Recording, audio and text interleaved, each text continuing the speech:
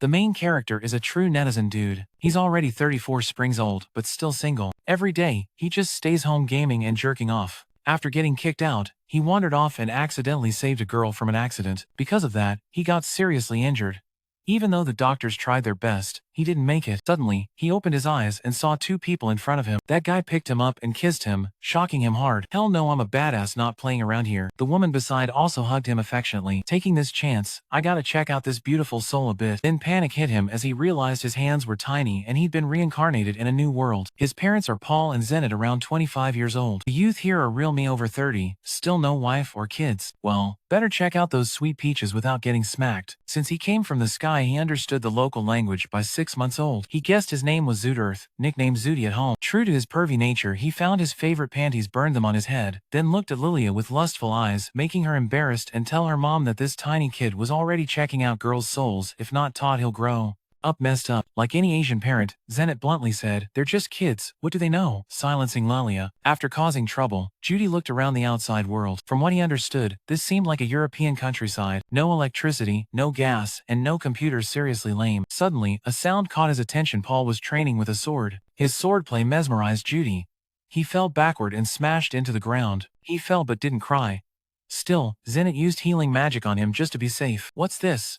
Watched too many movies over 180 minutes and now thinks he's a wizard. Thought it was a joke, but bam, Judy's pain vanished instantly. Now he knew this wasn't Earth, but a world of swords and magic. Winter came and Judy was able to walk, so he wanted to learn magic ASAP. So he climbed the stairs looking for a magic manual. Judy quickly found a magic book inside a chest. In his past life, he had thousands of books, so seeing only 5 here made him feel empty. Since he couldn't read, Judy learned to read and asked Paul to read to him sometimes. Now he understood quite a bit from this magic beginner's guide. There are 2 ways to cast magic spells and magic circles. But without the mana gene from ancestors, no matter how much you chant, you can't use magic. Forget the hassle, let's just cast a spell and see. Suddenly, energy ran from his feet to hands, forming a water sphere that dropped with a splash. Judy wiped it off, then kept practicing. While imagining and feeling the power, a second water sphere shot out. Didn't even finish chanting but already shot a ball dope. He wanted to try again, but sleep hit him hard and knocked him out. Woke up to the whole village buzzing that the 30-year-old uncle wet the floor. From that day, Judy dived into magic training, realizing mana increases with use. And you don't even need to chant magic spells anymore. Everything in that book was a load of crap. Maybe offensive magic is mainly for battle, so chanting is faster than just focusing with eyes closed. Plus, Judy's mana kept rising non-stop. There should be some mana limit, right? Usually Chinese wizards get struck by lightning 77 times to level up, but Judy's mana just kept skyrocketing. Weird, maybe he's a 1 in a 1,000-year genius. Thinking that got Judy pumped up. Paul was showing off his swordplay to girls when suddenly got splashed with water. Scared shitless, he hid to avoid getting hit 3 times. Judy nervously tried shooting a water ball again. Instantly, a sphere shot out from his hand. Seeing this, Judy cheered happily. He'd learned a new skill. Over the years, Judy has mastered how the spell works. It involves initialization, sizing, firing, speed, and activation. Now it's perfect. Judy unleashes the intermediate magic. He grabs the book and chants the spell aloud. Instantly, a massive orb shoots out from Judy's hand. It flies from his house into the field, punching a huge hole in the room. Zenith notices the book and asks if he read the spell out loud. Judy fears in this world kids who know magic get burned at the stake, so he lowers his head and admits it. Suddenly, Zenith jumps with joy, shouting for Paul to find a magic teacher for the kid right now, because he is a genius.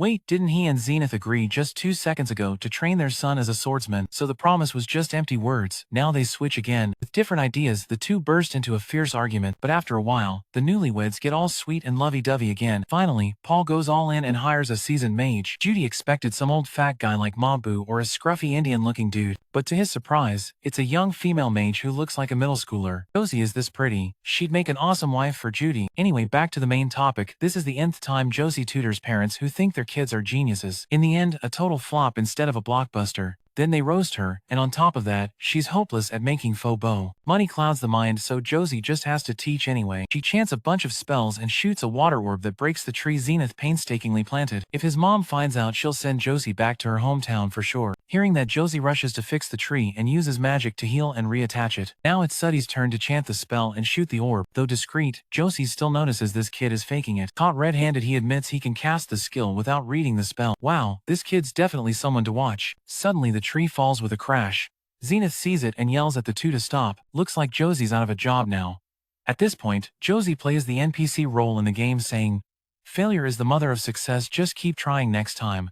Hearing that Judy regains the spirit to teach, despite causing trouble, Zenith still treats her to a lavish meal. Watching everyone happily eating around him, Judy can't help but think this is just a dream. Even so, this time he'll keep pushing forward no matter the storms, because this damn unemployed guy has a chance to restart, so Judy will live fully. During the funeral of his parents, the uncle streaming porn on his phone in full HD is caught by the gang relatives, who find the porn, get furious, beat him up and kick him out of the house. After being kicked out, the uncle wanders hopelessly and sees 3 students arguing on the street. At that moment, a car loses control and rushes toward them. In this critical moment, the uncle rushes out and saves the kids' lives. When Judy wakes up, he's making a puppet using magic, but gets tired after a bit and faints. Judy's magic power has increased significantly, making him very pleased. Seeing the couple still bickering next door, Judy plans to go over and stir things up. He's about to open the door and ask why they're fighting naked. This will be hilarious. Judy's excited, but then catches Rosie quietly stacking bricks outside her parents' room. Being a good guy, he goes into the room and pretends he's blind. Rosie's been here 6 months now. She's a city-level excellent teacher, so Judy quickly reached intermediate magic level. At night, the two study magic together, but does this pervy guy really look like he's learning? After getting smacked on the head, Judy asks if this world has elves and demons. Of course, Rosie is from the demon race. She tells how 500 years ago there was a great war between humans and the Laplace demon clan, also known as the Super Tribe. In that war, the super demons went berserk and slaughtered everyone, even their own kind. After the war ended, they were banished from the demon continent. They're so terrifying that parents use them to scare their kids. At that moment, Rosie warned her student not to get close to the person with emerald and ruby-colored hair on their forehead. Getting close means getting the whole family roasted. Suddenly, Sudi said she liked Josie. The kid's still wiping his nose. What kind of love is that? If she stays single for another 10 years, then maybe we'll get together. A year passed and Judy's magic level has leveled up, so he no longer runs out of energy. He's great at magic, but when it comes to swordsmanship, he's totally hopeless. Learns it, forgets it. The elders can't help. Judy was watching kids playing in the street when suddenly they aimed Kameza at him. His violent memories from the past surfaced, scaring him. Right then Josie approached to talk with him. Back in her homeland, not a single blade of grass could grow, so seeing this ripe rice field impressed Josie a lot. Excited, she told Judy that if he crossed the Red Dragon Mountains, he'd reach the nation of Zano. It's where snow blankets everything in winter. Zano Magic Academy is the best place to learn magic in the world. They accept students from all races regardless of social status, as long as they're dedicated to mastering magic. So Rosie wanted Judy to study there to improve, but his school bullying scar was too deep, so he refused to attend. For Judy, just studying with teacher Rosie was enough. Another half year passed. Though there's no birthday celebration here, they hold a grand party every 5 years for children reaching that age, and today was Judy's 5th birthday, so everyone threw a party to celebrate. Paul gave Judy a sword, hoping that when he grows up he'll use it to protect his loved ones. Then he warned him not to rely on magic tricks because they suck in close combat. While talking nonstop, Paul got bonked by his wife. She handed Judy a book, which made the boy really happy. Then Rosie gave Judy a magic wand with an attached mana stone to boost his massive magic power. Beginner magic users get this as a gift, but since he mastered everything, Rosie forgot to give it earlier. Now she had nothing left to teach Judy, so tomorrow Rosie would hold his graduation test. This surprised and disappointed Judy. He silently stared out the window, remembering how those bastards at school used to drag him out and bully him. Back then, this young man could only lock himself in his room and fantasize that if he awakened extraordinary power or had a pretty girl by his side, he could overcome any storm. But life's not a dream, so just keep sleeping, dude. The next day, Josie took him outside to take the test, but Judy stubbornly refused. No matter how his parents coaxed him, he avoided it. So Rosie carried men onto the horse and rode off. Throughout the journey, Judy was so scared he couldn't even open his eyes. Fears of the outside world haunted his mind. Judy closed his eyes and hung his head whenever he met someone, but when he saw everyone happily greeting Rosie, men finally felt comfortable. No one here mocked Judy, so he smiled more openly and greeted everyone back. They stopped at an open field where Rosie would use holy level magic. She told him to watch carefully and memorize the spell while she chanted. Josie stepped forward, raised her staff and began chanting. First the wind picked up in gusts, then thunder crashed loudly, accompanied by steady rain. She shouted, turning the wind into a storm that swept Judy away, then suddenly stopped. Kazava, the horse, was struck by lightning and collapsed. Josie quickly used healing magic to treat it and told men to cast the spell. He grabbed his wand and began reciting the incantation. In moments, the sky turned stormy, sweeping away everything in its path. After a while, the sky cleared up. The two sat and talked. Now Josie had nothing left to teach her little student. After years of hard work, Judy had become a holy level water magic mage. After the test, Josie was determined to leave, despite Paul and Zenit trying to hold her back. Josie's wish was to travel the world and train her magic skills, so she had to go. Before leaving, she gave Judy a good luck charm, which made him very grateful. Seeing his master's figure fade away, Judy chased after him and shouted a big thank you. It was Josie who took him outside to face the ghost of his past, and because of that, Judy's heart was healed. He promised himself he would cherish that girl. But seriously, How do you cherish someone by ripping off her panties? Just like every day, Judy pulled out the sacred panties from his skirt to show respect to Josie. Done with that, he went downstairs to ask his parents for permission to go out and play. This was a good sign. They used to worry the kid was a recluse, but now Judy was tough and calm, which made them nervous. With this attitude, there's no reason to punish him. He just needs to bring home 1 or 2 girlfriends. Perfect, that's Judy's specialty. On the way, Pao told him to be kind and strong to impress the girls. Like father, like son, wherever he went people welcomed him. He went into the forest to play hide and seek with the world and chill with some books. While exploring, Judy saw an injustice. 3 kids were throwing stones at a boy. Seeing the fat kid about to throw a stone, Judy dashed out and splashed water in his face. They switched targets to throw stones at Judy, but dude's a top-tier server mage, so none hit. His insanely powerful skills made the 3 punks flee home to tell their mom. After chasing them off, Judy checked on the boy's health. Wow, that boy looks so pale and handsome the girls and guys might skip a beat. Seeing his dirty face, Judy grabbed him and washed him off. When he saw the boy's green hair, Josie's warning popped into his head: stay away from the Supeza tribe. Judy held his breath watching the boy's wound. Luckily, no rubies, or he would have been resurrected a 3rd time. The boy explained his dad had half-elf blood, so he looked like a demon clan member, but his hair was unlike either parents, so people said he was a neighbor's kid. His mom must be under a lot of stress. They were walking through golden rice fields when the boy wondered why Judy saved him. Wouldn't that make the others stop hanging out with him? If they don't hang with this kid, they'll hang with another. Sin is friends with Judy, and with Sin's good looks, Judy's sure to score some perks. Seeing Judy's amazing powers, Sin wanted him to teach how to make water and wind spheres. Sin looked pretty eager, so Judy decided to teach him the spell. On the way home, Pao confronted Judy at the door, asking why he punched Soma until his eye turned purple. Judy could apologize and let it go, but that wouldn't be good for Pao, so he chose to stay silent. Every time he opened his mouth, the old man yelled him down. Seeing this, his dad got even angrier and hit him right on target. Since he was little, Judy always tried to be a good kid to earn Paul's trust, but the guy never really listened. Next time, Judy thought he'd join those 3 punks to bully the weak and show the world that Grey Rat's family are bad boys. Hearing that Paul got furious, kids these days just don't get it. Paul apologized and listened to Judy's story.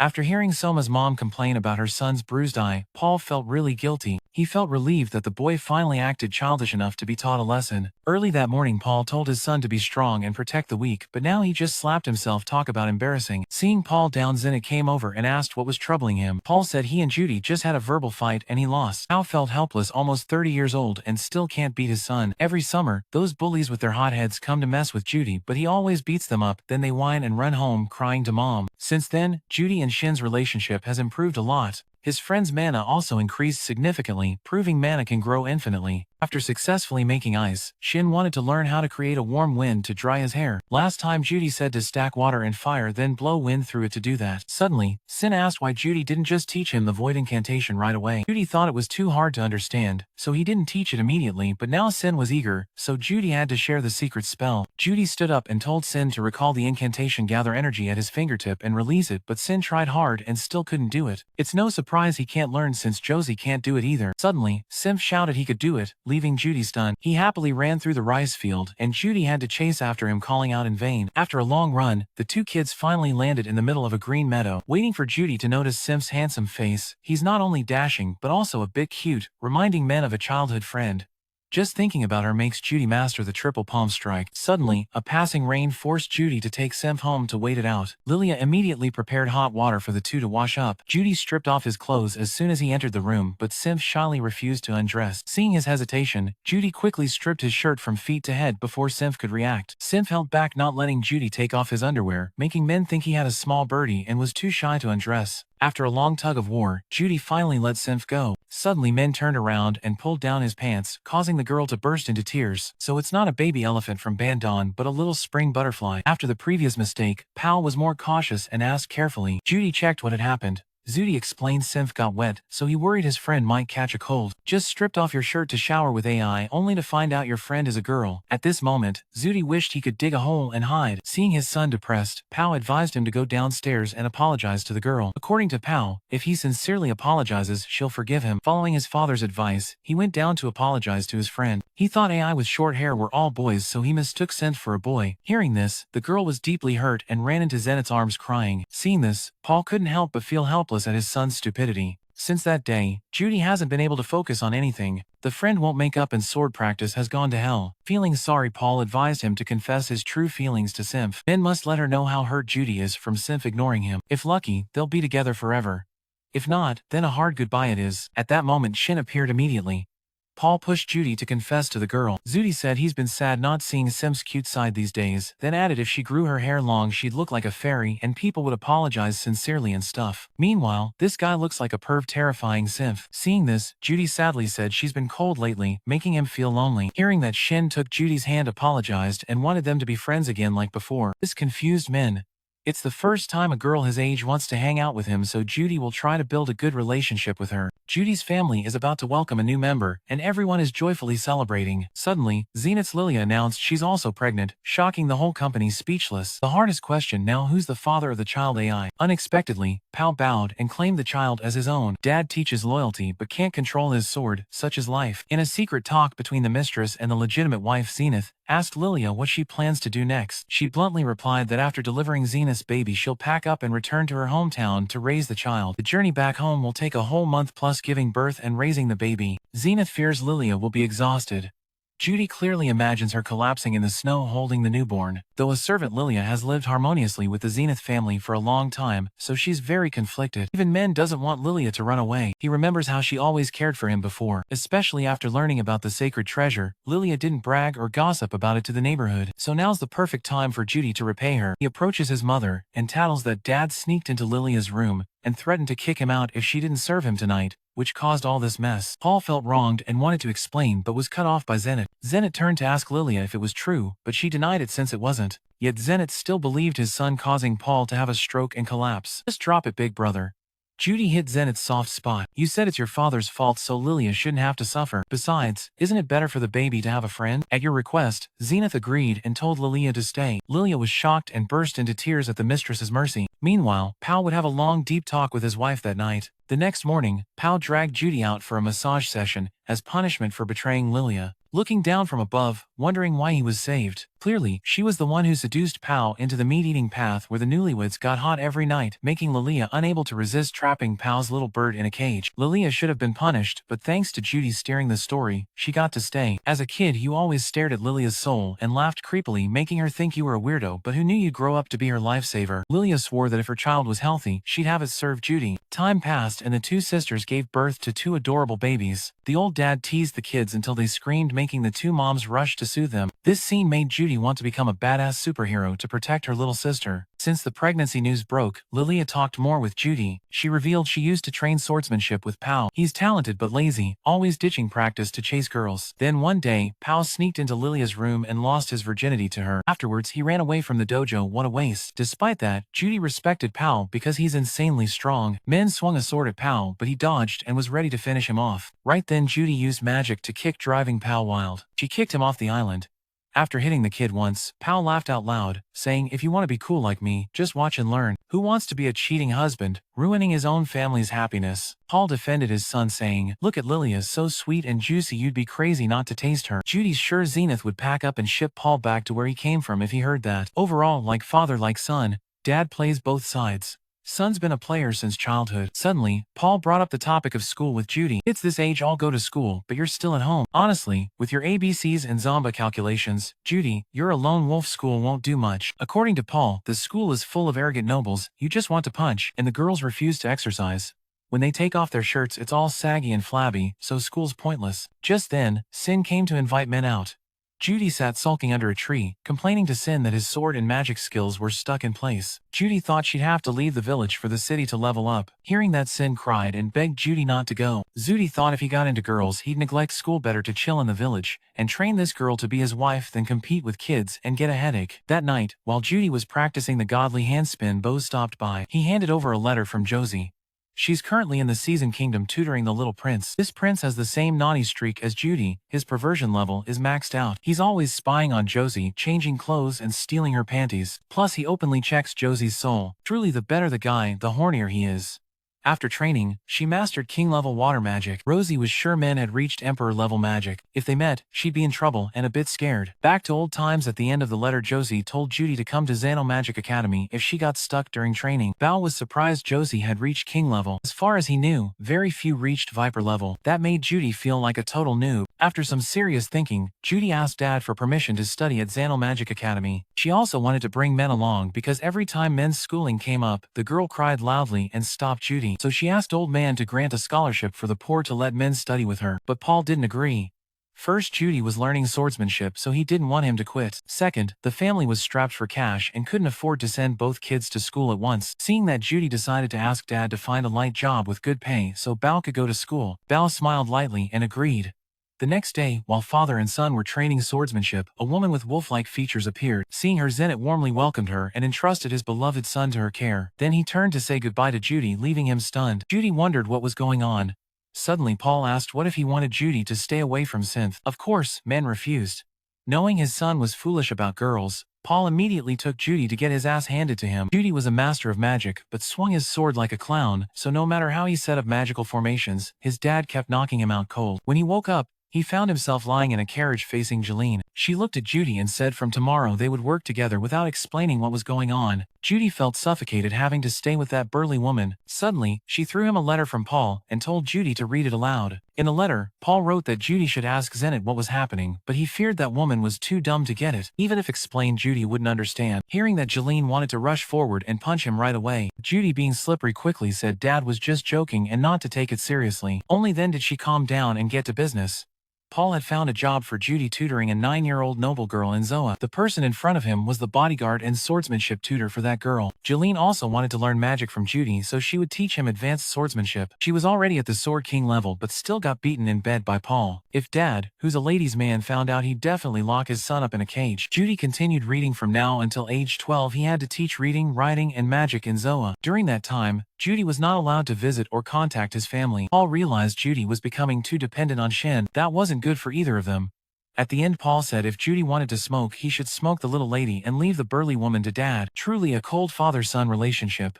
Zenit told him to send this letter back to him. If the letter got into Mom's hands, the family would be doomed. Both continued their journey to Zoa. Judy arrived at the castle and was warmly welcomed by the Lord. He had barely taken a sip of water when the master arrived. Judy greeted and introduced himself. His greeting was so rustic that the Lord taught men how to greet like nobility. After the greetings, the Lord introduced himself as Philip, mayor of the town and a relative of Bao's. Judy was shocked, not expecting his family to have such high status. Philip took him to meet his stubborn daughter. The door opened, and Judy saw a red-haired girl radiating deadly aura. He clenched his fist and stepped forward to greet Ezid.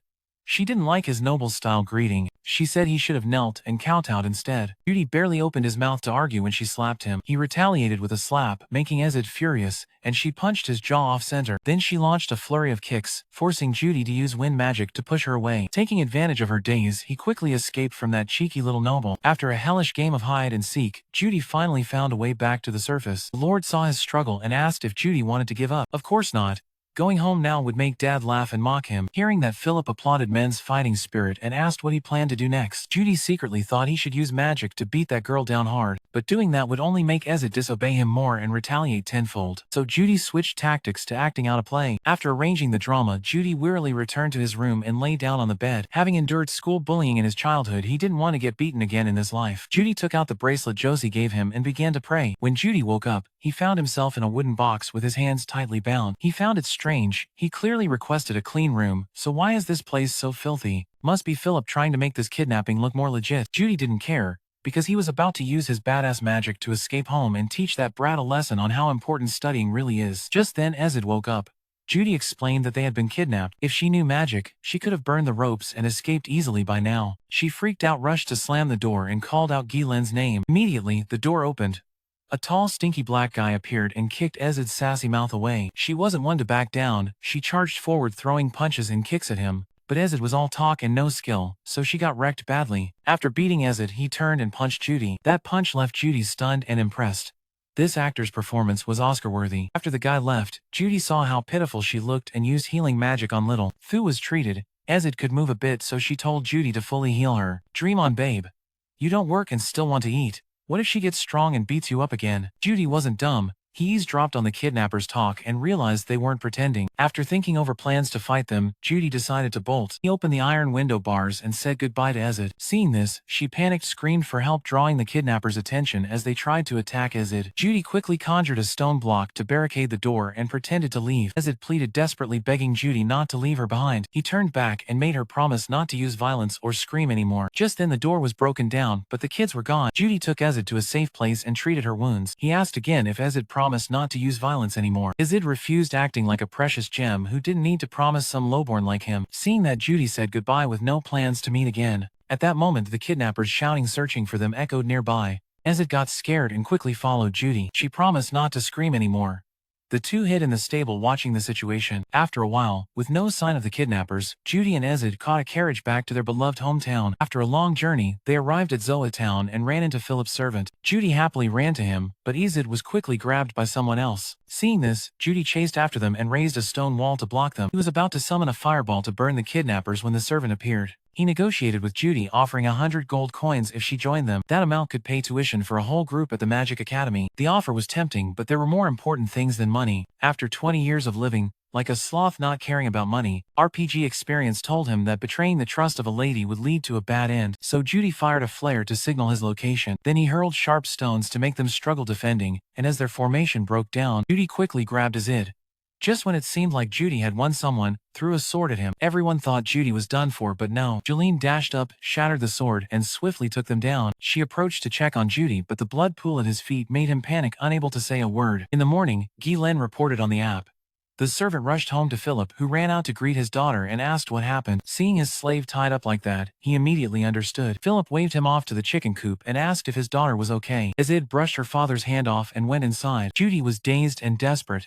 His perfect plan had completely failed. He was this close to meeting his end. He quietly stepped out of the house. Suddenly, Ezid called him over and said to call her Ezid, no more miss or young lady nonsense. Surprised, Judy asked if he had been hired as her tutor. She said nothing, and went inside.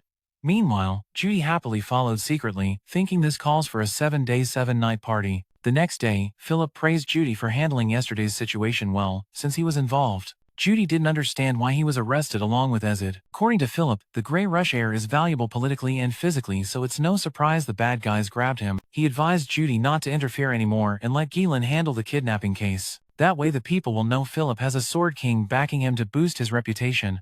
Just then, Hida walked in. Philip introduced Judy as the new tutor for their family. Ben saw a girl and reverted to his old habits. Hida sensed the dude's soul, and seeing his shady eyes immediately walked away. Suddenly, the old man barged in loudly asking about Judy. Seeing men greet him, the old man commented that this kid is well behaved and could be a good son. The butler introduced him as Sazo, the Lord of Fitoa and Philip's father. He asked Judy if he was the one who saved Ezid, but Judy denied it. Seeing this, the old man got furious, scaring Judy into confessing. Because Philip told him not to admit it, men immediately got slapped hard, knocking a tooth out. Philip explained he wanted his father to treat Judy like family, no need for formalities. Judy is a lifesaver. Hearing that, Sazo calmed down and stopped beating him up. Suddenly, the old man shouted for Judy and asked for a favor. His granddaughter saw Judy's rich magical power and wanted him to teach her, but Judy firmly refused to teach until Ezid asked for his help himself. Immediately, Sazo stood up ready to scold him. Judy panicked, bowing his head, saying, "What if Ezid grows up unable to politely ask for help?" That made sense to Sazo, so he stomped his foot and called the girl down. Just a second later, Ezid appeared asking if the old man had asked Judy to teach her yet. Sazo stomped again, saying, "No work, no eat," then sent her off to attend Mr. Hua's ethics class. Seeing Grandpa so intense, Ezid obediently disguised herself as a broken version kitten and begged Judy to teach her. What a terrifying vibe. Pressure from all sides forced Judy to accept the plea. From that day on, Judy lived like part of the Philip family. He trained swordsmanship daily with EZ under Jeline's guidance. After sword training, Judy continued teaching Jeline and the young lady how to use magic. One day, while Men was teaching Jeline basic math, Ezid used fire magic to burn down a pillar, forcing Judy to spray water for an urgent fire rescue. Judy was grumbling at Ezid when she skipped class and disappeared. Judy had to go find her. He had been her tutor for a month, but Ezid still kept her old stubborn habits and refused to listen. Every time it was reading and writing time, she would skip class again. Judy always had to search for her, and whenever he found her, Ezid would tie him up and run off again. Feeling helpless, Men pretended to walk away, but Judy found her in a small house. Taking advantage of Ezid sleeping, he checked her soul a bit. Judy thought, if this grapefruit ripens, it'd be as perfect as a supermodel's cup A. Men tried waking Ezid, but when that failed, he got rougher, checking her spring butterfly. Suddenly, Ezid woke, saw the scene, and flew into a rage, punching and kicking Judy out the door. When he couldn't fight back, Men resorted to crocodile tears, begging Guylaine to discipline the young lady. So the next day, when Ezid was fed up and didn't want to study, Guylaine stepped in. She shared that she once joined the Black Wolf Pot team with 6 members. Back then Jeline let someone else manage the group's finances. When the group disbanded she didn't know how to handle the money so she had to go hungry. One day she got dizzy and somehow ate horse manure, ending up rushed to the emergency room. Hearing this, Ezid made Sudi continue teaching her elementary math. Bad at math, Ezid was naturally gifted in martial arts. She fought Judy so fast he couldn't catch his breath no matter how hard he tried to follow her sword moves. In the end, the young lady beat him badly. After the fight, Gillen noted that when Judy was attacked, his footwork froze, leaving him always on defense. Whenever Judy was attacked full force he'd panic and swing wildly. Easy hit your head like that, and mocked you for being such a weak little boy. Guy told Judy that since she's a mage close combat isn't her strong suit, losing to Izit was expected. Then she told Judy to fix her magic stance herself. After Guy's lecture, Ezit beat Judy again on the mattress, leaving him sore all over at night wanting to quit training. Suddenly, he looked at the statues of his family, and found the motivation to endure the painful days. After being obedient for a while, Ezit suddenly lost it and beat Judy up again. That's when he remembered she hadn't had a single day off, so he gave Ezit a tour around town on her day off. She wore a red dress that made all the young men's hearts race. When he saw Aziz he praised her, and you still got hit once. They say girls should be gentle and graceful, but Ezit's fiery spirit left Judy confused and worried. They strolled through the town to the market where Judy took out his notebook to jot down prices of various goods. Suddenly, an old man called him over to offer some illegal goods. This is a rare medicine straight from the royal palace. Just a sip can boost you tenfold. Hearing that, Judy's eyes lit up and he wrote it down. Seeing him take notes, Izzy's tried to peek, but since she can't read, she didn't understand a thing. Judy had to explain he was researching market prices. He planned to buy words cheap and resell at a higher price. Judy then threw down a challenge: who's smarter, a 5th grader or Ezid? He asked, what's 4 minus 3? Even a kindergartner would say 1. Ezid calculated 6, truly a math genius, destroying all calculations. Knowing she was wrong, Ezid still insisted she was right, leaving Judy helpless and having to pat her butt to calm her down. Judy was figuring out how to buy books when Ezid appeared like a god and said she'd buy books for him, but since she had no money, she'd make Mr. Sorrow buy them instead. Though desperate for books, Judy bitterly refused since it wasn't her money. Then he started a beginner class, teaching the rule of no work, no eat from Master Rosie. Finally, Judy laid down the law as it had to wait until she had money before buying gifts for others. She reluctantly agreed, suddenly softening her tone. Judy feared this was calm before the storm, so he said they'd go find Philip to ask for pocket money. Hearing this, Aziz's eyes lit up. On the way home with the group, Judy spotted a flying island across the sun that shocked him. Guy explained it was the fortress Kautrung of Armor Dragon King Perugius. He's one of the 3 gods who defeated the demon god Laplace. Judy suddenly remembered reading this in an ancient book at home. He was just a kid then and thought it was a fairy tale, but it turned out true. According to the calendar, this year honors Perseus's victory over Laplace. Judy looked up at the sky and wished to one day set foot there. Since giving Ezid a week off once a week, she's been studying harder. In a good mood, Ezid gifted Judy an hour of magic training, prompting him to ask how she got it. It was simple. She saw he wanted it, so she grabbed it. Judy quickly put the potion in his bag and continued teaching. Ezid sensed something odd and asked Judy what it was. He dodged the question and ran, but only a few steps before Guy caught him. Struggling to escape, Judy accidentally dropped the potion. Panicked, he shouted, 1 hour of magic training. If you go, how will I survive? Hearing this, Ezek and Jeline grabbed him and tickled him until Judy confessed the potion's effect. Jeline launched a series of rapid attacks, but Ezed stood firm and countered, surprising Jeline. At this rate, Ezed will soon advance to mid-level swordsmanship this winter. Meanwhile, Judy kept bringing letters and magic lessons to Jeline and Ezed. Right then, Hida passed by, saw her mother, and eagerly showed off she'd mastered elementary magic. Her mother was overjoyed to see her daughter improving so much. Suddenly, Hida glanced at Judy, making him anxious, wondering if he'd done something wrong. Finally, Judy finished the mini statue of Josie. Just then, Anna knocked on his door and asked Judy for a favor. She entered the room and introduced herself as Ezed's dance teacher. Ezed would turn 10 in a month. On her birthday, Sazo would throw a grand party inviting nobles from all over Vitoa. Ezed would dance at that big event, but at this learning pace she wasn't even good at basic etiquette, let alone dancing, so Anna wanted to borrow Judy's teaching time to have her teach Ezed how to dance. Hearing this, he agreed immediately. With some free time, Judy ran to Philip's study to find books to read. By chance, Judy found a book about beastling language. Philip said whoever masters it can hire beastlings as servants. Hearing that, Judy was thrilled, especially whenever he saw their soft ears. He was ecstatic. Philip, on the other hand, loved tales. Watching them wag with every move was pure bliss, 2 men united by the same passion. Philip gladly gave it to him. Judy took the beastling language book back to his room to study and wrote to Josie at night, saying he had started learning several new languages like beastling, battle god, and demon god languages. Being young, he learned quickly. Yet from winter through spring to summer, Judy still couldn't grasp those damn languages. Suddenly, he heard Ezed screaming outside and ran out to check. Ina said the young lady didn't understand how to dance and feared Ezed would become a laughingstock at the party, so she begged Judy to convince Ezed to return to dance practice. He reluctantly agreed and went to the barn to find her.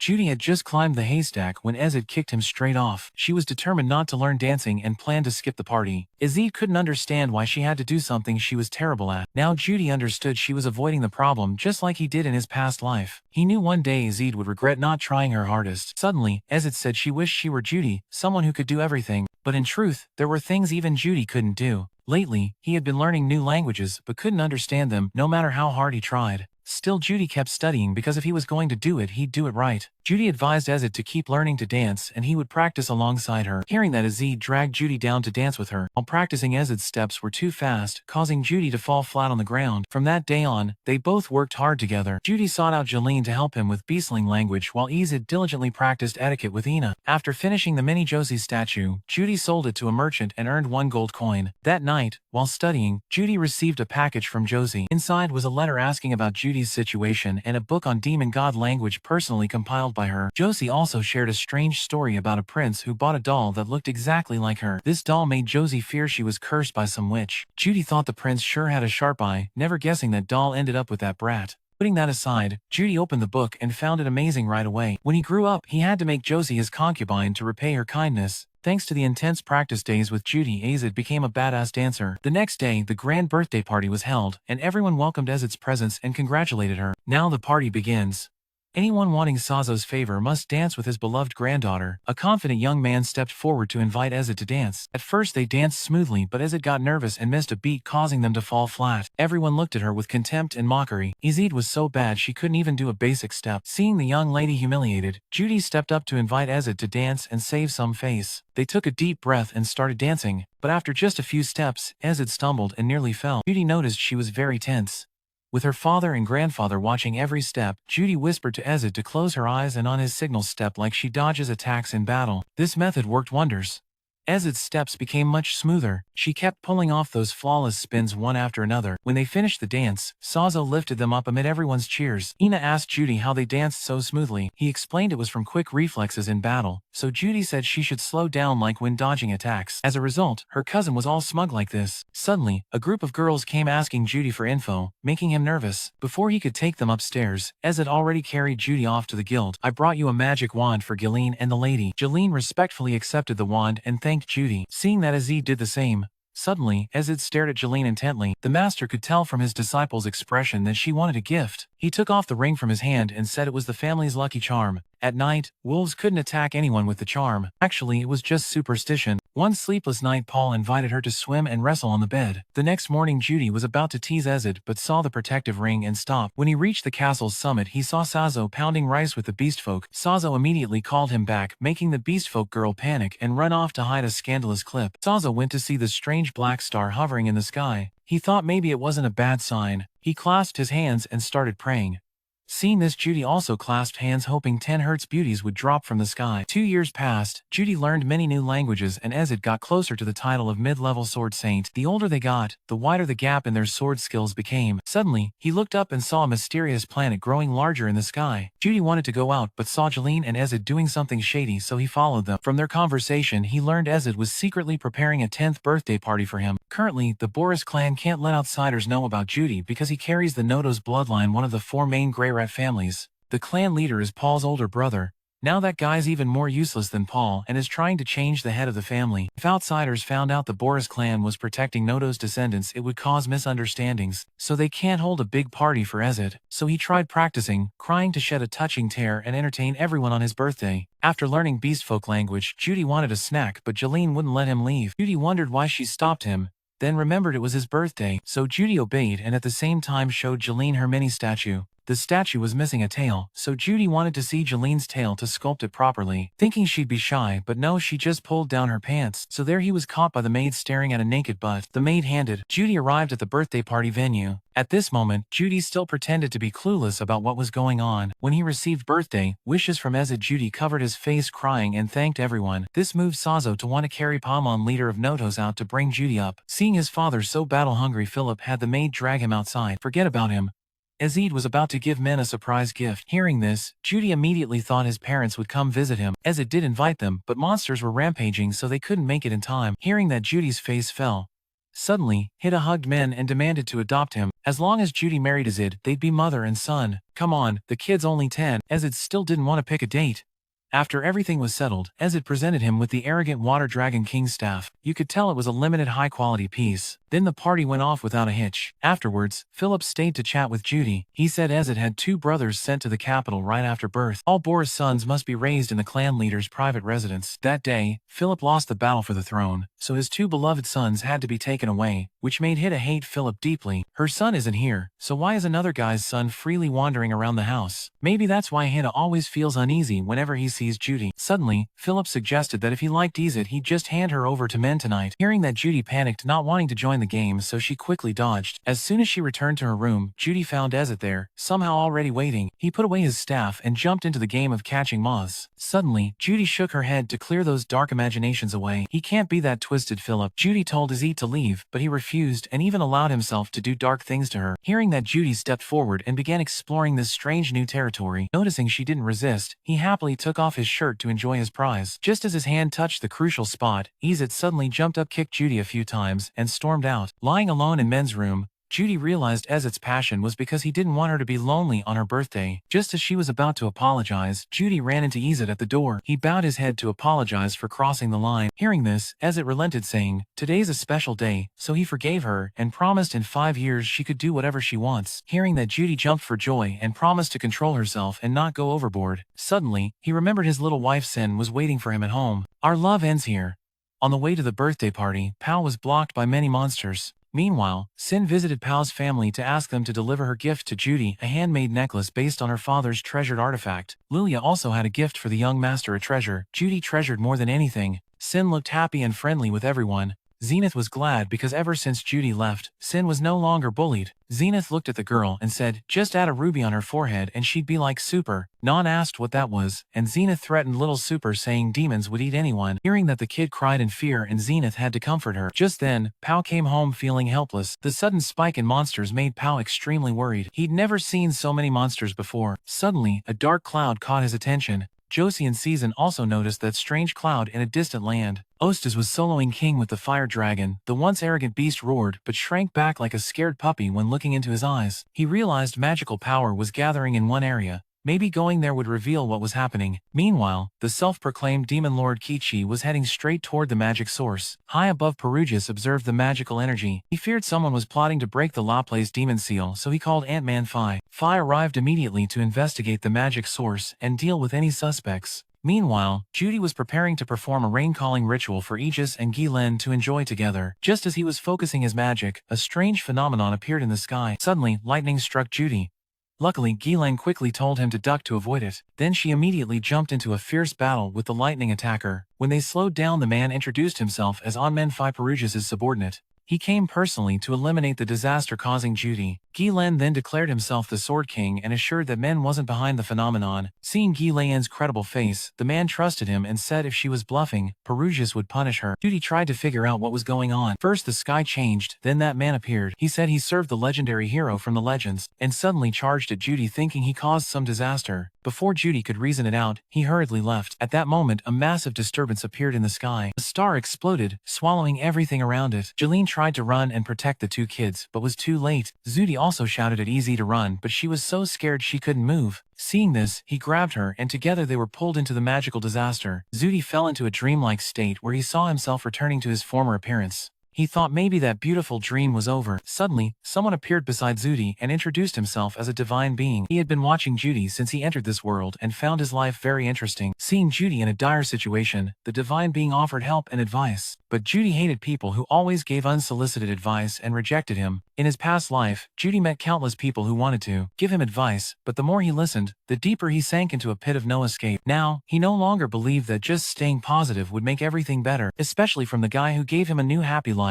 but now dragged him back to a worthless existence. At this point, the divine being understood why Judy was freaking out and clarified that he was still living in the Vor Lam Shi Morn life. As soon as he wakes up, he would return to the body of a 10-year-old child. He explained that Judy's vision of his past life was because his mind was still trapped there. Hearing this, Judy felt somewhat reassured reassured and asked if the divine being wanted to send him back to the old world. The divine being admitted he wasn't that OP, but his friend the evil dragon god was skilled in that, so he would tell Judy about him. Hearing this, Min didn't want to listen because he smelled a scam coming. The divine being warned that if Judy didn't listen he'd go sell salt instead. He explained the current situation. Germain was on the harsh demon continent. He got caught in a magical disaster and was teleported there. Realizing everything, Judy obediently followed the divine being's advice. He said that when Judy woke, he'd find a man beside him. At that time, he should ask for help from that man. Just then Judy opened his eyes and saw Ezid beside him with a man who had a ruby in the middle of his forehead. Isn't this the super person from the legends? Terrified, he grabbed his staff ready to attack, but seeing the guy's indifferent attitude, Judy relaxed and greeted him in demon god language, surprising him. Judy thanked him for saving him and asked if he'd seen any female beastfolk nearby, but he hadn't. He had only seen 2 kids fall from the sky. The 2 greeted and introduced their names. The super tribe guy's name was ZuYZ. He revealed they were in the northeast of the demon continent Biagoza, quite far from the central continent Zuizet. He didn't know how the kids got here, but no matter what happened, he would bring them back home. If Zuizet left them here, the reputation of the super tribe would be damaged. Suddenly Ezid screamed loudly upon seeing Zuizet. She quickly covered herself and screamed in vain, calling for help, leaving the 2 helpless. After being brainwashed for a while, Ezid stammered introducing herself but ran behind Judy out of fear, realizing the super person wasn't as scary as her mother said. Ezid confidently acted wild, spoke with Zuizet and became his friend. The next morning, the 3 set off on their journey back home.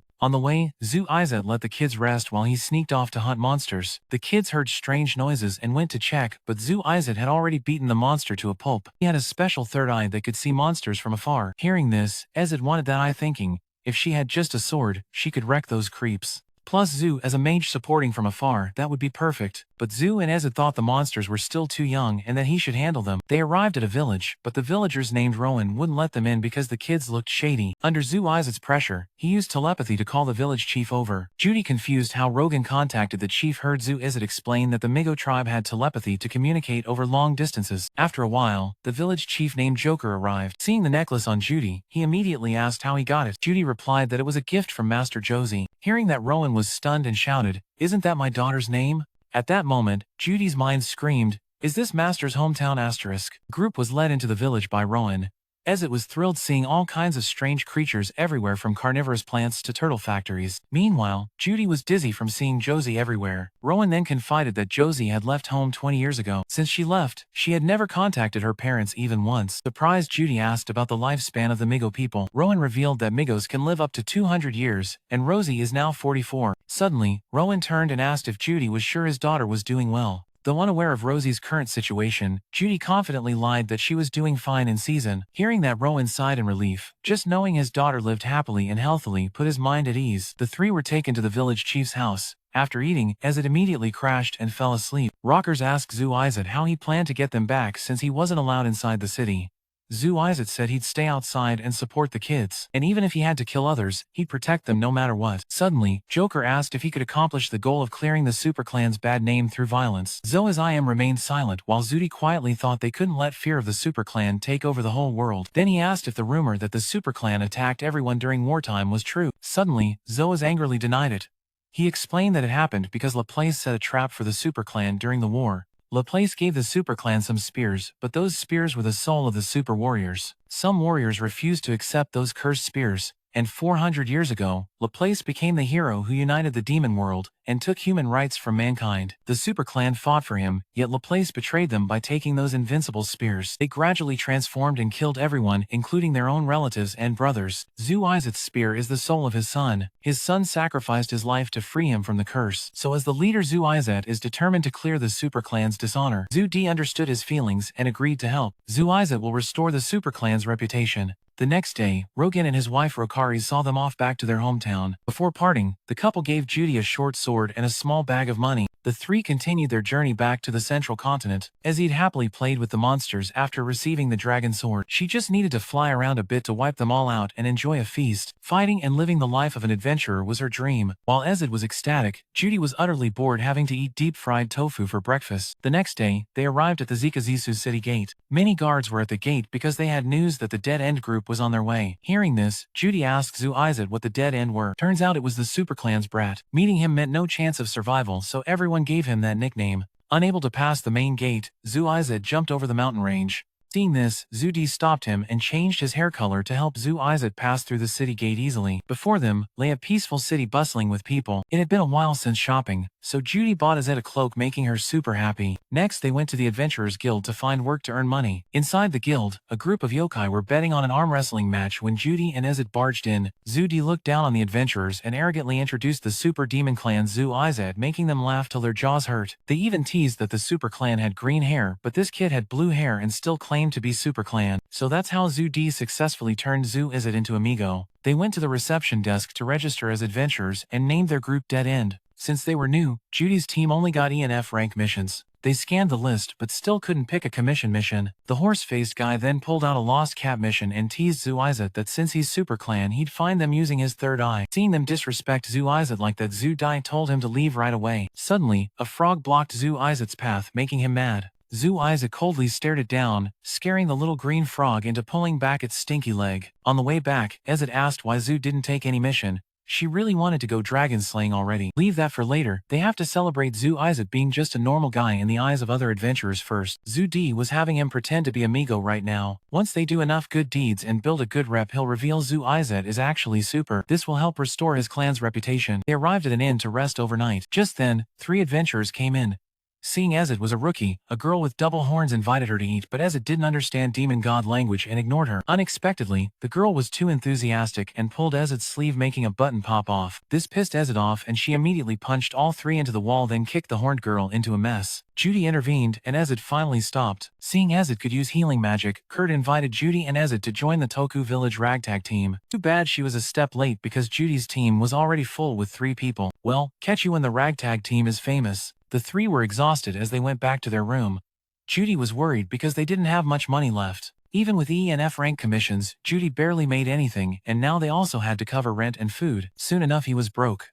Suddenly, Judy entered a dreamlike state and met the divine being who advised him to accept the lost cat commission to get rich. He woke up and saw Izet staring blankly at the stars. She asked Judy if they could return home together and if Grandpa and Jeline were still okay. Understanding her worries, he reassured her they would get back and everything would be fine. The next day, the team started searching for the lost cat using their third eye. Izet quickly found the cave where the cat was staying. They went deeper inside and saw many pets locked up there. Suddenly, a strange noise made them hide and watch. 3 people appeared looking like traffic lights. The leader seemed to be Loman, who was quite aggressive and ready to beat anyone. That's when Dead End team sprang into action. Judy trapped them in mud, while Judy and Izet pushed them against the wall. Taking advantage of their panic, they went after the pet thieves. Judy stepped up to negotiate with their leader but got kicked hard. This made Izet furious, and he immediately beheaded the guy scaring his comrades. Judy didn't understand why Izet killed him, thinking it would only worsen the Super Clan's reputation. Izet didn't care. Just beating on kids was enough to send them to hell 18 layers down. Even so, Judy pleaded for him to hold back from now on to protect the Super Demon Clan's reputation. At that moment, the Lizard and Bee realized they were facing real Super Clan members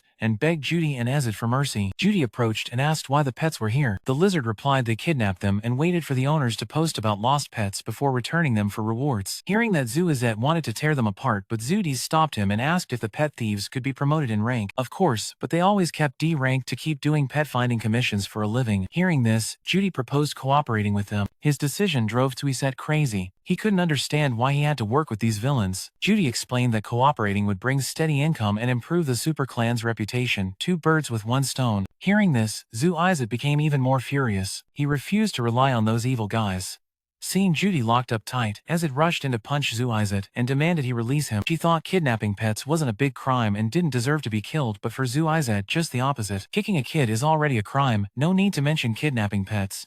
Izet went berserk, shouting straight at him, "Weren't you just as cruel before?" which left Izet frozen. Only then did he agree to cooperate with them. They returned together to the Adventurers Guild and received 1 stone coin. When the Lizard and Ong left, Judy ordered them to take on a B rank extermination quest while his team would take an F rank commission, then they'd swap quests before leaving. Judy told them to spread good rumors about Team Dead End. If those guys flip sides, they won't see the sun tomorrow. Just then, a rough-looking thug appeared and caught them negotiating. Thinking the veterans were bullying the rookies, he mocked Team Dead End with contempt. Josie went back to Buena Village to find Judy. She checked the casualty list and felt lucky Judy wasn't on it. Suddenly, a letter from Paul to Judy caught her eye. Currently, Zenith, Lilia, and Aisha are missing and he's taking care of Nan. Though he didn't know where Men was, Paul believed he'd be fine, so he stopped searching for Judy. He planned to go to Millet Continent, Zenith's homeland, to care for his child and find the other rightful wife. Paul asked Judy to head to the central continent to look for Lilia and Isa. Meanwhile, Judy had completed many commission quests with Ezet and Zu Izet. This time, their mission was to investigate a mysterious spirit beast in the fossil forest. After this mission, Judy wouldn't worry about money anymore. As they went deeper into the forest, they found the Long Nong squad brawling with 3 boars. Judy asked around and was shocked to learn they were all on the same mission. The boars stubbornly refused to let the LA kids lick their rewards, so they went ahead while the Long Nong squad followed. Izet was eager to rush to the spirit beast, but Zu Izet sensed something was off. He feared if they didn't escort those kids, they'd end up selling salt instead. Hearing this, Zu Y agreed to follow, but only intervene in emergencies. The Long Nong squad had barely gone a short distance before encountering a giant spider. Seeing this, Zu Y wanted to rescue them, but Zu Dai forbade it. Then Tron Harn Dao appeared.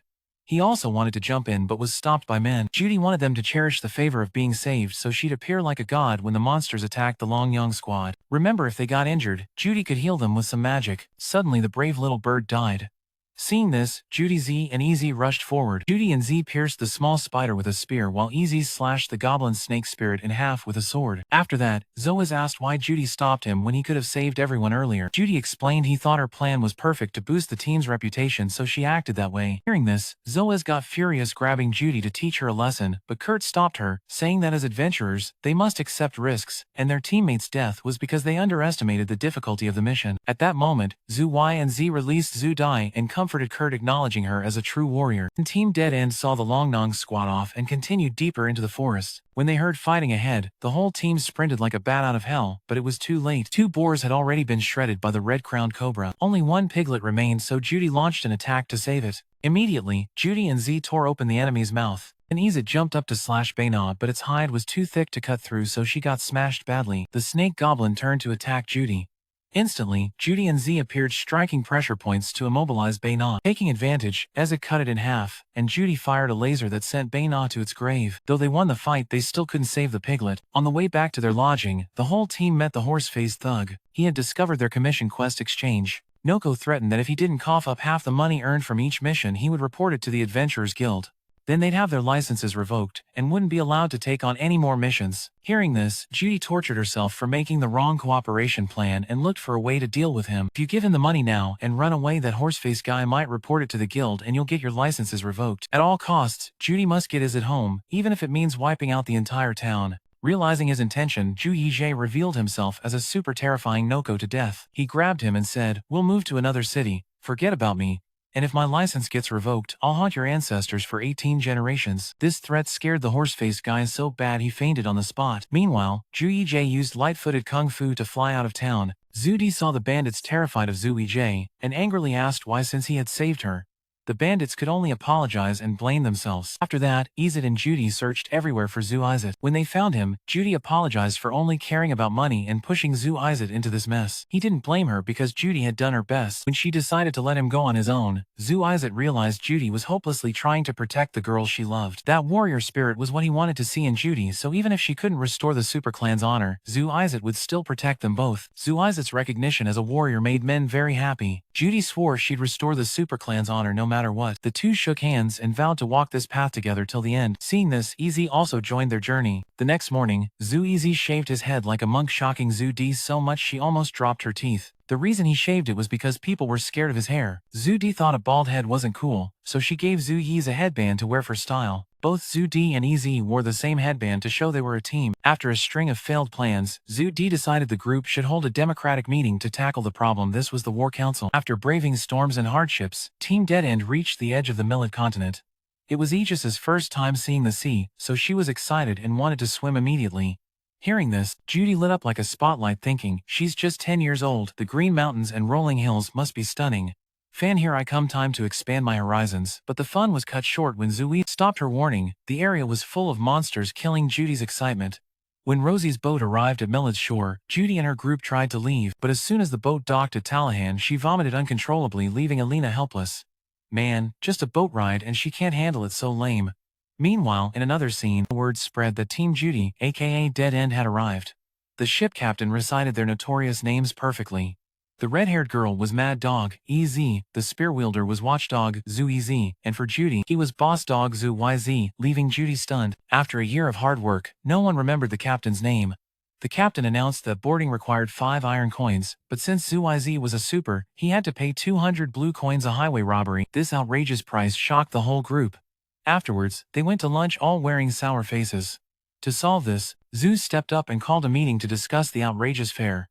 With prices, this insane even S-rank missions wouldn't make them leave. Ezek urged Zhu Iz to use light-footed kung fu to cross the sea, but he's a super, not a monkey clan member, no way he's light-footing over water.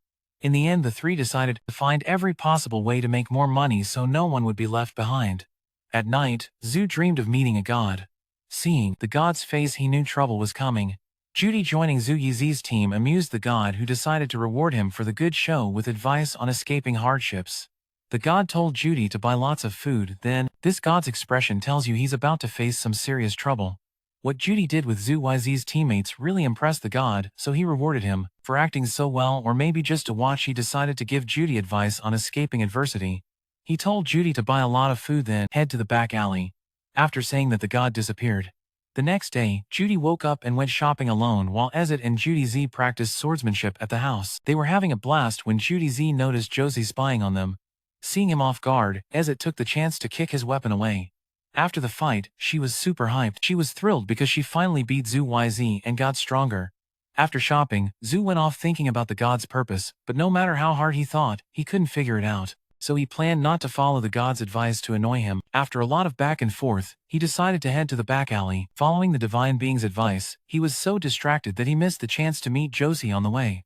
Suddenly, he arrived at a small alley where Judy saw a starving beggar slowly dying. Seeing this, he took on the role of a good guy and helped. After eating some filthy skewers, the woman suddenly revived full of energy. She flipped in the air and claimed to be the Demon Realm Emperor KSG. Feeling sorry for the girl, who despite her age was still trapped in a virtual world, he pretended to follow along by kneeling in respect, pleasing her. Kissy opened her demon eye to scan Judy for a bit, then insulted him as disgusting, leaving Judy speechless. After stuffing food into his mouth, Kissy granted Judy a wish as thanks for saving her life. Thinking this was a sweet deal, Judy wished for unlimited wealth and half the world. But this demon emperor was so broke he didn't even own a piece of land, so where would half the world come from? Judy lowered his expectations and wished for her lowly corpse instead, thinking she would agree. But unexpectedly, she reconsidered and refused to let him have it. Instead, KSG decided to give Judy her demon eye. Right after saying this, she approached and performed major surgery to replace his eyes, causing Judy excruciating pain while his eyes turned bruised like he'd been punched. After giving him the eye, KSG flew off into the sky and disappeared. With his new eyes, Judy seemed to glimpse into the future, seeing a person becoming two becoming one, suddenly having premium gear to use, leaving Judy clueless about what to do next. Suddenly, an uncle crashed into him yelling. Judy didn't react, just bowed and apologized. Then he saw the uncle get hit by a falling jar and collapse. Seeing this, Judy pushed the uncle away to save him. In an instant, the old man was about to scold the brat, but then noticed the broken jar on the ground and got scared, no longer daring to yell at him. Back home, Judy told the story about the demon eye. Judy was quite surprised to learn that the Demon Realm Emperor was here.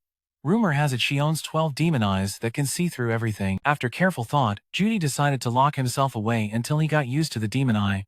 Zhu D was very excited, sensing something was coming. Knowing she planned to find the Demon Realm Emperor, he tried to stop her but no luck. EZ immediately invited Zhu Ez to search for KCGI. 1 week later, Zhu D got used to the demon eye and challenged EZ to a solo fight. Once familiar with it, he realized he could manipulate time and see the future based on the mana he fed into his eyes. Match began. Ezes charged the attack, but thanks to the demon eye, Judy predicted all her moves and dodged effortlessly. Then he counterattacked, knocking her sword away. Ezes pretended to lose, throwing dirt to block Judy's vision. Judy covered his eyes and jumped over her. Finally, he pinned her down and won. Ezes faked defeat kindly, offering a handshake, then suddenly punched Judy, but he was quicker, dodging and choking her barehanded. Ezes sulked and left. She admitted Judy was really badass. In their legion, some had demon eyes, but none mastered them even when meeting the elders. Hearing this, Judy was thrilled and charged to fight Jesus next. He thought he could handle him, but got beaten so badly his face bruised. At night, he blamed himself for using a randomly gained demon eye to fight EZ, who always trained hard with a sword. Getting stronger wasn't as important as getting her home. So Zhu D waited until everyone fell asleep to sell his staff. But Zhu Yizi caught him. Using some police tactics, he found out the kid wanted to sell the staff to buy a train ticket for Zhu Izet. Zhu Izet disagreed. He didn't want Judy to sell precious gear for him. If Judy had to sell his staff today because of money, one day he'd have to sell the necklace Josie gave him too. Zu Izet was angry and didn't want him to suffer because he was from the super clan. Other than selling the staff, the only option was sneaking around, but Zu Izet saw that as evil. So Judy refused, fearing it would break the team apart. Hearing this, Jesus argued selling the staff would make Easy very pissed. Wouldn't that also break the dead-end team's relationship? So he accepted traveling illegally by boat. Hearing that, Judy relaxed because the problem was finally solved. Suddenly, Zu Yz spotted someone eavesdropping. They thought it was someone dangerous, but it was the uncle Judy saved earlier. That's a bad move, so Judy refused, knowing it would break up the team. Hearing this, Jesus argued that selling the staff would just make Easy super pissed. Wouldn't that still ruin Dead End's relationships? So he reluctantly agreed to take the illegal ship instead. Seeing this, Judy's face relaxed because the issue was finally settled. Suddenly, Su Ez realized someone was eavesdropping. They thought it was AI, but it turned out to be the uncle Judy saved earlier. The uncle introduced himself as GA and came here to repay his debt. Just then, Elena walked into the tavern and instantly got pulled into the arms of some tall, dark, and stinky guys, forgetting the team's mission to find family. How Rosie looked at Elena's legs and couldn't help but compare herself. Elena had a busty front, a curvy backside, and bonus supple pink skin. How Rosie looked at Elena's legs and couldn't help but compare herself. Elena had an offensive chest and a defensive butt, plus a bonus of smooth pink skin, unlike Josie, who had a flat chest and dry skin. She didn't bother to say anything when a C-rank team invited her to join, but she refused because she already had a team. Besides, Josie was a Water King level mage and an A-rank adventurer. Seeing the C-rank team was too low level, she backed off to find a commission quest. Seeing them together, Josie couldn't help but remember the happy times she had with her old teammates over drinks. Josie asked, "What do you two think of Paul? Of course he's a jerk nobody wants to see again. That bad." Yet the teammates still helped her look for him. Amazing. After that, a night of heavy drinking, the three split up to track the Powell family. Josie wanders the town gathering news. Alina heads to a narrow alley hanging out with some guys, while Talian goes to a tavern to chat and gather info about Powell from locals. By evening, all three return to the inn and share what they learned. Josie hears about a notorious party called Dead End, infamous for brutality on the Demon Continent, especially for having a super dangerous member from the Super Tribe. Anyone who meets his gaze is doomed. Alina only cares about how to get the tall, handsome, skinny guy in bed, completely ignoring this info. After scouting the town, Talahan finds out Dead End has three members. First is the mad dog Ezet with red hair and a fiery temper. Next is the watchdog Zu Ezet, who loves kids and hates evil. Last is Zu Izet's brutal master, who does anything wicked. This info worries Rosie, so she advises the others not to mess with them. After this intro, they get to the main topic. Josie asks if they heard anything about the Pedo region. Both shake their heads, saying they know nothing. Now they need to find Zenit, Lilia, Isa, and Zood Earth. Zenit is an S-rank adventurer, so he can find his own way home. Zoody Earth, with his shady face if still alive, would show up soon. So they only need to find Lilia and Isa. While wandering by the beach, Josie spots Ezet and Zu Izet's sword training. She instantly knows they're dead-end party members from Legend. When Zu and YZ notice Josie, she panics and bolts back to her inn. As soon as she arrives, Alina gifts her a free movie ticket, making Josie so touched, she repeatedly throws a tantrum, wrecking the inn room. After that incident, their team gets kicked out of the inn, and Josie's wallet is cleaned out, leaving her dirt poor after paying damages. Rosie can't understand why that woman likes being pushed around by the big guys. Meanwhile, Rosie's dream is a heart-racing romance with a tall, skinny, brave guy. Together they'll overcome all storms and grow old side by side. In another scene, GA agrees to take Zu YZ to Zanzibar on the condition of protecting his smuggled goods. The next day, Zu goes with Ezet sailing officially. But when does a boat ever sail peacefully? They'll face pirates and monsters. Soon the ship is attacked by a beast and sinks, causing the male and female leads to wash ashore on a deserted island. Initially, Ezet dislikes Judy, but after she saves him with medicine, he falls for her. That night their eyes meet, sparking passion. They even share meals daily and play on the beach. But life's no dream. Just stepping on the boat, Ezet gets seasick, forcing Judy to reluctantly play doctor. Suddenly, Ezet's smooth body is exposed, making Judy so flustered she rushes to the bathroom, truly a hopeless girl magnet. A few days later, the ship docks at Zanzibar after being battered by waves. Ezet no longer wants to sail, but he has no choice since the Millid continent is one more boat trip away from the central continent. So Ezet asks Judy to help him with seasickness, and Judy agrees on the condition he shows her his abs. Hearing that, Ezet awkwardly agrees. On her way to pick up Zu YZ, Judy gets excited. She finds the smugglers' hideout, an underground tunnel that's both their base and storage. Judy sees some kids abused there, and one cries out for help, but she can't assist. After a few minutes, Judy reaches Jesus' spot and frees him. Suddenly, Zu Izet whispers in Judy's ear that 6 Beast Tribe kids are imprisoned here, one crying pitifully, already sold as salt slaves. Definitely a sucker for girls. A few days later, the ship docked at Zanzibar. After being tossed by the waves, Ezid no longer wanted to sail, but he had no choice. Because the Millet continent was another boat ride from the central continent, Ezid had to rely on Judy to calm the waves. Judy agreed to heal him on one condition: he had to show him his assets. Hearing this, Ezid awkwardly agreed. On the way to pick up Zhu Yizi, Judy was pumped and went to the smuggler's hideout. Yeah, there a man took him down to the tunnel, which was both the smuggler's hangout and their storage. Judy saw some kids being abused, and one of them cried for help, but he couldn't assist. After a few minutes, Judy reached Jesus's place and untied him to go home.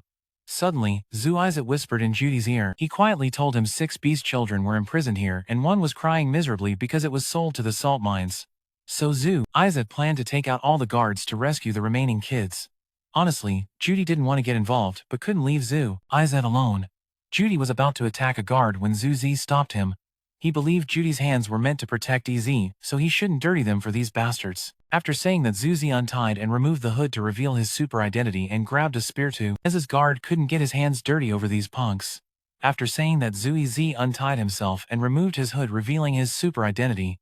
Then he grabbed a spear and buried it into the guard's life. Judy immediately unlocked the prison to rescue the kids, but they growled when they saw him holding the spear. Seeing that Judy dropped the spear, so they would relax their guard, then approached to heal them.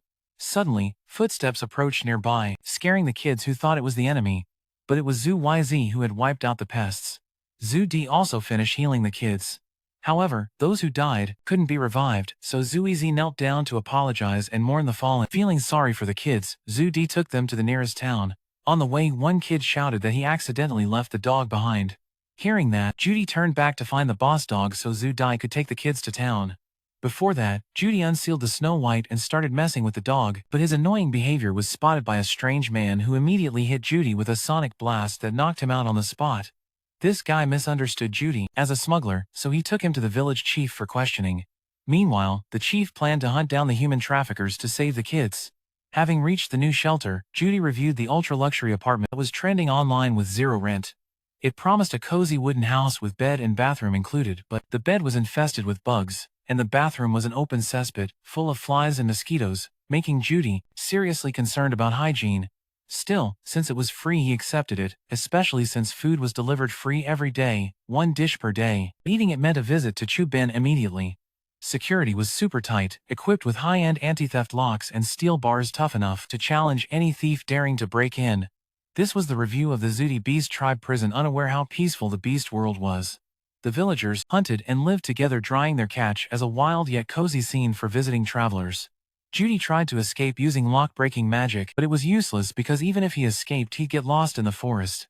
While struggling to find a way out, a Beast Tribe girl came. Judy tried to call for help, but all he got was a cold splash of water in the face, utterly hopeless. His clothes were stripped off and he was scolded. No Buddha could save him now. On Monday, after observing the people and everything around, Zudi gave up escaping and waited for Zhu Izet and Ezet to rescue him. Just then, the girl appeared again, saw his lustful face and splashed water on Zudi. On Tuesday, his teammates still hadn't arrived, making Zudi overthink. Worried, something bad happened. What's there to worry about? Those two are old vipers, just keep waiting happily. On the 5th day, Judy's prison welcomed a new member. His naked figure made him look like he'd seen the light. The new guy didn't understand why this naked dude acted like a boss and seemed to look down on him, so he taught him a proper lesson.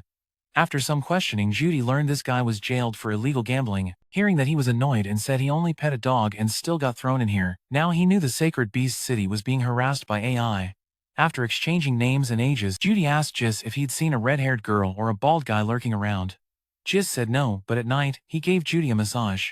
Though he looked clueless, his massage skills were pretty good. Hearing that, Jis puffed his chest and bragged he could do anything. Judy teased him, saying fighting dragons barehanded or taking care of little sisters was easy, but Jis refused because he was bad at fighting and flirting. After chatting a bit, Judy changed the subject and invited Jis to escape, but Jis said he'd rather die than break out of jail.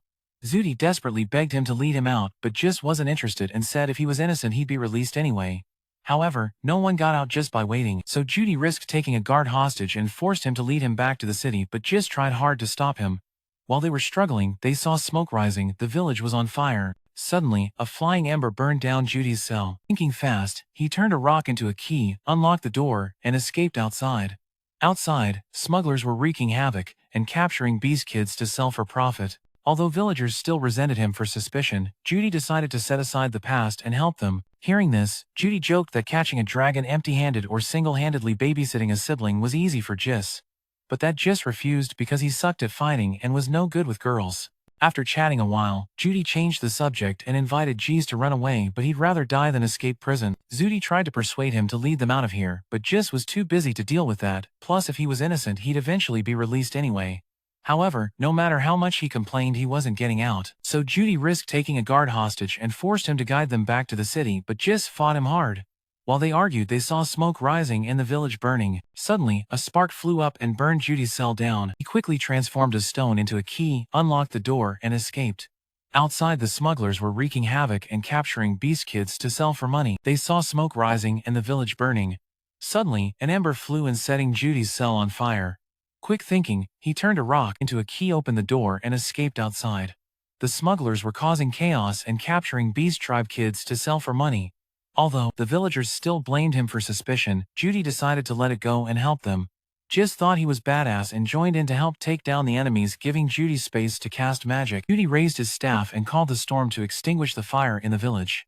This caught the smugglers' attention and they immediately turned to attack him. At that moment, a werewolf drew his sword and took out 2 of the enemy team, then turned to ask Judy to help rescue the kids. Hearing this, he nodded immediately. He helped stop the traffickers who were loading the kids onto the escape vehicle.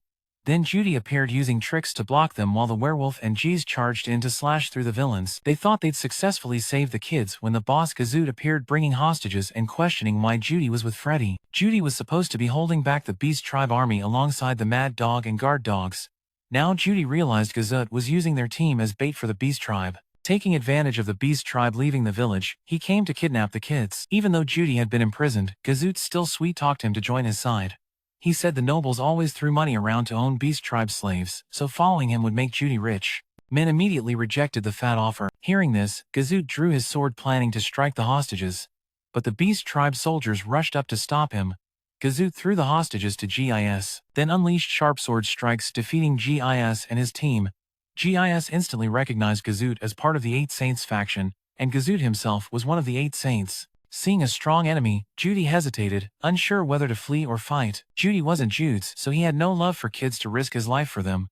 Running away seemed the best plan. Suddenly, a girl's painful scream made him hesitate. At that moment, the beast god Lao bit Gazoot's hand. Seizing the chance, Judy launched an attack at Gazoot, driving him crazy as they fought to the end. Judy kept using his old move Rapid Drill Shot, attacking relentlessly, but Gazoot's reflexes were insane. He dodged Judy's moves like a dancer. Even beast god Lao missed his bite. Gazoot charged straight at Judy, who could only jump back to dodge. Even though men had godly eyes that could foresee Gazoot's moves, he couldn't avoid the flying dagger. Judy got hit, and could only lie still accepting defeat. Luckily, the beast god blocked Gazoot's sharp sword. Taking advantage of Gazoot's distraction, Jis threw mud to blur his vision. Finally, Judy unleashed a cannon shot that finished him off. After that, Gazoot fainted on the spot. When Judy woke up, he found himself in the chief's house, cared for by everyone. Ezes admired Judy for defeating the 8 Saint. On the Beast Tribe side, Gis bowed deeply, apologizing and asking Judy to punish him as he wished. Meanwhile, the chief sincerely thanked Judy for saving the villagers. Judy turned to ask why Aziz and Zu Izet were so late. Aziz explained they first met Chief Gustav and almost fought him. After clearing up the misunderstanding, they hunted the traffickers together. Though Aziz spoke boldly, he didn't join the battle but only escorted the kids somewhere. Lord Vito was on trial for failing to enact timely magic disaster policies. Sazo was stripped of rank and executed on the spot, witnessed by the Grey Rat clan. Sazo was sent to the other world. Ezek and Giz's 2 daughters happily bathed in the hot springs, unaware they were being watched by Judy. Min was admiring the fresh veggies when the beast god and Giz came to cause trouble. Judy explained he was just enjoying the scenery, but nothing could hide from Giz's godly eyes. Giz knew this kid had dark intentions and warned him that if he touched her daughter she'd crush him immediately. Judy bowed his head, begging for mercy. Another rainy season arrived, flooding the Beast Tribe village. The Dead End team had no choice but to stay there. When the waters receded, all 3 enjoyed a peaceful life. Ezis practiced swordplay and played with the kids, making them happy. Zu Izet made new friends and went bird hunting. Judy chilled carving statues of Zu Izet. Gazoot was locked in prison under strict watch. Jeez had to return to jail to serve punishment for playing cards. At night, Judy's team and the chief had dinner together. After dinner, Du went out with the boss and Aziz taught the kids human language. Everyone was happy to see their kids study hard. Suddenly, Gis's attention was caught by the ring on Aziz's hand. He asked where she got it. When he heard it was from Jeline, Gis immediately changed his attitude 180 degrees. Jeline once had the mission to protect the Great Forest and the Beast Tribe's sacred beast, but she abandoned that duty and left the village. They made new friends and went bird hunting. Meanwhile, Judy relaxed carving a statue of Zuiz. Gazut was locked up in prison. Under strict surveillance, Gao Jiz had to return to prison to serve his punishment for playing cards. That evening, Judy's team gathered with the clan leader. Everyone enjoyed dinner together. After eating, they went out to play. The boss Little Ezet taught the kids the human language. It was really fun watching the kids study hard. Suddenly, Gis's attention was drawn to the ring on Izet's hand. He asked where she got it. When she answered, it was from Jeline. Gis immediately changed his attitude 180 degrees. Jeline once had a mission to protect the Great Forest and the holy beasts of the Beast Tribe but had abandoned her duty. That was like a slap in the face to the clan leader. He was truly resentful, and said this before dragging Tona's daughter away from Izet's side. This made her angry. She jumped up and chased after him. To Ezet, Jeline was a respected mentor, strong and caring for her students. Whenever Ezet called for help, Jeline was there immediately. Judy saw Ezet deeply moved, so he hugged and comforted her. Ezet's words shocked Gis. He couldn't believe his rude younger sibling was such a good person. After their talk, everyone went home. Ezet lay back on the bed admiring the ring. He always told his kids to train hard in swordsmanship and strengthen their spirit, not to be lazy like Tona. But Tona hated sword training and always skipped it, just like Ezet, who also disliked it. However, thanks to Jeline enlightening her path in swordsmanship, Ezet became the badass sword user she is today. Hearing this, Tona begged Ezet to teach her Jeline's sword skills. Ezet immediately agreed, determined to train Tona until she became a pro. From that day on, Tona practiced swordsmanship diligently with Ezet. Judy and Gis watched from afar. Even now, Gis couldn't believe his little sister had become a sword instructor, not just that, but a sword king who also learned magic from Judy and could read, write and do math. It was ridiculous, but no matter how much he didn't want to, Gis had to accept it as fact. After days of training through rain and shine, Tona's sword skills improved a lot. She could now block Ezet's attacks and make her defense much tougher. After practice, the three happily ate to regain their strength. Suddenly, Sina noticed that the rainy season was ending, meaning Aegis would soon arrive at the next city. Hearing this, Tona started crying miserably. Judy was happily playing with the boss monster when a girl spoke up, saying that when the world is in danger, the holy beast will come and grow strong to fight alongside the heroes to save the world. So it wasn't cool for him to just treat the holy beast like a brick. Judy was helpless. What can you do when someone is just playing around but your imagination runs wild? Just then, Dazana came to report that Ezet and Tona were fighting. Seeing the two girls exchanging scratches and slaps, the master said she would leave after the battle. Everyone went home. Seeing her sister was wrong, Dazana told her to go apologize to Ezet, but Tona stubbornly refused. At that moment, Gis came to announce that Judy would leave tomorrow. Seeing his daughter still unrepentant, he decided to talk to her a bit. He asked the girl how she felt about Aegis. Tona answered that Aegis was a good teacher, straightforward and strong-willed. She was sure that Jeline was also a great master to have taught Aziz so well. Hearing that, Giz told her how Jeline used to refuse to practice swordsmanship. Moreover, she talked nonsense and often caused chaos. One day, Jeline was taken away by a swordsman. Since then, Gis no longer had to struggle with his child. Deep down, Gis still wanted to understand and support Jeline, but it was already too late. Maybe she would never come back. Giz asked Tona if she really planned to just part ways with Aziz like that. Judy informed Aziz that tomorrow, they would leave the village and head straight to the Millet continent to wait for Sudi. Hearing Tona's voice, the holy beast left so the two could talk alone. As soon as Tona and Dazana entered the house, Ezet's sharp ears caught them immediately. Tona bowed her head to apologize to Ezet, begging for forgiveness for her selfish actions. With no other choice, Ezet forgave her mistakes. After making peace, Tona and Dazana gave dolls of Ezet and Judy to the master to play with. The day the trio left the Beast Tribe village finally arrived. Chief Gustav thanked Zu Izet on behalf of the villagers for protecting their home all this time. Then he turned to thank Judy for saving the children and told him to visit the village if he ever had the chance. Meanwhile, Ezet and Gis's kids cried, hugging each other for one last farewell. Suddenly, Gis stepped forward and asked Ezet to show him Jeline's swordsmanship. Aziz immediately agreed. The two warriors fiercely charged at each other, ready to deliver a decisive strike. No one could tell who won or lost. Only Giz came over to shake Aziz's hand and asked her to send his regards to Jeline. Now that the farewell was over, the three got into the car to continue their journey. Suddenly, Giz appeared out of nowhere and jumped into their car. He wanted to go to Millis, so he broke out of prison and hitched a ride. The time to say goodbye was over.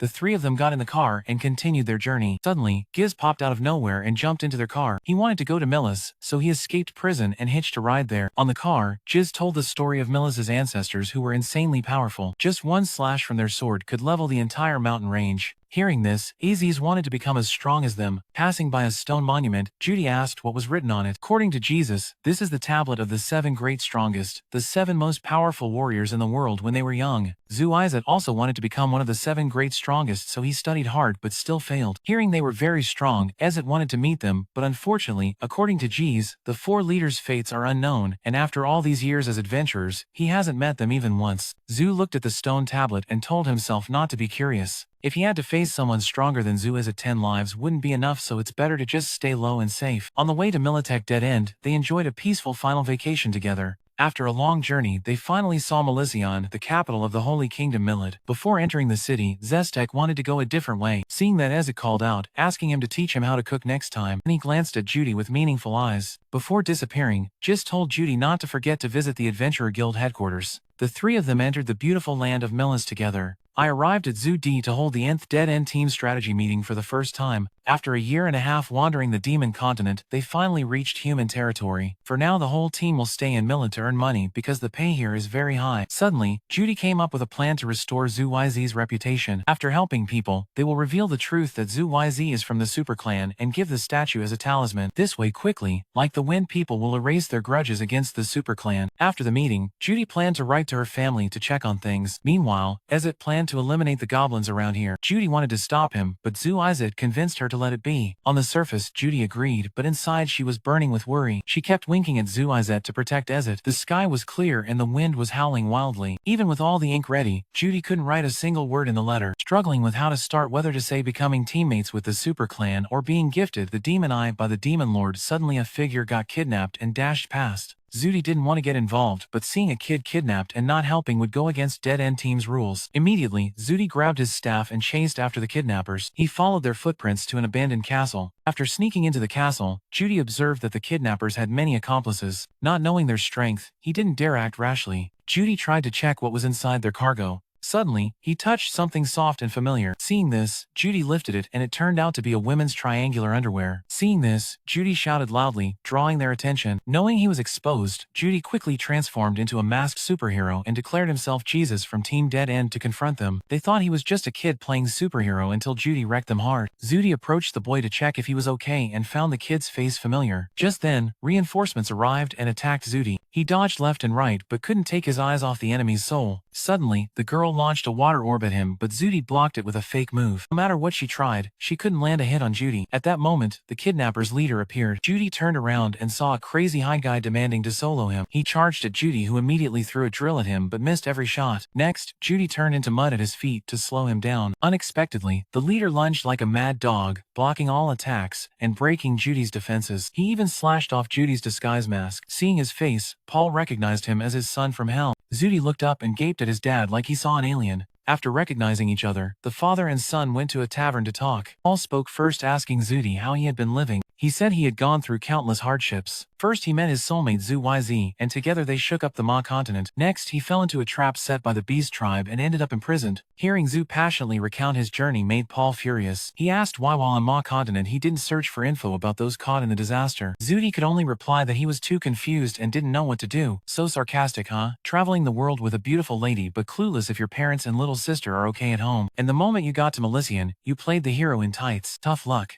Judy explained he'd been through a lot, so he just wanted to enjoy himself a bit. Paul mocked him for not riding home because he was scared of more obstacles. He was cozying up with Ezid.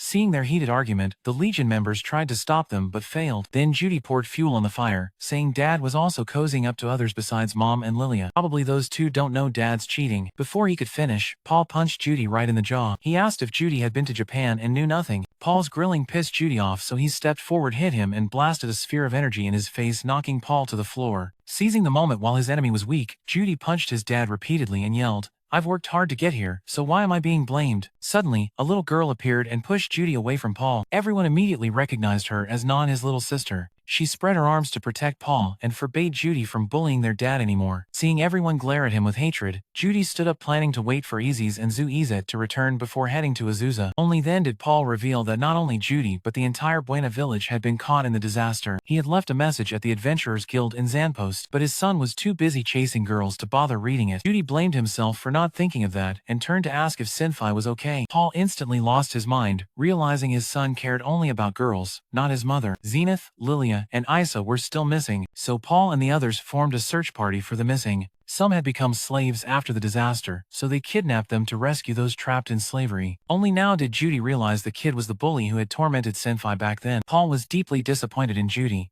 He thought if his son read the message, he'd search for his mom. Instead, he was carefree, wandering with girls instead of going home. Judy lay exhausted on the bed. He'd been through this before, so he decided to let Paul cool down before talking again, but recalling their hateful gazes made Judy's stomach churn and gag. That night, Izet came home, saw Judy, and asked sharply who had done this to her honey. Judy only said his dad had gone to the city, and Izet knew they had a big fight. She was upset and wanted to find Paul, but was stopped by Yz. He advised Izet to comfort Zud instead of arguing with his dad. Izet obeyed and acted silly to cheer Zud up, but it didn't work, so she bravely grabbed some alcohol and promised she'd always be by his side. Thanks to that, Zud felt better.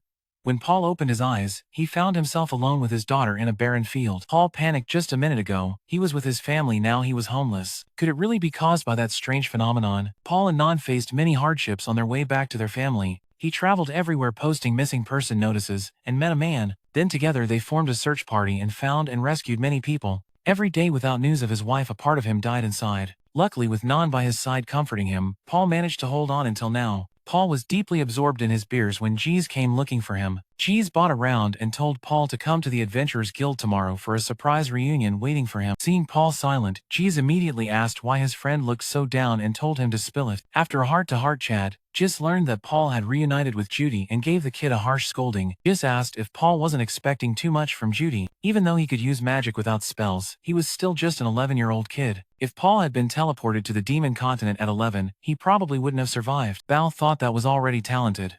Is it wrong to expect greatness from a gifted kid? Of course it's wrong.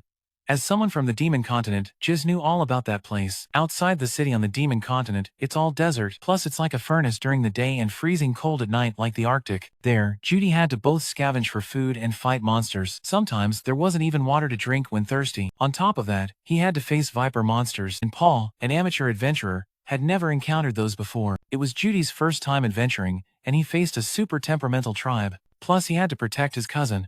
No matter how skilled you are, you can still get knocked down. Bao wondered why Judy was so excited to tell the story despite all the hardships. Obviously, it was because he worried about his weak-ass dad. Ree felt sorry for Judy, who traveled a whole year to meet his dad only to get beaten up by a drunk mess right away. If it were Ree, he'd cut ties with Paul immediately. Ree wondered why Paul wasn't happy that the two of them finally reunited strong and healthy. Could it be that they only get along when they're throwing shade? Meanwhile, the girl in the group was putting Non to sleep when Paul came home. He sat on the bed, cradling his daughter gently. Suddenly, Paul saw the image of Judy cuddling his little sister's cheek, then the image of himself collapsing to the ground, blaming Paul. He said, "Why didn't you find me sooner? So I wouldn't have become a cripple now." Paul panicked and splashed cold water on himself to wake up. Tomorrow, he vowed to find his son and apologize. The next day, Judy was having breakfast with Izet and Izet when Paul showed up. Izet immediately lost it and punched Paul, but Izet dragged her away. Before leaving, Yz reminded Paul not to scold Judy but to cherish the moments with his son. Du asked what business Paul had coming to see Judy.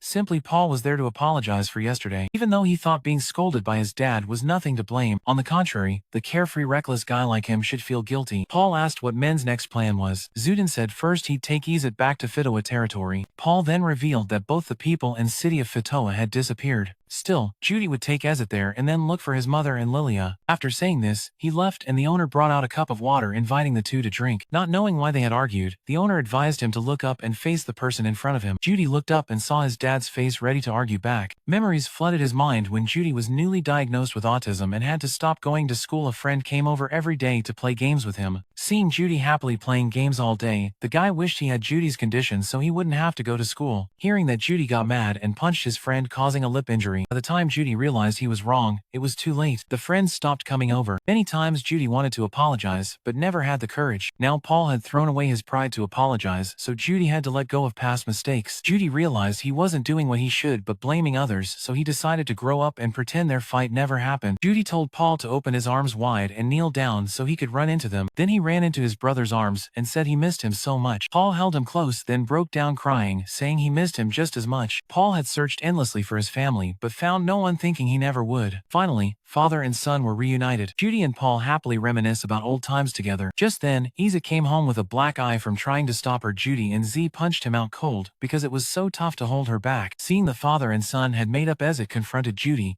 She was crying her eyes out yesterday, so why is she happy today? Men say everyone's human and makes mistakes. Who dies from forgiving? After settling everything, Judy held the second strategy meeting at Militia. Paul gave him travel expenses and a letter of introduction so they'd easily go from Milith to the central continent and then to Fatoa. However, Izit's homeland had vanished from Philip to Sazo. Even Jeline hadn't been found yet, but Izit was mentally prepared to face that reality. The whole team would depart the next morning. The next day, Paul Vagnon went to say goodbye to Judy, but the little girl stubbornly refused to see him off. Seeing this, Zhu Izet patted her head and told her to appreciate her big brother. Both sides said their final goodbyes and set off. Just then, G appeared to bid farewell to Pao before heading to Begazet. Not to be outdone, Pao told Vela and Sela to prepare for a meeting to plan the next search areas. The dead-end team was speeding toward the central continent when some random dude popped up claiming to be Joderzi, a true disciple of the god Kamen, wanting to challenge Zhu Izet. For Zhu Izet, it only took a minute to beat Zoda Z so badly his face swelled up. After the fight, Zhu Izet gifted Zoda Z a statue of himself. Besides Zoda Z, Zhu Izet met countless others, demanding duels along the way, but no matter who they were, he'd beat them all down hard. The dead-end team ship hadn't been sailing long before a huge storm hit, making both Ezzy's and Judy's seasick, crying out for sisterware with every wave. Only Zhu Z stayed steady through the storm, no sisterware calls from him. Luckily, he wasn't seasick, otherwise those two would have been toast. At that moment, the captain told Judy their destination was a major rice-producing area. If so, Judy could chow down on mountains of rice balls to her heart's content. Aziz hopelessly said in this situation, "Is there even rice to eat? Free hand, then time to heal our seasick buddy." Judy didn't care and turned to talk with Judy Z. The roads in the central continent had been repaired, so their journey would be smoother. Now Judy would prioritize finding her family and restoring the super clan's honor. After the chat, Judy sank into deep thought. So far no sign of his relatives, but Judy still hoped everyone was safe when they reached Fatoa. Next they'd head to the central continent and then to the Sai Zone Kingdom, where Josie Island. There on the Demon Continent, Josie and Noko were reminiscing about old times. Their team member Blaze had been crushed by the Red Cobra. Blaze was the foul-mouthed guy who always cursed her failures, while Haken always complained whenever Josie and Noko argued. So many members in the team, but now only two left breathing and supporting each other. After years apart, Noko saw Josie had really grown up. Back then, Josie always tried to make others see her as an adult, and if anyone treated her like a kid, she'd fly off the handle. That's true. Back then, Josie didn't recognize her own worth and only thought about not being seen as a child. Now Josie was a Water King level mage and held a different position, so she didn't care about that anymore. Josie noticed Noko was still old and bullied the weak for money like before, but that was ancient history. Now Noko was different. 2 years ago, Dead End's team beat him so bad he only dared to bully newbies in secret now. Hearing that name made Josie shiver in fear until she heard the words "going home," which sobered her up. She hadn't been home in a while, because no one was happy when Josie showed up. Even Noko was annoyed because Josie kept running away from her problems. It's just that she can't use her phone. Does it really have to be such a big deal? I've had a dark past too, but I still got married and had kids. Josie never expected to be taught a lesson by a rough, money-hungry guy like Noko. He kept advising Josie to make peace with her family because they were her only family. After waking up to reality, Josie returned home. The place had changed somewhat, but the eerie silence that never ended remained. Along the way, two girls were talking to Josie on their phones, but she couldn't understand, so they looked at Josie like she was some foreigner and immediately walked away. From birth to adulthood, Josie was always isolated. Because of that, she hated this village. As Josie kept walking, she came across a group of kids playing hopscotch. She wandered around and found the rock she used to draw on as a child. Suddenly a kid fell. Seeing that, Josie ran over to heal him. The boy, now healed, used his phone to thank her, but Josie couldn't hear a thing. Knowing someone was coming, she tried to run away as far as possible to hide from them. Eventually, Josie saw her family's house and went inside. As soon as her father saw Josie, he was overjoyed and wanted to hug her, but suddenly stopped, looking sad. By the time Josie returned to the village, Zoan had already been informed by the female guests. Her parents told her she could stay as long as she wanted and happily prepared a welcoming party with their plum wine. Suddenly, Josie announced she would leave right now. Hearing this, Zokazi begged her to stay, but it was no use because Josie Josie decided she would never come back here again. Seeing this, Zokazi grabbed her daughter's hand and told her to visit home once every 20 years. Josie bargained it down to probably coming back in 50 years. Hearing that, Zokazi got emotional and started crying. She had promised herself not to cry when her daughter left, but she couldn't hold back. Trying to hold back, Josie noticed her stuffed doll and toy horse on the shelf from when she was little. She hugged the doll happily as her mother talked about the horse and the world outside. One day, Josie went outside and saw kids playing hopscotch and wanted to join, but they switched to talking on their phones, so she couldn't hear anything but static clicks. Just then, Jukazi appeared and hugged her to protect her from emotional harm. That night, Josie cried asking if she was a bad kid since no one wanted to talk to her, and even though Dokazi apologized, he didn't know how to comfort her. Though still young, Josie realized this unhappiness was caused by herself. Someone who couldn't use telepathy like her was considered different. That's why Josie left home, thinking that if she were gone her parents would be happy. Seeing her mother cry, Josie's tears fell too. She hugged her mother and apologized for leaving so suddenly. In the end, the whole family embraced, tightly reunited in happiness. The next morning, Josie woke up to find her parents gathering firewood to cook breakfast for her. With just a few notes, she enjoyed a warm bowl of soup filled with their love. By the way, Josie announced she would leave today to find her top disciple Zoe Wynn. She recalled that 2 years ago, a disciple named Judy came to the village. There was also a girl named Ezet and a traveler named Zhu YZ from the Super Tribe traveling with them. Hearing Super Tribe Zoe, she immediately fainted on the spot. After their reunion, the three had to part ways. Zokashi reminded Zoe Sheen to bring Judy back to the village next time. Thinking his wife was hinting to bring the son-in-law home, Zoe Wynn went wild, forbidding his daughter from dating that kid. Rosie had figured out the truth about those reckless people, calling themselves dead end. Indeed, only someone bold like Judy could pull that off. She was sure that hanging out with a strong guy like Jesus made him super badass now. When Rosie stepped into the house and saw Lena riding a horse with the clumsy guys, she immediately unleashed her boss mode to wreck that room. And as usual, Josie ended up losing money for Alina's classy entertainment. Their next destination would be the northwest region of the Ma continent. Now Josie had to focus on finding the Bao family first. As for Judy, maybe one day she'd meet him again. In a dream, Judy saw himself revert to his past life form and meet the divine being again. He hated that guy so much that he was indifferent to him. Seeing Judy's coldness, the divine being boasted that if it weren't for him, Judy wouldn't have gotten the demon eye. To be fair, thanks to him, Judy ended up in prison and arguing with his dad, so there's that. Hearing that, the divine being sarcastically asked if Judy was ungrateful now. Without me, would you have dragged your ass here and gotten stuck? Judy tore his hair out in frustration, then admitted his fault, and thanked the divine being for the help. Then taking the opportunity, he asked for directions to find his family. If Judy wants guidance from the divine spirit, he must promise one thing: if the next guidance helps him find his family, Judy must trust him absolutely. Ben disagreed because that would turn him into the spirit's puppet. The divine spirit explained he just didn't want every meeting to end in an argument. Judy didn't want to argue either, but every time they met he reverted to his old form, which made things awkward, so a couple of fights happened. Back to the old topic: if this guidance is accurate, Judy will trust him. The deal was done. The divine spirit showed Judy an image of him meeting Isa. However, when meeting her, he must use a fake name to investigate the situation, then send a letter to an acquaintance in the Season Kingdom. Doing this, Judy will help both Lilia and Aisha escape from the Season Royal Palace. At that moment, Judy suddenly realized why he was given the man eye. It was to see visions of the future. After a few days, their ship docked at the central continent. After battling waves crashing on the shore, EZ was exhausted and collapsed, while Zhu EZ and Zhu remained alert and handsome as always. The whole team continued hitching rides on boats to reach Season. No more shouting and calling out for Sister Ware. Instead, they enjoyed some insanely delicious rice balls from the countryside river region. One boat ride later, they arrived at the capital of the Season Kingdom. Judy rode while remembering the divine spirit telling him to send a letter to his acquaintance, meaning Josie. He wondered why she was there but didn't recognize Lilia and her child. So both agreed. Right after checking into the inn, Judy immediately wrote a letter to Josie and hired someone to send it to the palace. Now, Judy only needed to find the place from his dream where he'd meet Aisha. He wondered why Aisha was captured by soldiers when she was confined inside the palace waiting. Judy sensed someone was following him. Following behind him to a fork in the road, he quickly slipped into an alley and circled around to see who was tailing him. Could it be the enemy? Men warned him about. Why think that? Judy sped into another alley, then used magic to raise a wall between himself and the tail. Suddenly, Judy recognized the scene. It was familiar. He removed the wall and saw Isa being held by two men claiming to be palace soldiers, taking the lost girl back to the palace. Suddenly, Isa screamed, accusing the soldiers of stealing her letter. Judy found it strange. Why would soldiers steal a lost child's letter? Someone took advantage of their distraction to snatch the letter and hide behind Judy. Judy smiled lightly and used magic to trap the soldiers in mud.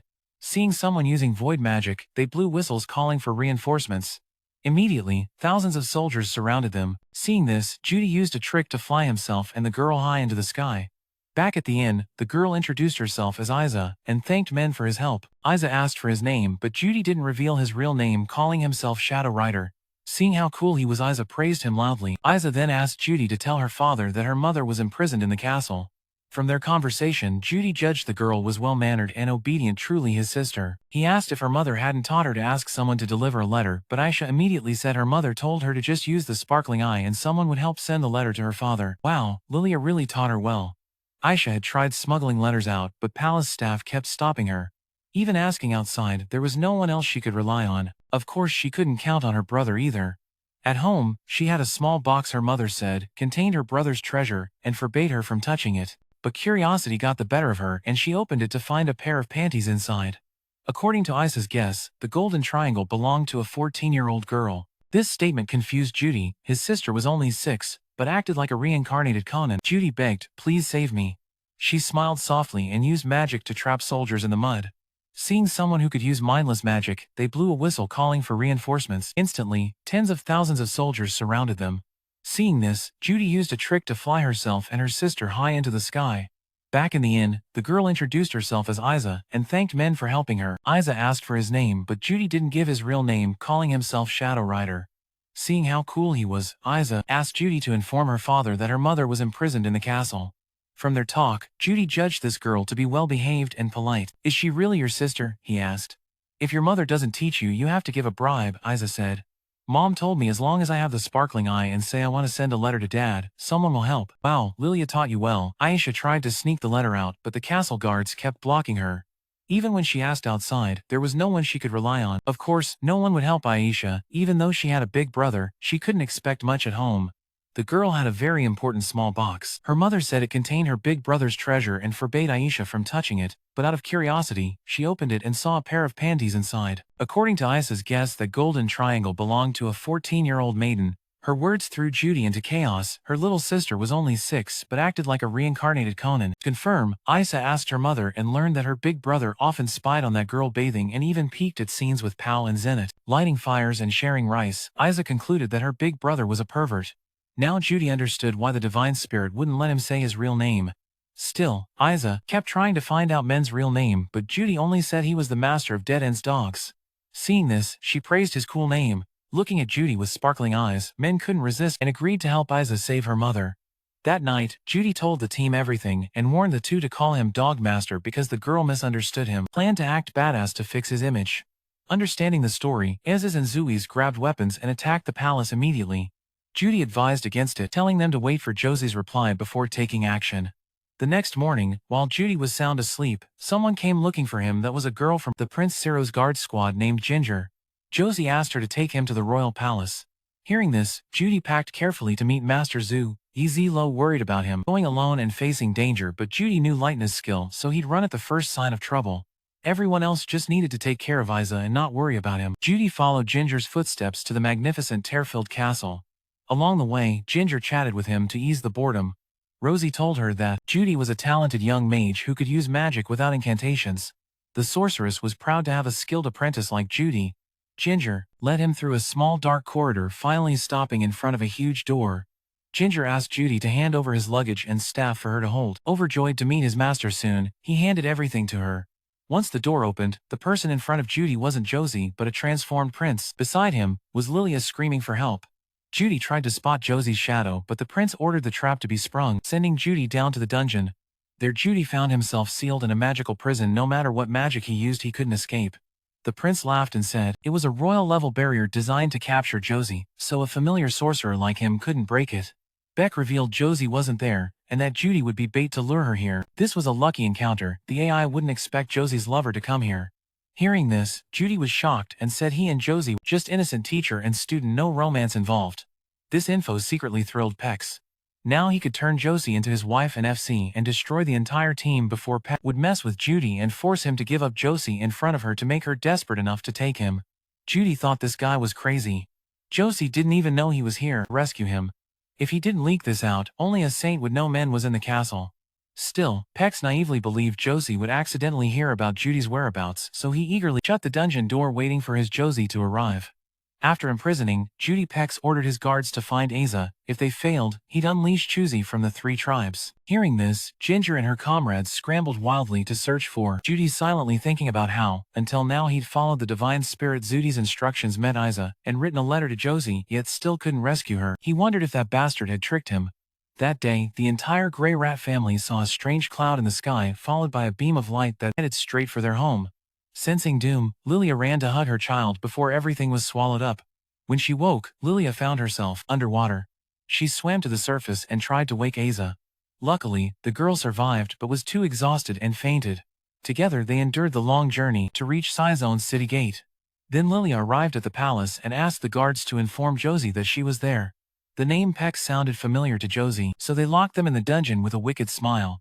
After a day underground, Judy finished writing a premium apartment introduction in the palace with insurance fees, and rent a house. Otherwise, will we have a house with no bed, no bathroom, but the security setup is amazing even an S-rank mage can't cast magic to escape here. Now Judy can only pray to the heavens. Suddenly, the door opened.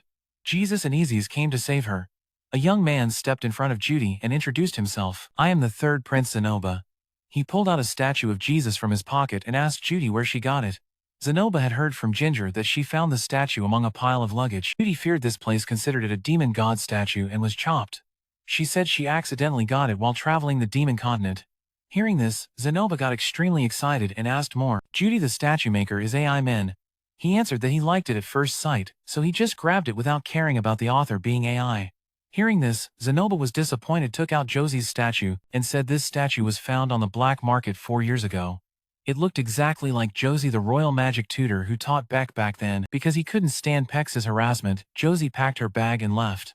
Returning to the main topic, Zenoba started analyzing the statue from its staff to the strong stepping foot. Every powerful swing was very realistic. Moreover, the half-revealed flesh highlighted a seductive beauty that made my heart race. I hurriedly took off the cloak, revealing the young woman's figure wearing only lingerie visible from the front. I saw her arm covering her tender soul suddenly appearing. I noticed her left arm holding a staff had disappeared, which seemed strange, so I checked again. Cloak revealed her left arm was still there, meaning the statue had 3 arms. This allowed it to maintain the shape of wearing a cloak and lingerie at the same time.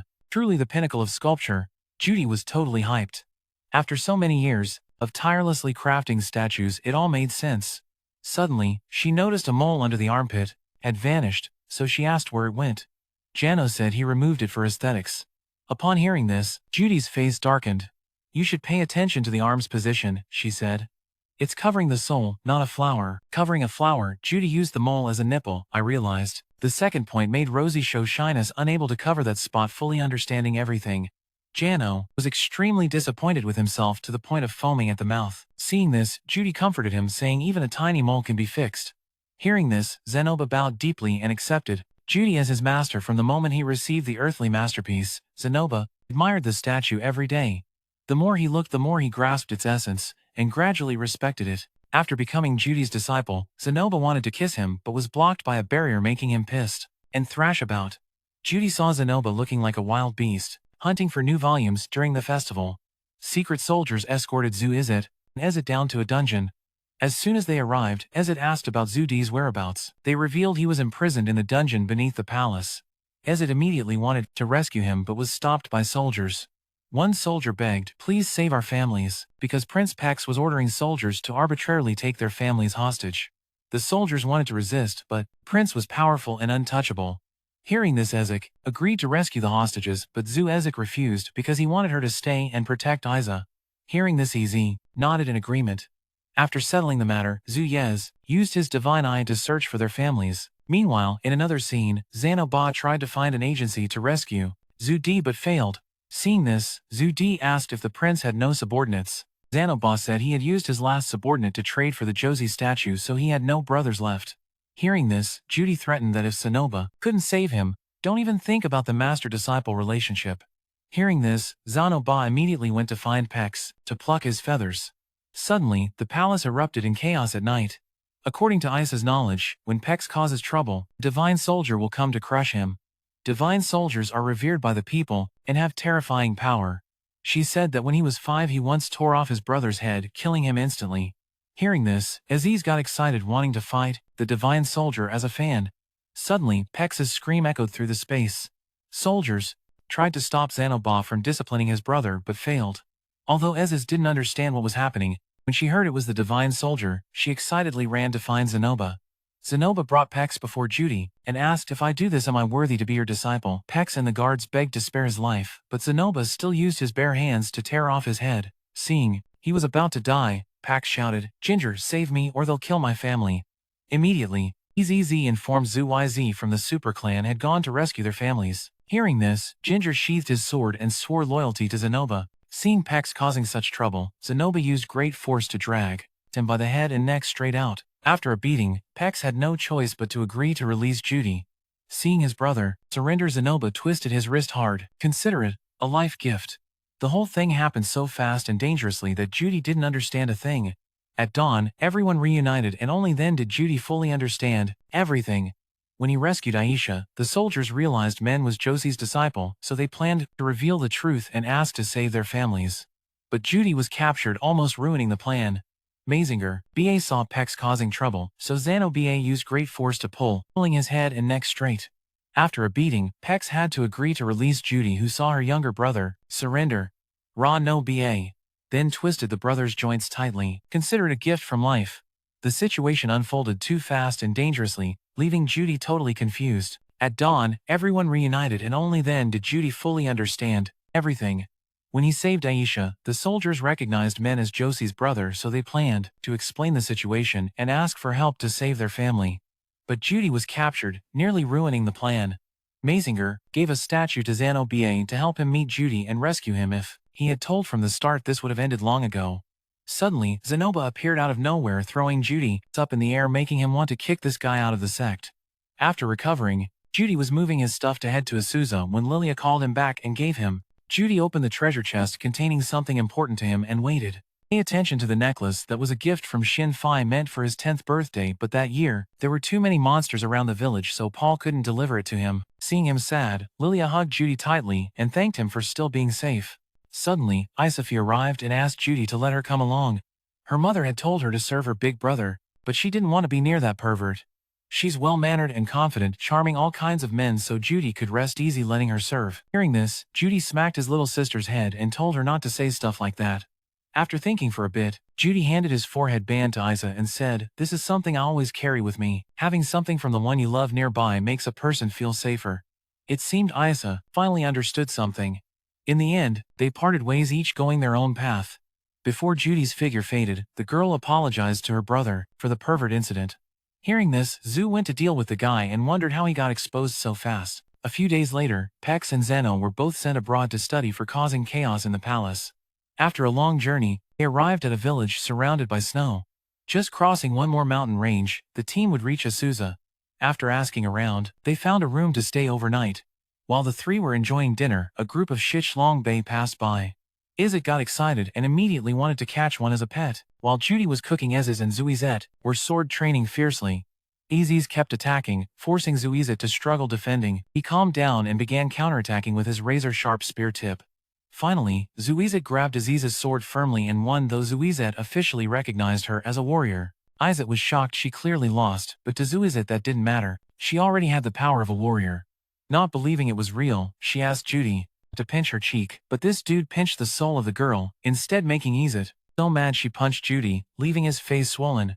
With pain like that, it definitely wasn't a dream.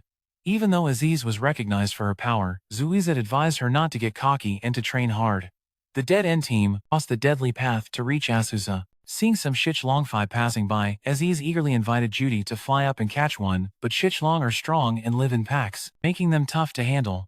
Even the lower half of the 7 great elites would scatter when encountering them. If it's just one, no problem, but a whole pack. Even the upper half of the elites would struggle. The team was speeding along when suddenly Zhu and Ez stopped. Fear was clear on their faces, and men didn't understand what was happening. From afar, a man and a woman appeared. Judy stared at them intently, making the man freeze. Hearing the commotion, Jesus warned Ezet and Judy not to act rashly. The bull couldn't bear the pressure and charged straight down the cliff. Upon hearing Jesus' voice, the man recognized him and even knew Ezet. Both were surprised because it was the first time Ezet and Zuizet had met them. The man didn't answer their big questions. Suddenly, Zhu called the two back and introduced themselves. Then he asked the man's name and why he knew Aziz and Zuizet. He said his name was Ostas and claimed he didn't know the two, which was a strange answer. Osts also questioned Judy and learned he was Paul's son. He found it odd, Paul only had 2 kids. Why was this chick appearing out of nowhere? Even half of the top 7 great warriors was stunned. The whole team was moving along Bond's path when suddenly Zeus and Easy stopped. Fear was clear on their faces, making men confused about what was happening. From afar, a man and a woman appeared. Judy kept staring at them, causing the man to freeze. Hearing the commotion, Jesus warned Ezet and Judy not to act rashly. The bull couldn't handle the pressure and charged straight down the ravine. Hearing Jesus' voice, the man recognized him, even knew Ezet. Both were shocked because this was the first time Ezet and Zeus met them. The man didn't answer big questions in their minds and just walked away. Suddenly Zeus called the two back and introduced himself, then asked the man's name and why he knew Ezet and Zeus. He said his name was Ostas and claimed he didn't know those two, which was a strange answer. Osts also questioned Judy and learned he was Paul's son. He found it weird because Paul only had 2 ducks left. So why did this pigeon suddenly appear? Then Ostas discovered something strange. Judy kept staring at him without any fear. He wanted to find out why, but stopped. At that moment, Judy turned away. Ostas asked him if he knew the divine human. Judy happily replied he met him in a dream but didn't finish before Ostas nearly killed him with a stab. Luckily, Zeus and Ezet arrived just in time to block the attack. Both sides fought at breakneck speed, and when reaching top speed, Osts unleashed. When they reached their limit, Ostet unleashed deadly blows targeting vital points, making Zeus Ezet unable to defend, and he failed completely. When the guard was defeated, it was also the moment the king suddenly died. Ezet shouted courageously, throwing his blade at Ostet, but with just 4 fingers, Ostet blocked her blade and counterattacked, sending Ezet stumbling into a rock. Judy, terrified, turned around and saw her future self being sent away. Panicked, she tried to shield her body, but Ostet didn't allow it. Before Judy could react, he used his hand to crush her internal organs, causing her to cough up blood and collapse on the spot. He told her to tell the spirit god that dragon god Ostet would take his life. Ezet tried to use magic to attack Ostet, but was drained of strength, unable to cast any moves. Judy also tried her best, using metal magic to shoot at Ostet, but only managed to chip his palm. Then she tried fire magic, but Ostet neutralized the flames on her hand. Undeterred, Judy continued, using wind magic, but Ostet broke her technique again. Judy gathered her last bit of strength, forming an enormous surge of mana in her hand, and launched it straight at Ostet, forcing him to open his dragon gate to defend against this massive mana blast, at least on par with Lapras. The blast chipped Ostet's dragon gate and he advanced towards Judy, then struck, sending her to the afterlife. Ezet cried out, calling for his father and mother to save Judy, but was powerless to help. After losing consciousness, Judy met the spirit god with a large hole in her chest. She asked why that Ostet guy attacked her. The spirit god said he was a good person, but hated by the evil dragon god. Already sounds crazy, but Judy wished he'd at least warned her she'd meet him. The spirit god said whether present or future he hadn't seen Ostet either, so trust was the only way. That curse was his doing. Ostet also had 3 other curses, causing Su Izet and Ezazun to suffer terribly when facing him. Ostet's curse made the whole world fear him. Judy wondered why she wasn't afraid. The spirit god guessed maybe it was because she came from another world. Su Izet was also cursed by Lapras's spear, but Judy wasn't affected and remained close to her brother. Hearing this, Judy became angry. If the curse couldn't be lifted, then all her efforts to restore the super clan's reputation would be useless. Of course not. The curse was almost broken because Lapras's blue mark had been scratched off by ZYZ. Plus Judy's hard work to bring honor to the super clan sped up the curse's end. Both then changed the subject to Ostet. He was the second-ranked dragon god among the 7 great tyrants, so he easily defeated ZYZ. Ostet was insanely powerful, despite carrying a ton of curses. Even the leader of the magic gods would lose when fighting him. Now Judy felt strange. The spirit god said he hadn't seen Ostet but knew everything about him. Anyway, thanks to the spirit god, she found Lilia and Aisha, so it was okay if he lied a bit since she was about to die anyway. So she didn't want to argue, standing up to say goodbye. The spirit god then told her she still hadn't met the elders. Judy woke up in Ezet's arms, confused how she was still alive.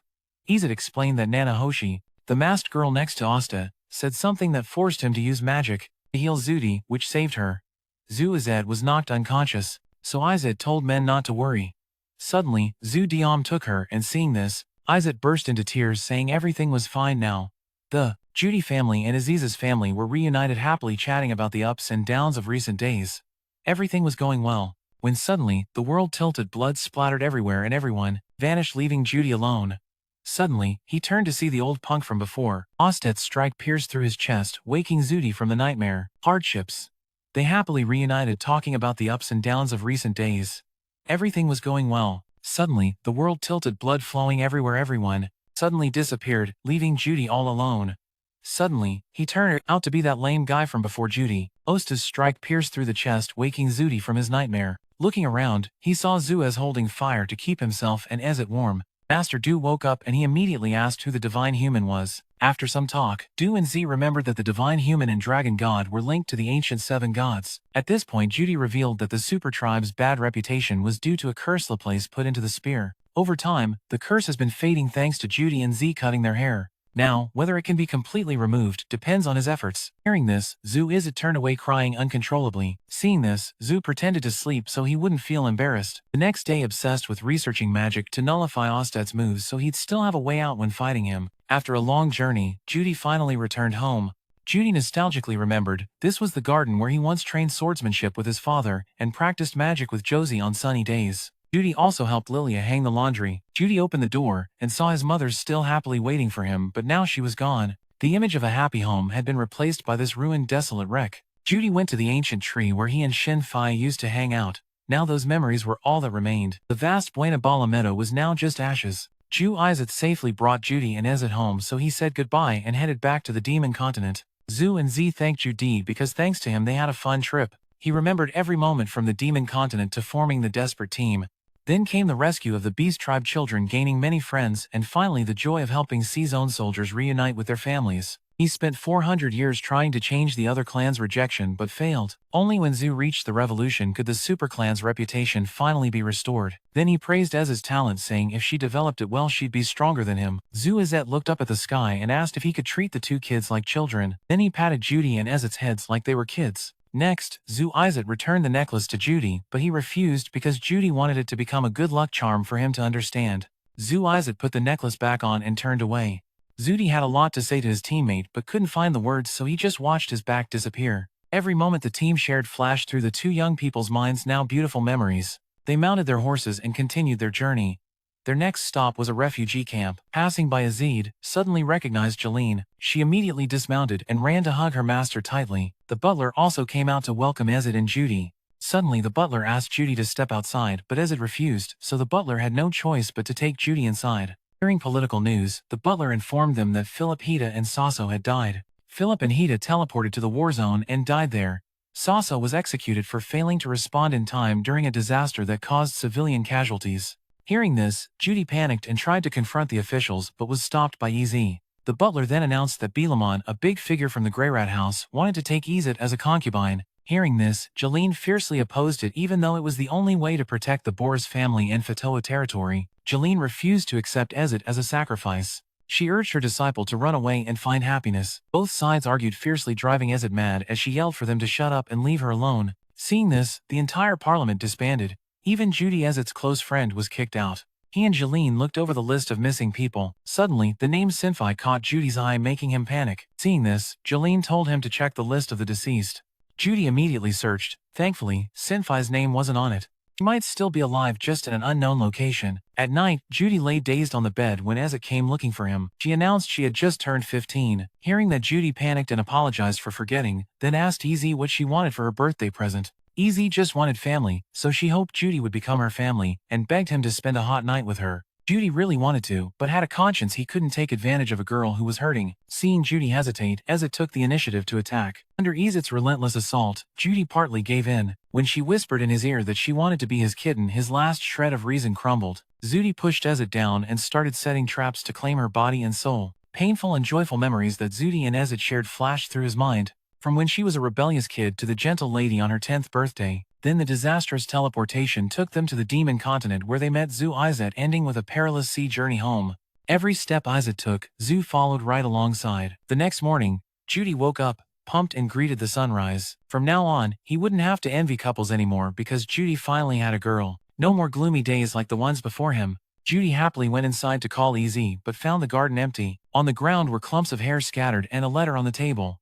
In the letter, Ezet said she was going to travel all over. Judy immediately looked for Alphonse to ask where Ezet was. Alphonse said she had traveled with Galendi, but the destination was something Judy wasn't allowed to know. He wandered like an abandoned kid full of countless unanswered questions. At dawn, EZ was already awake, continuing her journey with Jeline. While EZ moved toward a bright future, Judy lay in bed clutching his pain and bleak future. After the disaster, everyone worked hard to reclaim the land and farm to rebuild fertile fields. While things were improving, Judy cried alone in his room. He remembered how useless he was back then as a lame net guy.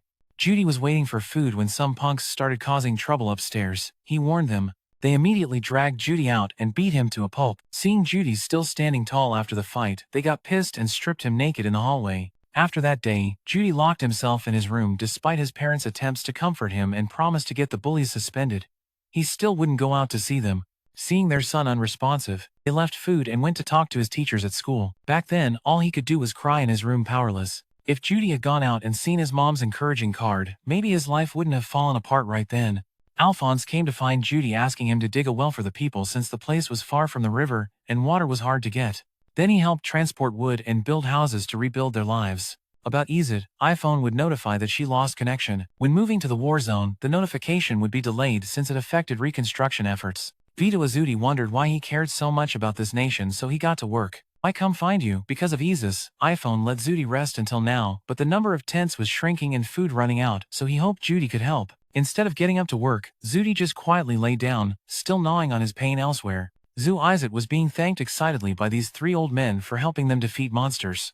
After the thanks, he introduced himself as Zu Izet of the Dead End team and a member of the Super Tribe. Hearing that they looked a bit worried because as kids, they'd been scared that if they didn't sleep, the supers would eat them. But meeting a real friendly super like this, they weren't just unafraid, they wanted to see the stone on his forehead. Seeing the gang excited, Jesus had no choice but to reveal the eye on his forehead. Seeing that eye thrilled the whole crew. They planned to brag about this trip once they got home. Although Isaac was surprised and asked if they weren't scared of him. How could they be scared of the hero who just saved them from a near disaster? Now these guys finally realized the rumor that kids who don't sleep get eaten by the Super Tribe was just a lie. Their smiling faces made Zu Izet feel satisfied that all his efforts were rewarded. Meanwhile, Izet was out hunting monsters with Jeline. Suddenly, Jeline asked if she was okay doing this. Ezis didn't answer but told stories about Judy. He was smart and strong. Even had outstanding magic talent but still trained hard. That made Ezis feel very safe. But the event of Judy's sweet losing connection changed her thoughts. If Aziz didn't become strong enough to defeat the dragon god and protect Judy one day, she would lose him again. So Aziz will become so strong that she can defeat him in a place covered with white snow. Zenoba looked at Josie's statue, burst into tears, and said that one day, he would meet his master again in the desert. Jiz was about to faint because he hadn't had a drop of water to drink. He wished Judy was here to cast a water spell for him. At the Tona Beast tribe, they were diligently practicing swordsmanship with their father. Seeing that Disana swung her sword and practiced, hoping to become skilled one day, Kurt was hanging out by the sea with his teammates. Suddenly, a guy ran up and asked what the real Dead End team looked like. After hearing that, the two just laughed. Downstairs, Mom asked her daughter to bring food up to Judy, but the girl was lazy and refused, so the maid brought it up. The girl told her dad she wished her big brother would recover soon. This touched Judy's fragile heart, almost making him cry. Elsewhere, Talahan was having a beer duel with the Demon Lord. In the end, the victory went to Demon Lord Keishi. After the drinking session, Josie passed out on a kumquat branch and only woke up in the evening. Suddenly, she saw Keiichi embarrassed because he bragged all over the bar but now had no money to pay. Hearing that, the owner got angry and tried to sell the Demon Lord, but Josie intervened. She gave the last few coins to pay for Keisha's drinks because he had helped her, so KCG rewarded Josie with a wish. Mom, no money and still giving rewards. Is this a joke? Seeing her disbelief, Keiichi introduced himself as the Demon Lord. The Demon Lord can do anything, except conjure money out of thin air. Seeing this, Josie asked Casey to find the person claiming to be Judy's missing family. In the blink of an eye, Keiichi saw the first image. Paul hurried downstairs to greet Lilia and her daughter. Since it had been a long time since they met the owner, Lilia burst into tears. Seeing this, he approached and hugged the mother and daughter to comfort them. Just then, Non appeared and asked his father where his mother was. Paul immediately went to his daughter and said his brother would find their mother soon and come back here. Izzy reported that the father, the maid, and the two daughters were safe in Milician. As for the mother, the Demon Lord couldn't see clearly. However, Kizzy knew that place was the Maze City, Japan, on the Bigazi continent. Judy was on the central continent looking miserable while helping Josie. After that, CZ said goodbye and disappeared. Josie went back and told the teammates where Zenit was living.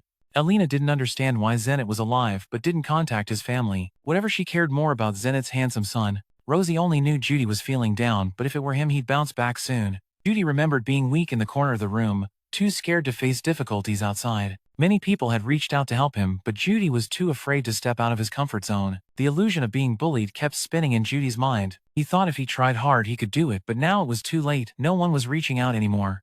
People don't change easily, so he gave up and sunk back into his daydreams. Zenith was embroidering when she heard the father and son practicing swordsmanship outside. Not paying attention, she pricked her hand with the needle, causing it to bleed. Watching the father and son argue about who won made Zenith smile happily. Seeing them dripping sweat, Lilia took out a towel for them to wipe their faces. Suddenly, Judy saw Zenith tired and yawning, so he volunteered to do the housework to let his mom rest. Seeing her good kid willing to do housework, Zenith immediately agreed. Judy Lau cleaned the tables and told his dad to go mop the floor. That happy and warm family image made Zenith uncontrollably tell Judy mom loves you. Thinking that Judy woke up leaving behind the useless, weak-old self to step into the light and search for his mother. Like every night, Princess Ariel woke from a nightmare, went to the window to watch the stars unaware when misfortune would strike her. Fi opened her eyes to find herself floating in space, falling like a tombstone speeding toward the ground.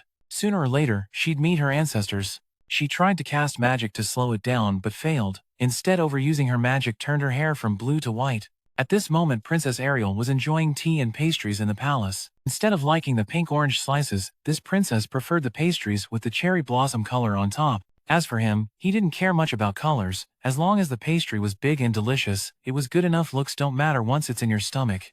Ariel got annoyed hearing that because her bodyguard had zero taste. Doric reminded her that one day the princess might become queen, and if she let rumors or fleeting desires cause enemies, it would be unwise. However, Ariel was the second princess with 2 older brothers and an older sister above her. How could Ariel ever become queen? For her, just drinking tea and living her own way was enough satisfaction. Suddenly, a loud noise came with trees crashing down. A wild boar appeared charging fiercely. Seeing this, Derek ran in front of Ariel to protect her.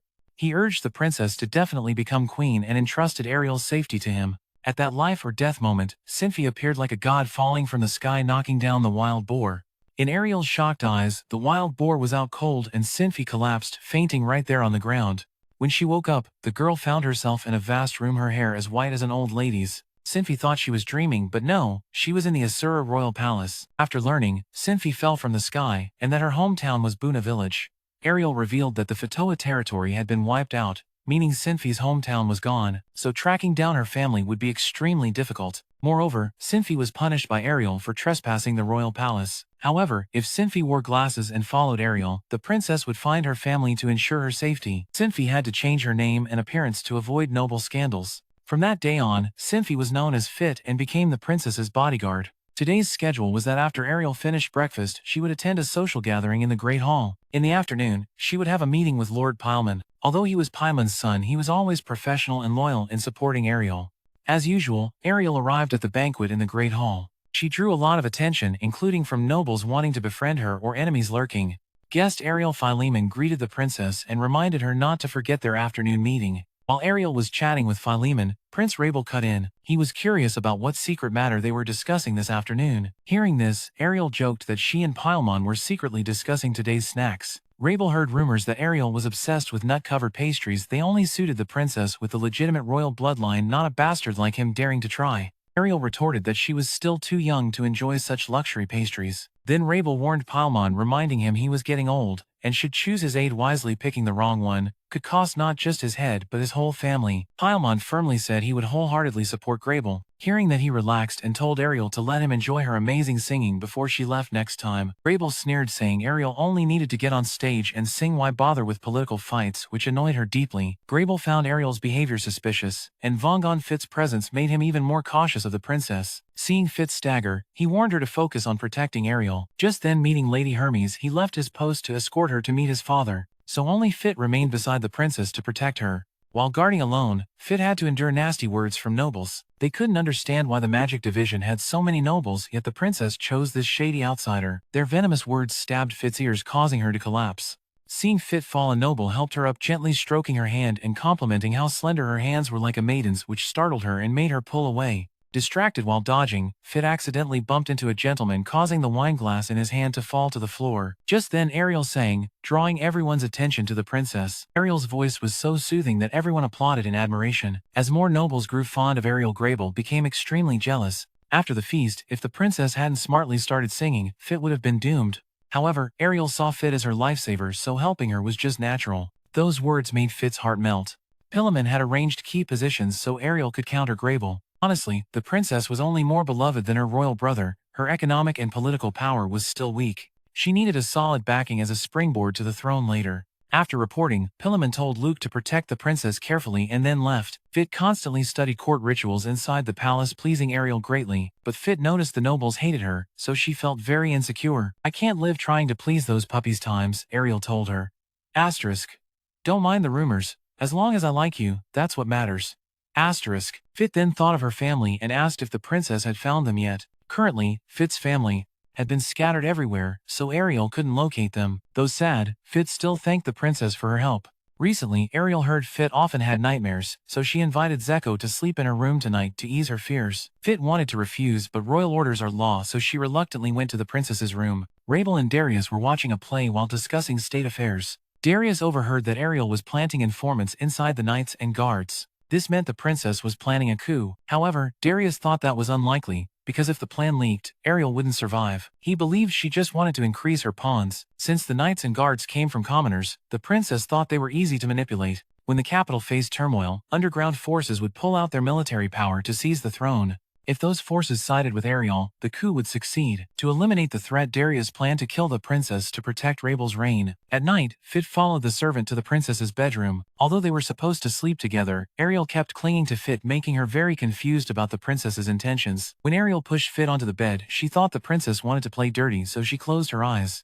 But the princess was just teasing Fit. Fit's panicked closing of her eyes made Ariel very pleased. Honestly, the princess wanted to devour Fit alive, but since she'd promised just to sleep together, she couldn't make a move. Ariel confided that she also often had nightmares. She saw Derek being brutally killed by a demon and then herself following him. That dream haunted the princess and caused her great suffering. At that time, Ariel just wanted someone to lean on, so even without knowing Fit's pain, she wanted Fit to rely on her as she now relied on Fit. The princess just needed to be with the person who saved her that day to stop the nightmares. Hearing this, Fit vowed to protect the princess both in dreams and reality. After their talk, they turned off the lights and went to sleep. Fit felt reassured as the princess held her hand tightly and closed her eyes. Suddenly, Fit had a bad feeling and opened her eyes to see an assassin. She moved like lightning, stabbing Fit with a knife, but Fit dodged and used wind magic to push her away. Then the assassin attacked again with a knife, and Fit once more unleashed wind magic to knock her back. Seeing Fit was tough to beat, the assassin hid in a secret spot and took advantage of a momentary opening to throw a knife at the princess. Fit swiftly blocked the attack, taking the hit for Ariel, then used wind magic to blast the assassin out of the love castle. After rescuing the princess, Fit fainted on an orange branch, forcing Ariel to summon the royal doctor to treat her. The next day, Pillamon discovered the assassin was the infamous killer nicknamed the Night Owl. Many nobles had lost their lives at her hands before. Given the situation, Pillamon feared enemies in the palace and suggested the princess go abroad to study for safety. Although reluctant, Ariel had no choice but to accept. While studying abroad, she would connect with vassals and wait for the right moment to rebel. Hearing this, Luke immediately asked to accompany the princess to Fuangsha. Ariel went to Fit and announced she was relieved of her duty to protect the mage. The princess used Fit's illegal palace intrusion charge to protect herself, but since she couldn't find Fit's family, Ariel didn't want to trouble her anymore. However, Fit considered the princess a friend, and friends help each other in tough times, so she vowed to stand shoulder to shoulder with Ariel to protect her on the journey ahead. With everyone's support, Ariel declared she would become the king of Asura. Since then, the three of them have stood side by side, crossing through countless hardships. After losing the one he loved, Zu headed north to find his mother. On the way, Sue noticed him sighing heavily and asked Judy what troubles he was facing. He wanted to say something but held back, making Sue increasingly curious why Judy was heading north. That area was extremely dangerous, yet Judy didn't look like an adventurer assigned to a guard mission like Sue. And being just a kid mage, going into those underground tunnels was basically a death sentence. Still, Judy refused to answer, which made Sarah furious. Her attitude reminded Judy of Aziz, so he revealed he came here to find his mother. Sue saw that he was alone and clueless about the northern lands, so she offered to guide him. First, most northern countries are poor and struggling. However, there are three nations called the Great Magical Triad that are thriving. The Kingdom of Renoa specializes in teaching magic. The country of Neris specializes in crafting magical tools. The Duchy of Bassarin focuses on magical research, and that's where Suzanne will go. These countries have allied to become powerful together. When they arrived at Bassarin, Suzanne and Sarah reunited with their team. Meanwhile, Judy went solo to find a place to stay. Within a month, the landlord gave him a small room on the third floor. When it came to rent money, Rickett flung a pile of cash at the landlord, leaving him speechless. Judy sprawled out in the room, stroking a lock of Aziz's hair again. Thinking of this, Judy snapped back to focus. He didn't come here to relax. he had to find Zenith. After checking in, Judy went to the Adventurers Guild to take on a commission. Everyone in the guild looked down on tiny weak Judy with contempt. Judy approached the reception and asked the clerk to disband his team. After paperwork, he was assigned an insanely difficult commission and the clerk didn't want Judy to take it. Suddenly, Judy's heart pain hit hard, forcing him to quickly touch his treasure to calm down. Sue noticed Judy's trouble and offered to help. She heard that to find his missing mother, he needed money. That's why Judy risked it and accepted this task. Sue didn't want him venturing into hell alone, so she suggested doing the mission together since they were both outsiders. Fresh off the boat, teaming up was the smart move. However, Judy refused Sue's offer, seeing that Sue kept persuading him with solid arguments. She believed humans have limits and must cooperate in battle to boost survival chances. Actually, Judy knew that no matter what excuses she made, it all boiled down to pity. Sue asked about Judy's abilities, and he replied he's a frontline support mage. Sue's team needed a backline mage, so they'd temporarily assign that role to him. Task division done. They'd meet at the North Gate tomorrow morning to start work. Everyone welcomed Judy to the team. Only Sarah openly disliked him. The next morning, Judy arrived early to wait for everyone. Just then, some drunks were getting wasted on 70 proof alcohol. After finishing their mission, they felt as strong as the 7 deadly swords, and claimed they could slice any monster. Total power trip. Just then, Suzanne and teammates arrived. So Judy introduced himself as a mage who can use void magic. Hearing that Suzanne extended her hand to shake, Judy raised his hand but only halfway. On the way, Suzanne introduced herself as the deputy leader of Cantor Arrow, specializing in frontline combat. The leader is Timothy, who stands in the backline and masters offensive magic. Blue-haired guy is Mimia, a specialist in healing magic. The tall and muscular guy standing on the front line with Suzanne is Pachas. Sarah stands in the middle, fighting with a bow. She turns around and says she won't accept Judy in this team. If you cause any trouble that harms the team, Judy won't get away with it. Hearing that, Susan immediately scolds Sarah. She's afraid that if she and Sarah break up later, Sarah will have to find new teammates. If Sarah keeps this attitude, Susan fears she'll get wrecked. So she advises Sarah to learn how to connect with others. Otherwise, no one will want to play with her later. Sujan's words make Judy realize he's just a pawn she's using to teach that girl a lesson. The image of Sarah walking with Sujan reminds Judy of Ezet. At night, the whole forest team camps on the mountain and discusses their battle plan. The Luster Pack's weakness is their night blindness, so their battle plan is to attack them tonight. When they spot them from afar, Judy will hold the Luster Pack back. Then Timothy will use magic attacks to wipe them out. Suzanne and Patches will stand at the front blocking the Luster Pack, supported by Sarah. If the front line gets injured, Mimia will use healing magic on them. Judy feels too bored and asks to switch to support, but Sarah disagrees, saying he's a mage. If the fight drags on, he'll get exhausted, so Judy has to stay at the back. Still stubborn, he says, after holding them off, he'll kill the boss monster or go up front last. Sarah shuts him down, saying Judy doesn't belong to this team, so he should listen. This leaves him speechless. After the argument, Judy goes to a corner to breathe and clear his head. Timothy approaches to apologize for Sarah's behavior. He says she's not a bad person, just a bit arrogant, so he hopes Judy won't take it personally. Timothy admires Judy for using the void magic, saying only his teacher can use that skill, but Judy thinks using it is useless because it can't bring back his loved ones. Sarah notices 20 Lusters sleeping and thinks their team will quickly wipe them out. Hearing this, Susan signals the group to form a formation to kill the monsters. First, Timothy uses fire magic to burn the Lusters. Judy uses earth magic to hold the monsters back as they approach. Patches sees them burning one by one and thinks this will be easy, so he doesn't need to fight up close. But life isn't a dream. Zodiac crouches down and hears something approaching. Suddenly, the Luster Pack appears.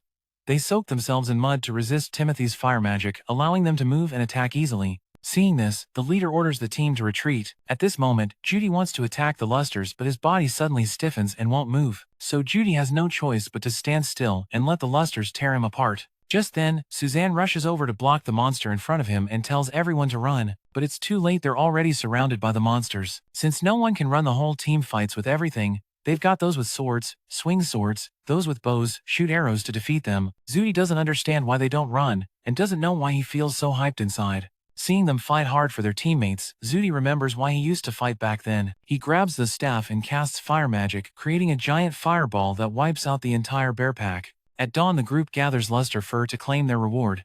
After collecting everything, Susan thanks Judy for saving them from disaster. Judy thanks her for letting him join and awakening his fighting spirit. After being saved, Sarah no longer hates Judy like before. The whole team returns to the Adventurers Guild to receive their reward. The locals look down on the outsiders who came to take their rewards and are very discriminatory. Seeing this, the Arrow team led by Timothy throws a party for everyone in the guild to celebrate starting their activities in this city. Hearing that, everyone suddenly turns around 180 degrees and congratulates them like it's the right thing to do. By the way, Suzanne also announced that Judy will be joining their team from today. Seeing that, everyone cheered loudly for him, making Judy very happy. After the party, Judy went home and lit a fire to warm up. He sat on the chair and took out the treasure he had cherished for so long, realizing he had forgotten to live life to the fullest. He remembered the first time Josie took him outside and patiently taught him. How could he have forgotten that he had received so much from this world? Yet when he lost his Judy thought he had lost everything. That was just a little loss.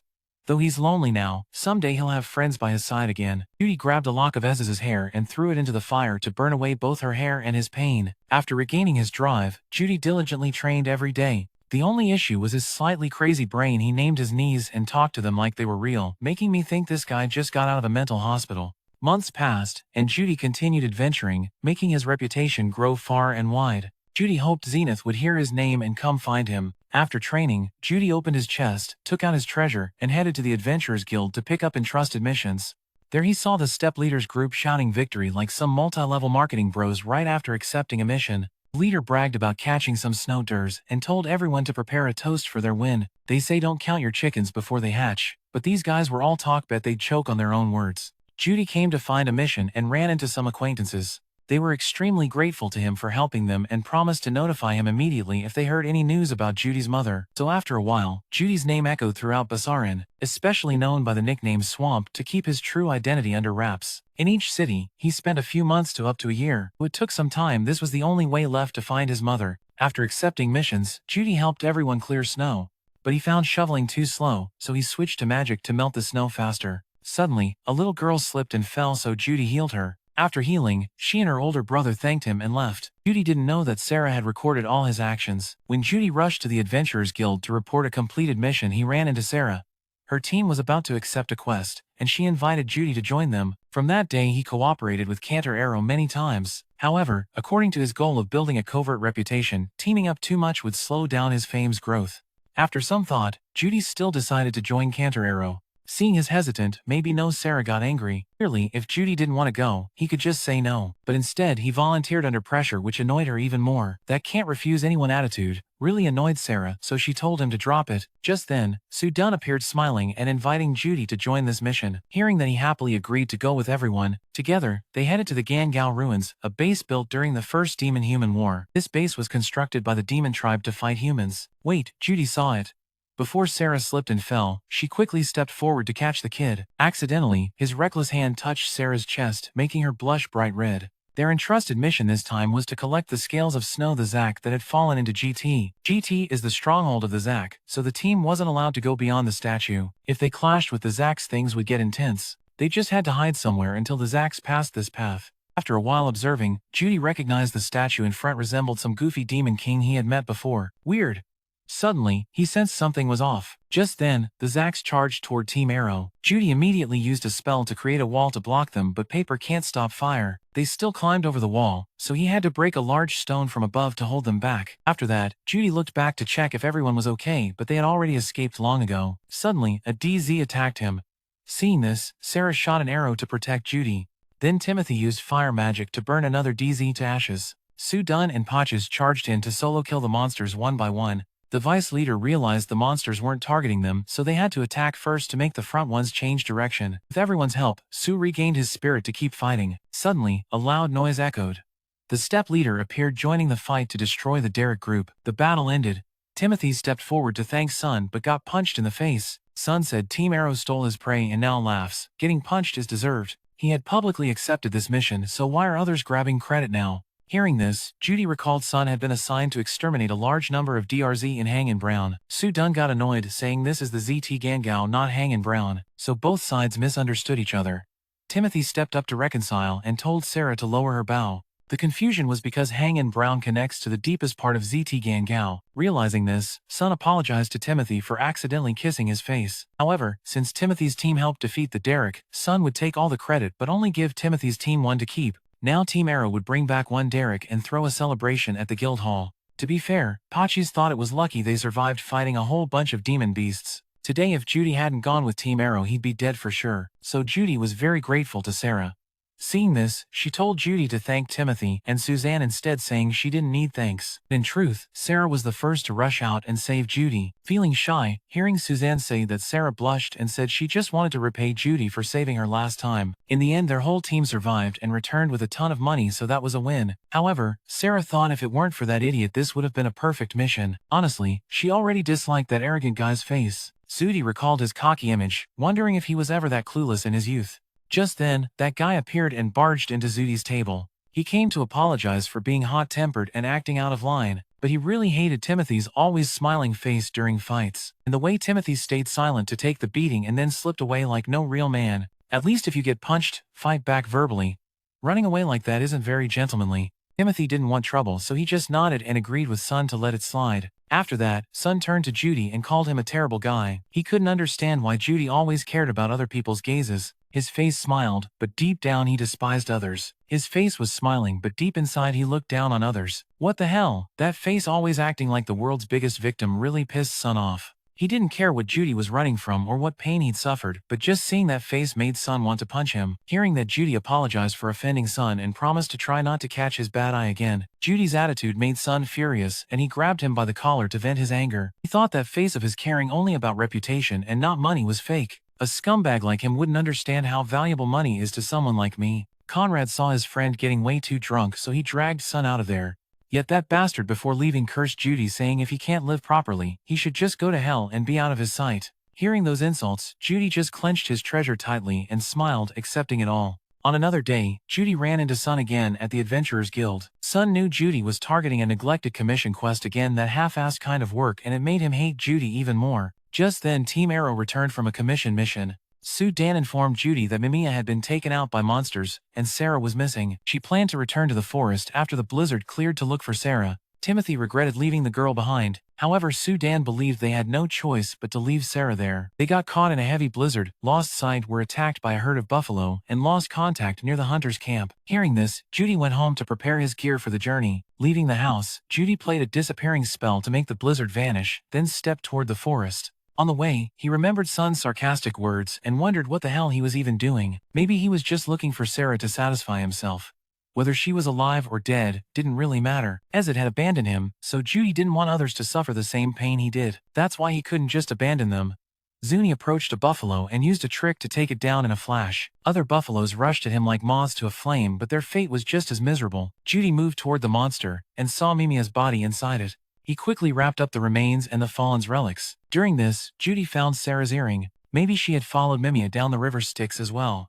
After finishing, he took them for cremation. Honestly, Judy wasn't that close to Sarah, but lately she had stopped bullying him, so maybe they had grown closer. Suddenly, strange hands attacked Judy with a huge block of ice. However, he quickly dodged the strike. Judy saw Sarah being held tight by a cursed tree, so he braved the storm to reach her and quickly rescued her. After successfully saving the hostage, Judy took Sarah to a cave to tend to her wounds. Sarah felt too exposed transmitting energy, naked, so she panicked and ran off to put on clothes. Sarah then asked why Judy was in such a dangerous place at this hour. He had accidentally heard from Timothy that she was missing. They quickly packed their gear to leave this cursed place. Before leaving, Sarah thanked Judy for coming to save her. That thank you felt like it freed him from the prison of guilt he had locked himself in for so long. They returned and ran into Suzanne's team, leaving the city to search for Sarah.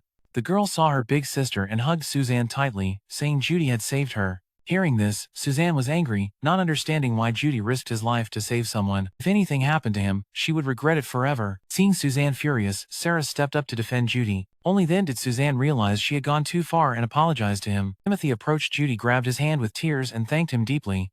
He said he didn't know how to repay this kindness, but since Judy had been saved by Team Arrow before his actions could be seen as even. After all the crying and gratitude, Timothy and Patrice escorted Judy back to his lodging. As the men's figures faded away, Sarah called Judy back and said goodbye. Now she no longer picked fights with him and they had grown closer. Judy was finally freed from his own guilt, and because of that, he could finally sleep peacefully after all these years. Since the event where Judy saved Sarah, he always operated with Team Arrow. Your Swamp Queen Judith nickname has spread far across the nearby villages. Especially the distance between Judy and Sarah has closed a lot. She's been sharing a lot about her family with Judy. Her dad is a hunter, so Sarah grew up learning archery.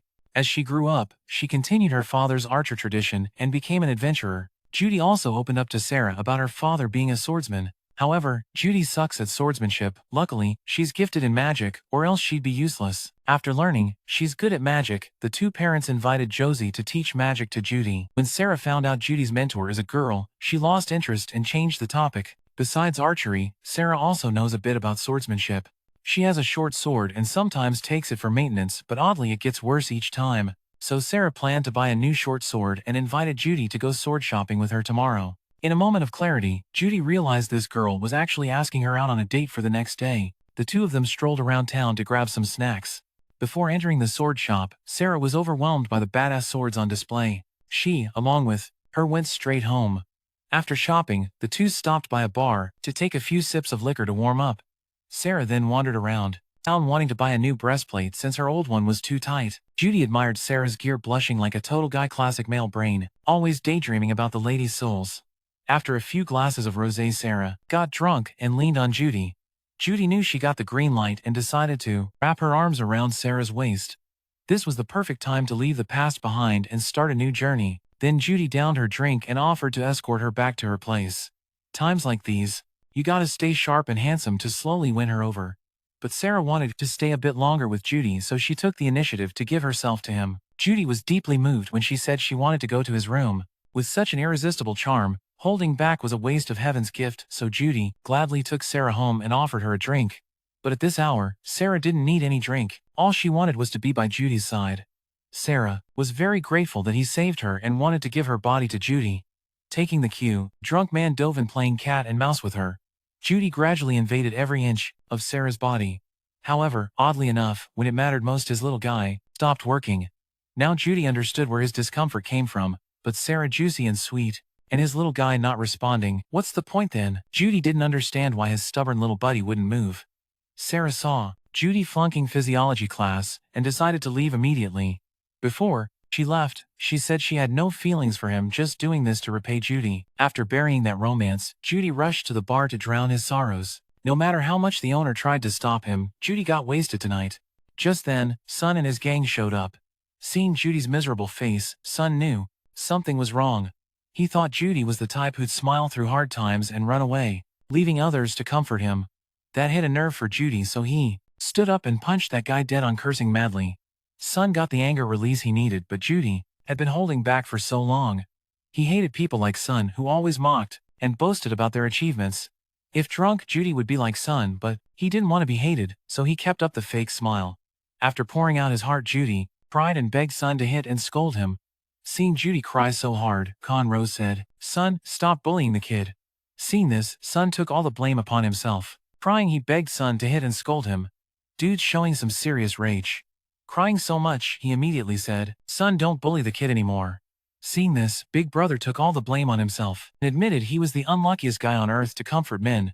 After that, the two of them had a long heart-to-heart, and Sun learned Judy was sad because he'd been dumped by a girl. When you're desperate like this, you gotta find the root cause to fix it, Sun thinks. Judy uses formal speech with me, but she tells me to just say I while fiercely fighting earlier. Using you and I in fights is intense, so just speak comfortably like that. Judy opened up about old times, saying she once liked a girl and they had their first time together. The next morning, Judy woke up to find she had been left behind as the girl went off to explore the world. When Judy expressed her feelings, she broke down crying, leaving me helpless. Based on Sun's experience, maybe she left because Judy's foreplay was terrible. If that's the cause, just go to the red light district and join an adult class, problem solved. That night, Sun took Zoo to Luxor, the only brothel in the city. Here you learn hands-on from the most badass courtesan. That's Alina. Sun had heard her name long ago, not from adventurers, but from her little sister. In winter, when the kid was shoveling snow, she fell and got hurt. Fortunately, Judy healed her right away. If Alina ever got a guy as amazing as Sun to hold her, the other sisters would be seriously jealous. After downing a glass of water, Judy and Alina started a game of tug-of-war. Alina slipped off her cloak, revealing a flawless figure that seemed to invite Sun to play along. At the perfect moment, the two of them turned off the lights and explored each other's mysterious new lands. Downstairs, Sun was bragging and joking with the girls when Judy came down looking sad because Alina had tried everything, but Judy was still asleep like a rock. Hearing that, Sun scratched his head, unsure what to do. Alina said she felt Judy seemed afraid of women. If she met someone who made her feel safe and liked, she'd get better. Judy thought of Rosie, but since they were master and disciple, she couldn't just throw away her morals to do something shady. Alina believed Sun needed to build trust slowly with Judy so she wouldn't be scared anymore. Well, if she can't be cured today, then just get wasted tonight. Hearing that, Zhu went drinking with Sun until dawn before heading home. On the way back, Sun used his monster hunting experience to teach men a lesson. When doing dungeon missions, Sun always took it slow because the deeper you go, the stronger the monsters get, and they even cooperate. If you rush in recklessly, you'll get wrecked, so you gotta take it slow. The same goes for love. The key is to slowly get close to Sarah and gradually open your heart, but Judy thought that was unnecessary since Sarah said doing that was just her duty. Sun insisted that Sarah actually held a times burning love times for him. He advised Judy that life's long and he should try talking to her again. Who knows, things might improve. Judy said he already knew, and told him not to meddle too much, because whether it works out or not, it's no big deal. Girls these days are childish. To avoid trouble, he should find a mature woman like Alina. Sun saw Sarah in front of them and tried to stop Judy from talking nonsense, but she was furious. Hearing Judy's insults, Sarah quickly stepped forward and slapped him hard across the face. She said from now on, she never wanted to see Judy's face again. Then she threw her short sword to the ground and stormed off crying. At this moment, Judy's rational side collapsed. Men knelt and picked up the sword ready to end it himself, but Sun quickly stopped him. Sun told Judy to stand up and run after her to explain, but he broke down crying, refusing to get up. Seeing how bad Judy's mood was, Sun suggested he go back to his hometown to heal his soul, but his hometown was far away in Malus, so Sun invited him to raid the big dungeon in the Naris Duchy instead. Judy insists she already knows and I shouldn't meddle too much whether it's good or not. Even if it's good, it doesn't matter. Girls acting like brats just make me want to avoid them. Only a woman with big curves like Alina is the real deal, Sun thinks. Seeing Sarah in front, Sun tries to stop Judy from babbling nonsense, but fails. She's furious hearing it. Judy insults me so. Sarah quickly steps forward and slaps him in the face. From now on, Sarah doesn't want to see Judy's face again, saying that she throws down her short sword and cries while leaving. From now on, Sarah doesn't want to see Judy's face again, saying that she throws down her short sword and cries while leaving. At this moment, Judy's rational mind collapses. He kneels, picks up his sword intending to end it all, but Sun quickly stops him. He tells Judy to stand up and run after to explain, but Judy breaks down crying, refusing to get up. Sun sees Judy's mood is terrible, so he suggests Judy go back home to heal his soul. But his hometown is far away in Milas, so Sun invites him to join a grand guild quest in the Naris Duchy despite Judy's mocking laugh and fake kindness annoying Sun. Standing up, Sun saw his mood was terrible and suggested Judy return home to heal her soul. But his hometown was far away in Milas, so Sun invited him instead. They planned to go punish the big maze at Naris Duchy, though his mocking laughter and fake innocent talk annoyed Sun. But when he saw Judy's true heart, Sun no longer hated him. At that moment, men realized he was wrong to judge Sun based on his first bad impression. Where is he? Sun suddenly switched gears and became a good guy, so Judy agreed to go with him to some tavern. Alina heard the news about the talented Mage. Judy from the swamp along with the team successfully defeated a dragon. Lost, she immediately used a trick to send information through her body to get info from them, so Alina knows where Zood Earth is tonight.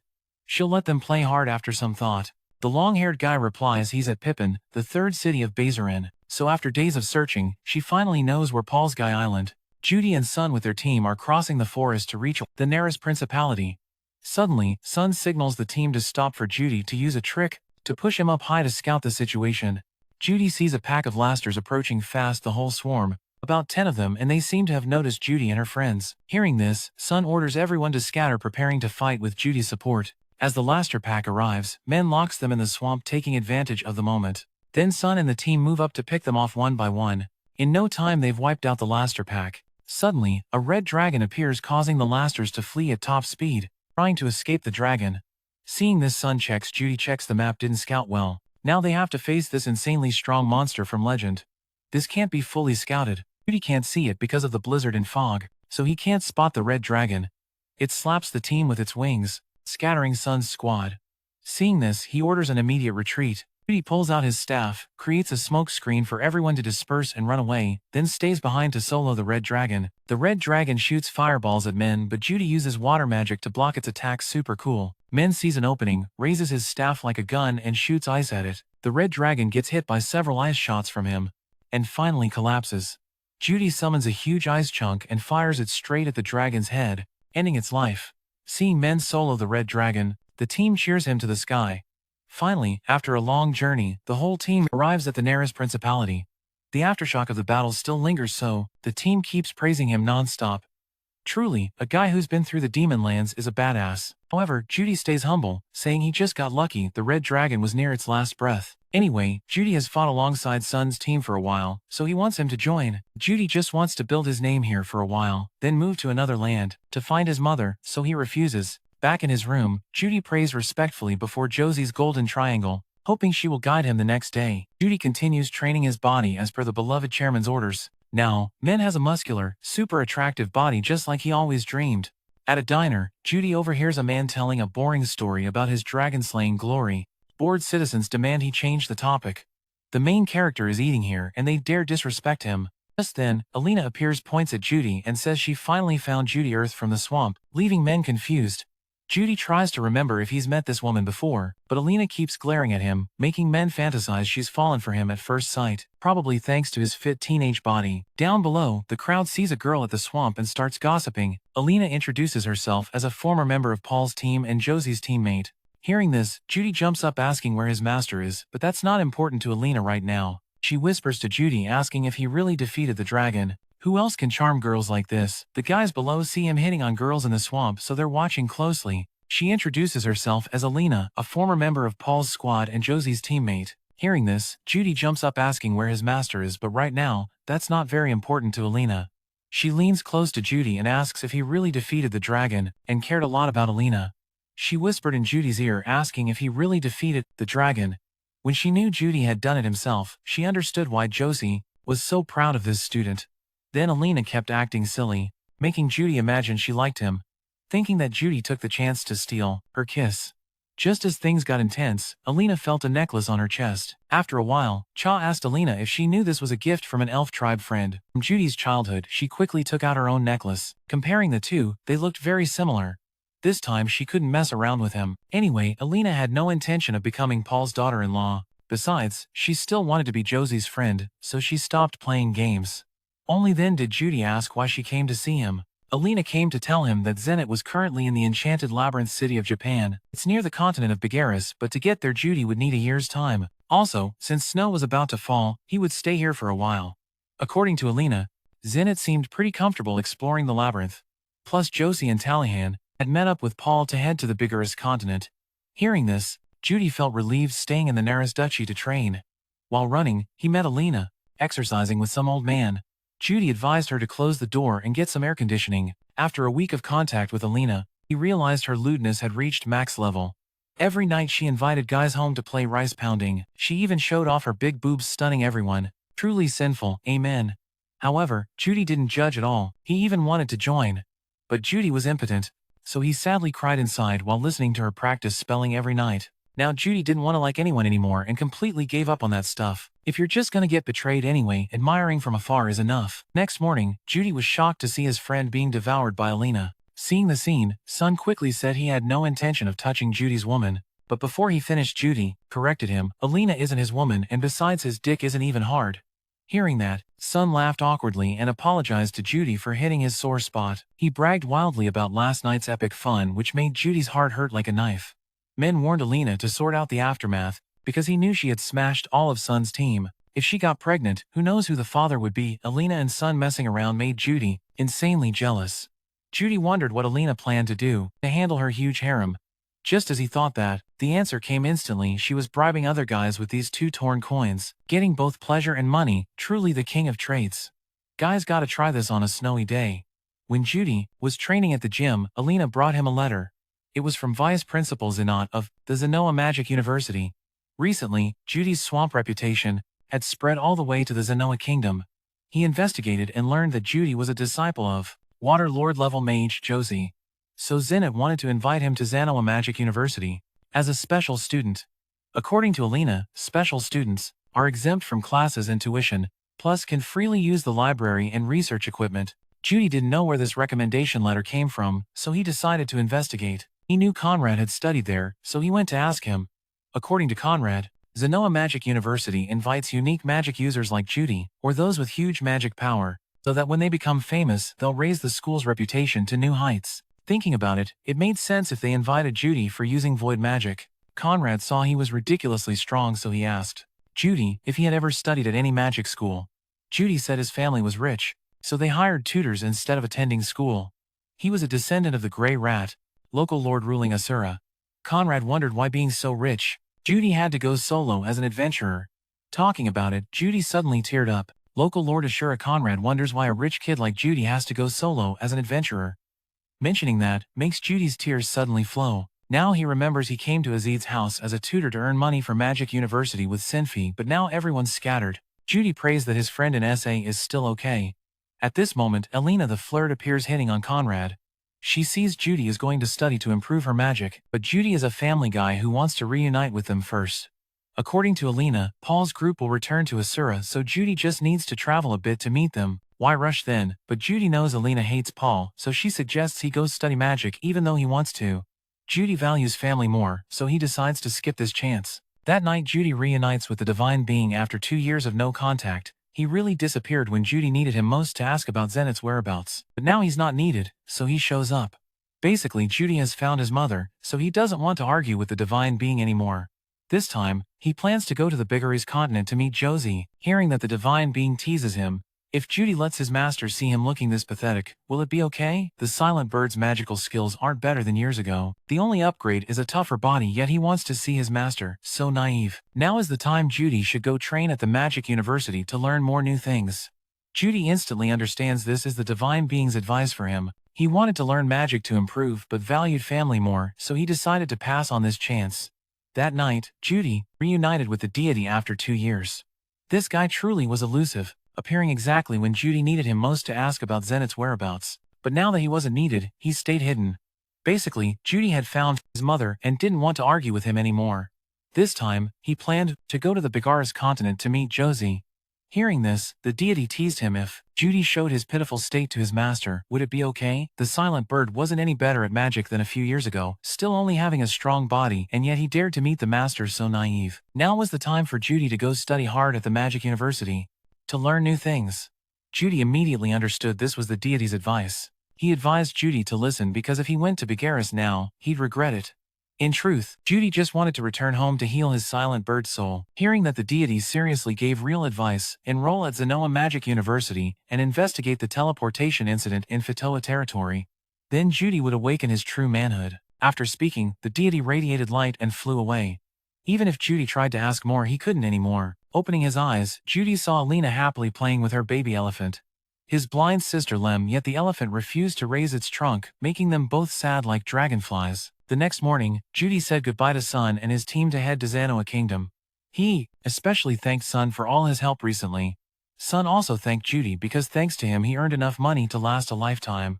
If they met again on a beautiful day, Sun promised to take Judy to the red light district for some fun. Hearing that, Judy happily agreed and said goodbye. Then Judy and Alina set off for Zanoa Kingdom. They traveled a long way to reach the school, training the greatest mages of all time. I tried to grab him to ask more, but it was no use. When I opened my eyes I saw Alina. She was happily playing with her little elephant. My sister Molem, but the elephant wouldn't raise its trunk, which made the old man and the kids sad like a dragonfly on a morning. Judy said goodbye to Sun and the team to head to the Kingdom of Zanoa. He especially thanked Sun for all the help recently. Sun also thanked Judy because, thanks to him, he earned enough money to last a lifetime. If they met again on a good day, Sun promised to take Judy to the red light district for some fun. Hearing this, Judy happily agreed and said goodbye to them. Then Judy and Alina set off together. They traveled to the Kingdom of Zanoa, crossing a long road to reach the academy that trains the greatest magicians of all time. Judy planned to go see Zenith right away so Alina could go wherever she wanted. However, she wanted to feast on some fresh young meat, so she decided to follow him. On the way here, Judy realized that Alina was under some kind of curse. If she didn't stand up to those guys, she'd be doomed. So he sympathized with her more. Within minutes, they arrived at the Magic University and met Vice Principal Zinat. Zinat thought Judy was here because Rosie advised him to study, so he came to the school so fast. Listen to that old guy. How dare he not use honorifics with his master? Judy immediately got annoyed. On this study trip, Min clearly expressed his desire to learn and research at this school. However, to enter the university, he first had to pass a test. This school, besides magic training, also offers courses in other fields. So there are many buildings and classrooms. Hearing that, Judy leaned over to Zinat and quietly asked if the school taught mental health treatment. Zinat replied they don't teach medicine here, only magic therapy and detoxification. Seeing Judy's question, Zinat realized he must be sick. Hearing that, Men said he was just researching to cure his close friends, not himself. Zinat then took him to the arena where Judy would duel another magic master named Fit Shin Fai. Seeing Judy, she couldn't reveal her identity. Currently she was Fit, a magic prodigy at Judy's school. Judy stepped forward to introduce himself, and asked for guidance. He feared if he lost, he'd have to pay tuition like usual, so he had to fight hard. Judy saw the future. Fit was about to cast a water spell at him. Immediately Judy used distant magic, nullify it, then launched sharp rocks at Fit, knocking him to the ground. At the end of the match, Judy even gave Fit a free healing ticket to help his wounds recover. At this moment, Judy realized he had slapped the senior too hard, so he helped him up and thanked Fit for giving him the opportunity to shine. He leaned close and said he'd definitely repay the favor, making Fit blush. After that, Judy was allowed to live in the Magic University dorms, since he was a special student with tuition waived and only needed to attend the homeroom class once a month. Also, Judy moved freely on campus, but if he caused trouble off campus, he was on his own. Right then, Elena asked Judy if the outfit was sexy. Immediately, he suggested ripping the skirt to make it easier for the guys to check her out. If she felt cold, just wear thigh-high socks. That's pure unending sexy. Okay, you little devil. The suggestion was accepted to welcome new students. Then Ariel, the student council president, stood to speak before the auditorium. She looked like a princess, with her entourage of bodyguards admired by everyone. Even Elena wanted to clean house with Ariel's handsome guards. Ariel introduced herself as second Princess Ashura and the student council leader of Magic University. Her speech was all about common rules, like obeying laws and not hating each other. Boring stuff that didn't make Judy feel dull at all. Maybe that's the charm of a princess. After the speech, Judy noticed Fit staring at him intently. Did he still hold a grudge for not bowing to the senior? Today was homeroom class, so Judy went to class to see what happened. Unexpectedly, he ran into Zenoba, an overenthusiastic disciple here. Zenoba saw Judy and got so excited, he almost lifted him up, making Judy scared and shout, "Put me down, Linnea." Annoyed by the noise, slammed the table and chairs, scaring Zenoba, who then introduced Judy as his often-mentioned master. But she didn't care much and waved him over, saying, "Girls like you just need to be well-behaved." She happily introduced herself as Linnea, daughter of GIS and leader of the Daedonia warriors in the Great Forest. Hearing that Judy suddenly, "Am I dead now? Has he ever been pinned down without returning the favor to the senior?" Today was a homeroom class, so Judy went to class to see. Who would have thought he'd run into the overenthusiastic disciple Zenoba here? Zenoba, seeing Judy, freaked out and almost picked him up, making Judy scream in fear, asking him to put him down. Linnea, annoyed by their noise, slammed the table and chair, showing her displeasure, which scared Zenoba. He nervously introduced Judy as the master he always mentioned. However, she didn't really care and waved her hand, calling Zu over. "Come here." With this noble girl vibe, men just had to behave, and she'd be pleased. She happily introduced herself as Linnea, daughter of GIS. Her father was the leader of the Daedonia warriors in the Great Forest. Hearing that, Judy suddenly remembered GIS mentioned sending a girl to study abroad. So, this must be the place. In class, there was a girl who caught Judy's attention. Her name was Persena. Turns out she resembled Linnea, except she looked like a dog and was arrogantly snobbish, ignoring Judy completely. This guy was a genius magician. Clip. He was only in his second year but had mastered all attributes at a high level. He just started second year and already reached supreme rank in all attributes, except his barrier magic is still beginner level, about to reach intermediate. At first, Judy thought this guy was just bluffing, overestimating his power. But who knew he was a rare gem? Just meeting him once, the Clip already knew Judy. Besides magic, he also knows how to swing a sword. Judy wondered where this guy got his info. Turns out his grandfather said Ezid personally told him, shocking Judy like crazy. Judy tried to calm down and asked where the Clip met Ezid, but got ignored. The last person in class is Miss Silent, but meeting her is harder than climbing heaven because she's always researching fragments. Also, teachers excused her from all classes and homeroom once a month, so she often skips class. Riding that momentum, she doesn't attend class at all.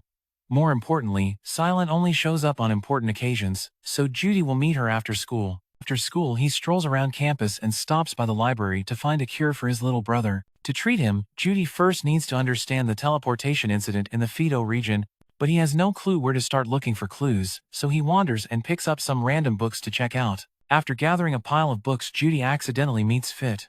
Taking this chance, he apologizes to Senpai for beating him and ruining his reputation, but Fit doesn't really care. Seeing Judy carrying a stack of books, Fit asks what he's researching. Mel replies he wants to understand the teleportation incident because he used to live in Fido but was blown away by a disaster to the Great Mage continent. Hearing this, Fit gets a bit emotional and reveals his identity. Judy continues, saying, "It took him 3 years to return. Luckily, during that time he found his family. Now, only his childhood friend Judy doesn't know where she is. Just talking big, but actually he came here to find a cure for erectile dysfunction, so he had to fool Senpai. Fit says goodbye to Judy, and suggests he read the expedition journal to learn about the incident. Who wouldn't watch Pi such a good guy yet you think he hates you? That's just careless. Ever since Zenoba met Judy, he's been like a shadow following men to learn carving techniques from Master Zenoba who pursues him so passionately. So Judy also became a disciple, grinning ear to ear, catching the attention of those walking by. When he arrived, Judy ran to greet him and introduced himself. But he already knew about him from Fit's stories long ago, and thought Judy forgets too easily. This comment confused Judy. He clearly didn't forget anything. The criticism was fair. If a famous person like him forgets, how can Judy remember anything? When introducing himself, he said he's from the Noto branch of the Grey Rat clan, meaning he's Judy's cousin. When leaving, Zenoba revealed he's a high-ranking noble of the Asura kingdom. Though a student, he's actually the bodyguard of Princess Ariel. After losing the succession battle, the princess fled here as an exchange student. Besides her, Fit silently follows to protect the princess. He's a talented emotionless mage. But no one knows Fit's origins except that he's from the elf race. After chatting with Zenoba, Judy went to the library to read books. On the way back to the dorm, Judy accidentally picked up some underwear someone dropped. He tried to return it, but before he could, a girl caught him stealing underwear and screamed, causing a group of girls to surround him. Suddenly, a gorilla fell from the sky, called Judy a pervert, scaring him. "Son, what did I do to make you all so mad?" Bad luck. No matter how, the underwear he's holding belongs to the princess. No saving her now. Just as he was about to head to the tea shop, Fit ran over and said that's his underwear. He was drying but accidentally dropped. He is a brilliant magician with no equal. However, no one knows anything about Fit's origins except that he is from the elf tribe. After talking with Zenoba, Judy went to the library to read. On the way back to the dorm, Judy accidentally picked up a pair of panties someone had dropped. He tried to return them, but before he could, a girl saw Judy stealing panties and screamed, causing a crowd of girls to surround him. Suddenly, a gorilla fell from the sky and called Judy a pervert, scaring him. Son whined, "I didn't do anything. Why are the girls so mad?" Bad luck. No matter how, the panties he held belonged to the princess. No saving you now.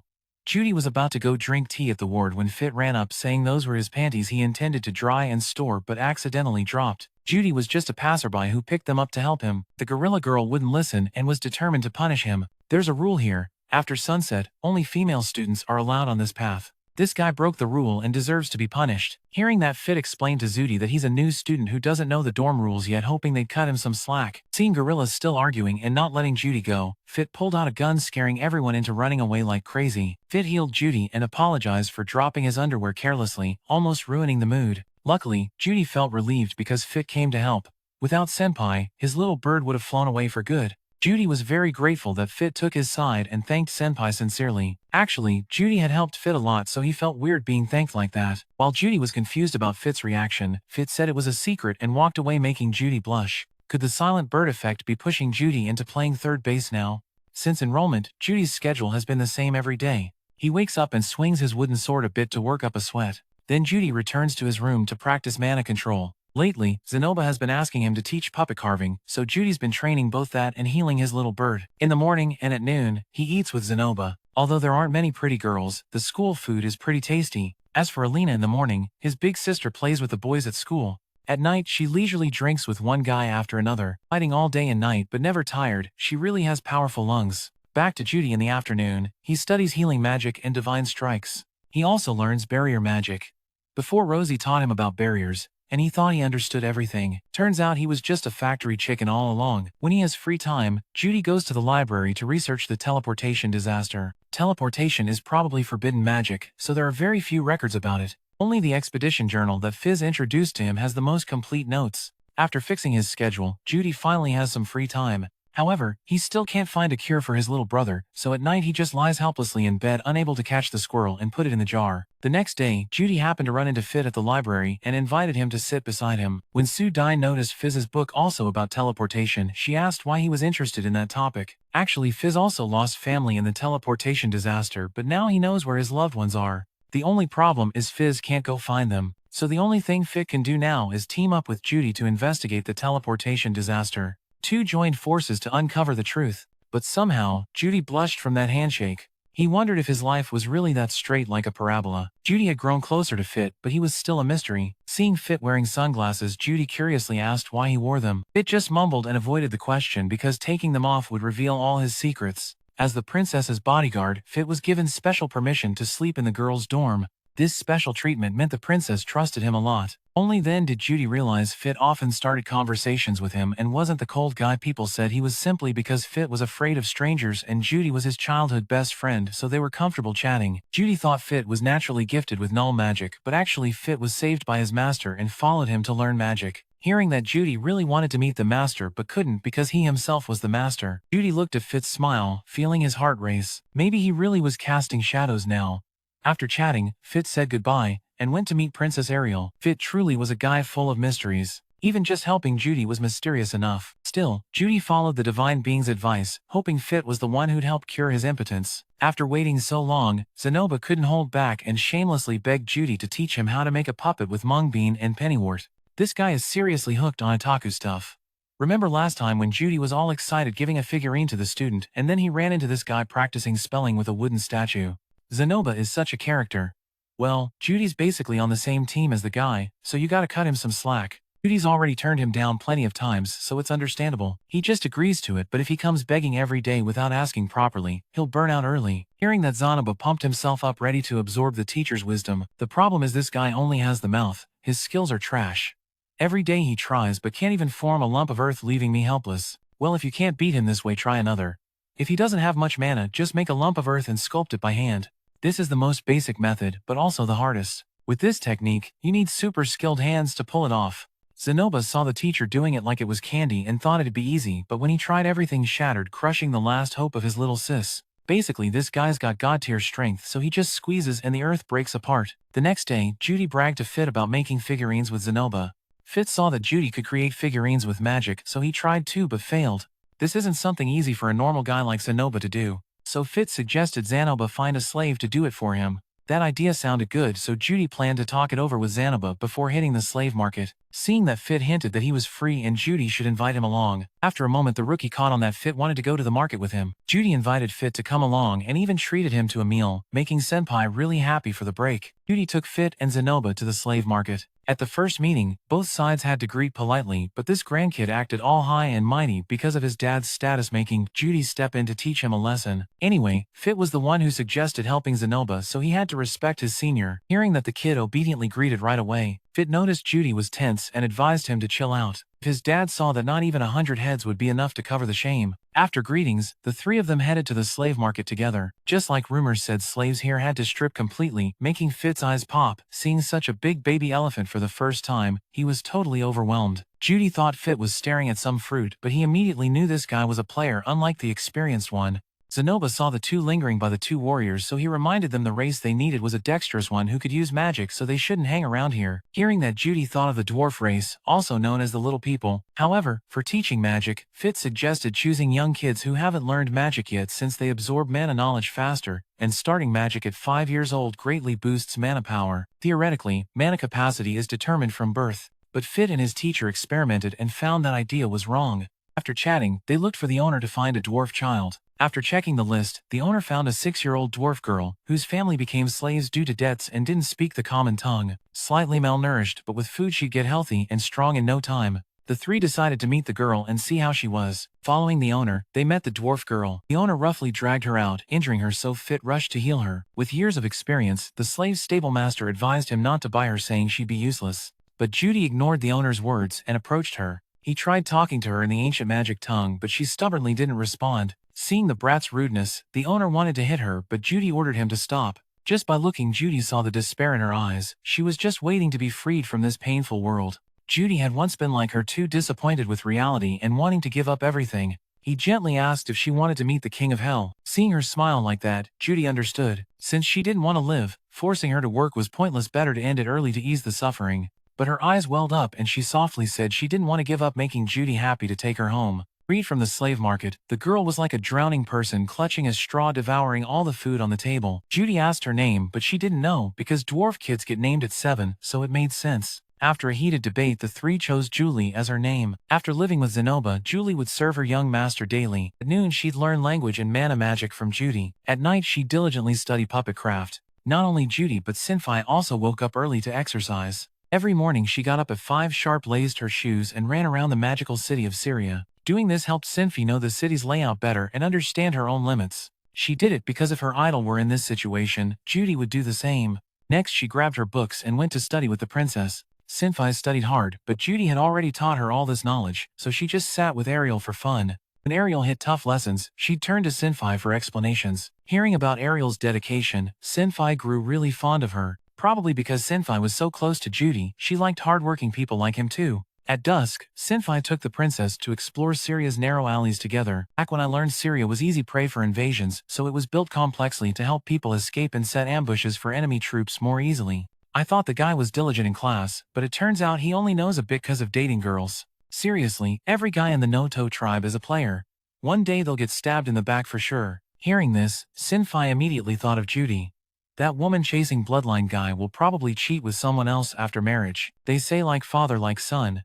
Judy's dad's already thirsty, so the son must be a player too. Thinking this, Sylphie sighed, and her teammates noticed she kept thinking about Judy at night. Could it be she's actually fallen for him? What should she do? For the past month, Judy has been teaching Julie. Using an experimental method, every morning he has her cast a magic spell exactly once. Then she focuses on using manaless techniques to fire earth bullets, and in just 1 month she mastered that skill. Besides magical progress, Julie's language skills have also improved a lot. She's also become proficient at skincare for Noba, which pleases Judy a lot. Normal slaves get branded upon purchase to prevent escape, but Julie is Judy's disciple and Zenoba's foster sister, so no need. One day, to honor his beloved master Zenoba introduced Julie to Judy's outstanding sculptures, with tonight's masterpiece being Zuizet, an OP warrior of the demon tribe. The special thing about this statue is its aura. Though static, it looks like it's about to smash the enemy's face. Suddenly, Sue asked where Jose's statue was making the disciple sweat bullets.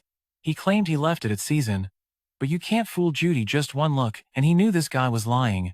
Zenoba knew he couldn't fool his master, so trembling he brought out the treasured item for him to see. Before Judy's eyes, his most prized work was shattered into pieces. Seeing this, Judy got furious, ready to beat his little brother up. Zenoba quickly explained it happened because of school violence. Back in freshman year, he got provoked by Linnea and Persina, so he went full beast mode to solo both.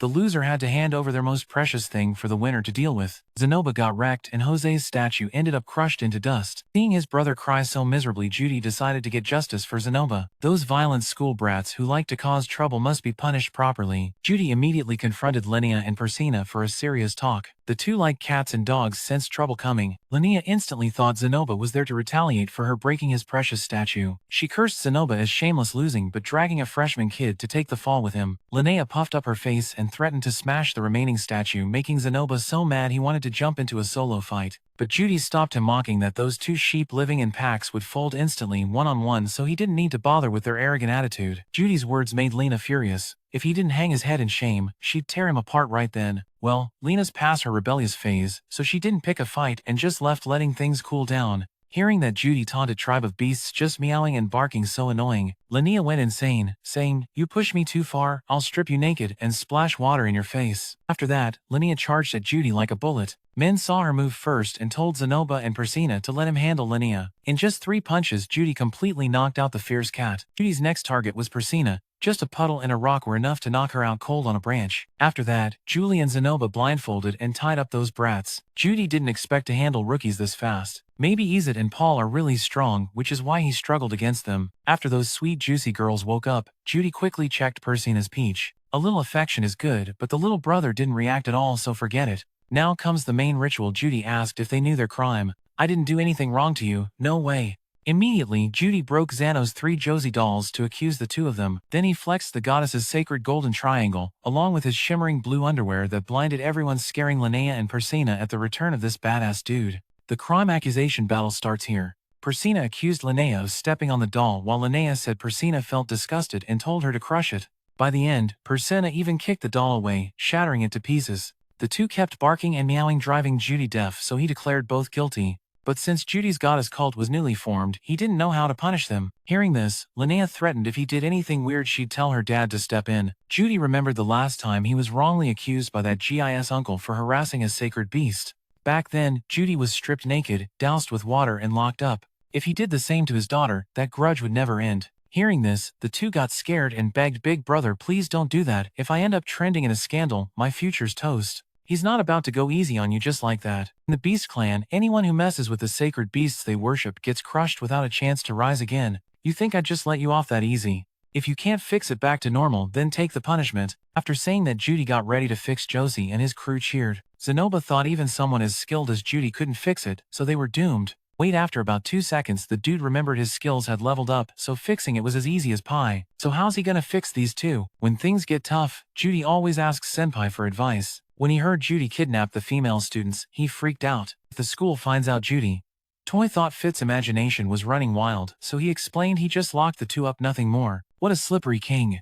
Hearing that, Fit relaxed because Judy hadn't crossed the line yet. Back to the main topic, Judy wanted Fit to suggest a punishment that felt good for him but wouldn't make the others hate him. Though the game was tough, Fit had an IQ of 200, so he came up with a countermeasure. That very night, Judy brought Fit home and saw the soaked scene reeking of ammonia. You can't expect someone tied up all day to keep quiet like that. First-time kidnappers are still clumsy.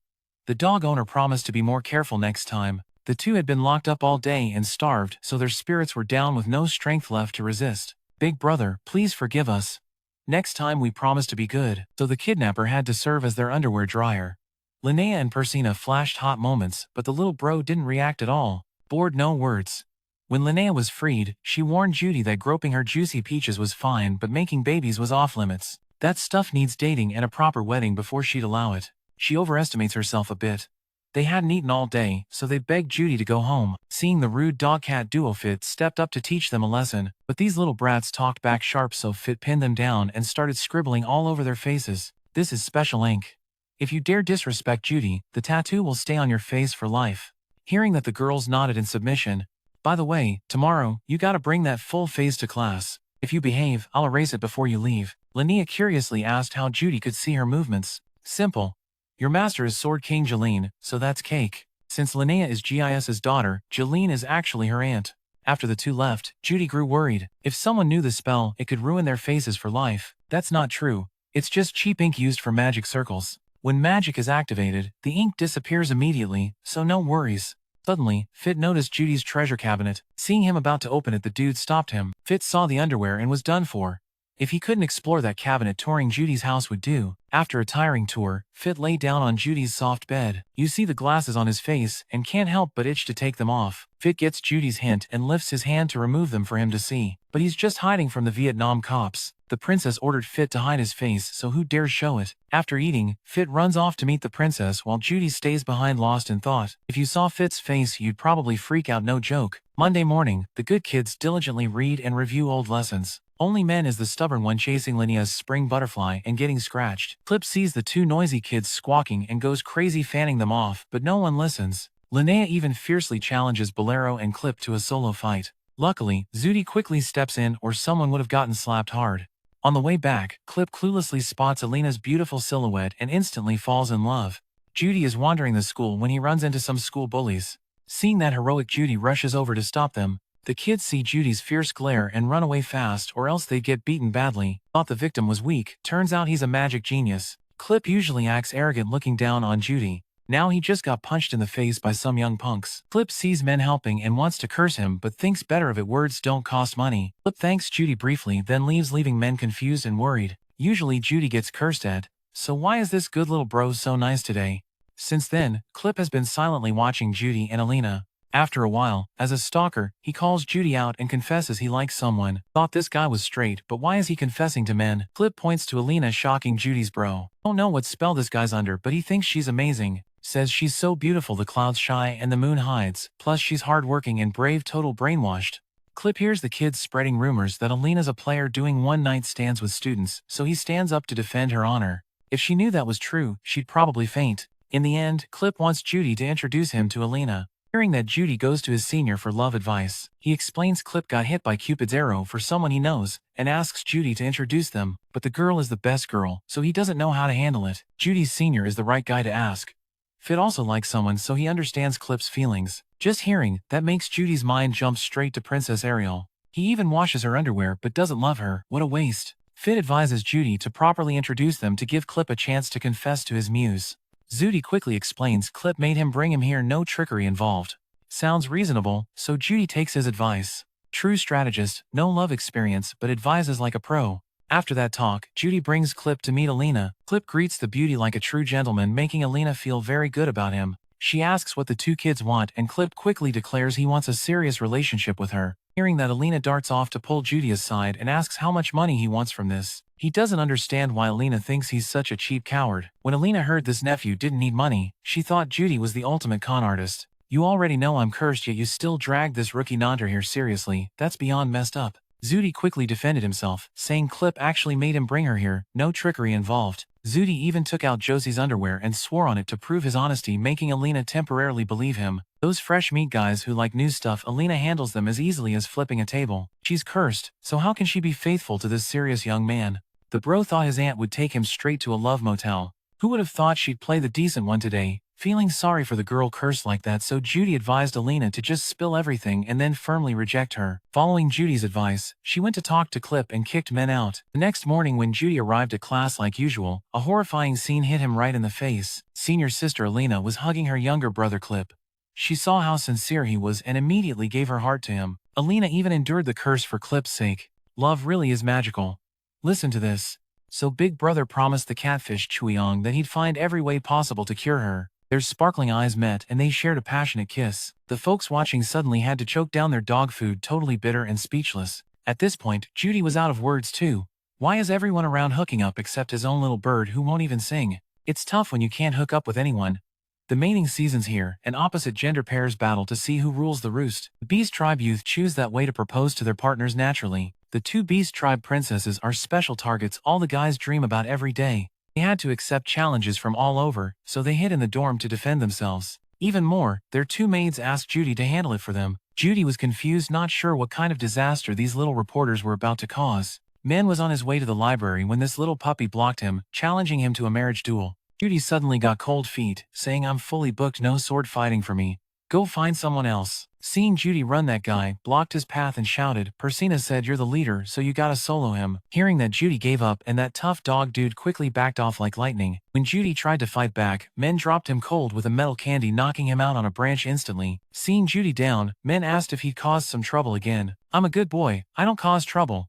It's just that my little reporters announced to everyone that whoever beats Judy gets to marry those two ladies." Dude, you're the dog owner, not the tribe chief of the dog pack. Why spread such wild rumors? Judy's rich, but the duel competition is packed with tall, dark, smelly guys with no cute girls. Hearing that, Fit said there were girls, and the little brother got his hopes up only to find out it was a scam. When he chased after him, he saw a horrifying scene: Beast Tribe fragments being carried off by that muscular purple sweet potato dude to the afterlife. When he saw Judy, he ran over and told him those punks dared him to attack if he didn't line up, so he handled the whole gang to ease Judy's load. He really wanted to duel the guy wearing the mark his wife gave him, so he traveled a long way here to fight Judy. He introduced himself as Demon King Ba-Di, husband of the Demon Realm Emperor Kisiri. Although Judy didn't understand what was going on, since he was invited, he decided to wait for the shipper to bring his staff and then duel right away. Ba-Di was a bit surprised to see Judy calmly face him. "Humans are always in a rush, but you're so chill. No wonder your wife already recognized you long ago." Ba-Di heard his wife excitedly talking about a guy like this, so he came to meet him in person. Hearing that, Judy humbly said he was just a small fry with slightly more mana than others. Seeing that, Ba-Di laughed heartily and sat down to chat with him. According to Kisiri, Judy is even more badass than Laplace, so he can proudly claim his mana pool is top tier worldwide. Lady only casually trains to improve mana and is already top 1 on the server, probably buffed by the god of humans, while useless reincarnators like you don't stand a chance. Speaking of the human god,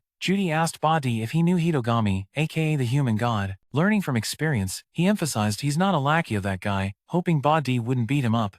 That name Hitogami sounded totally unfamiliar. Ba-Di had never met him. Seeing Judy silently sad, he told him to cheer up, making the onlookers think these guys were tripping too hard. Right then, Fit brought the staff to men before the duel. Senpai warned him that losing was okay, but to remember to keep his life. Following senior brother's advice, Judy first bowed to Ba-Di, begging that if he lost, please spare his crippled life. Hearing that, the Demon King found Judy even more interesting, a mighty mana wielder begging for mercy, truly a strange sight. Judy said it was basically because 2 years ago he almost got pierced by the dragon god and turned into a porcupine, so he took out personal insurance just in case. Hearing that, Ba-Di stopped laughing and suggested that Judy use his strongest move. As for him, if that move injures Ba-Di, Judy wins.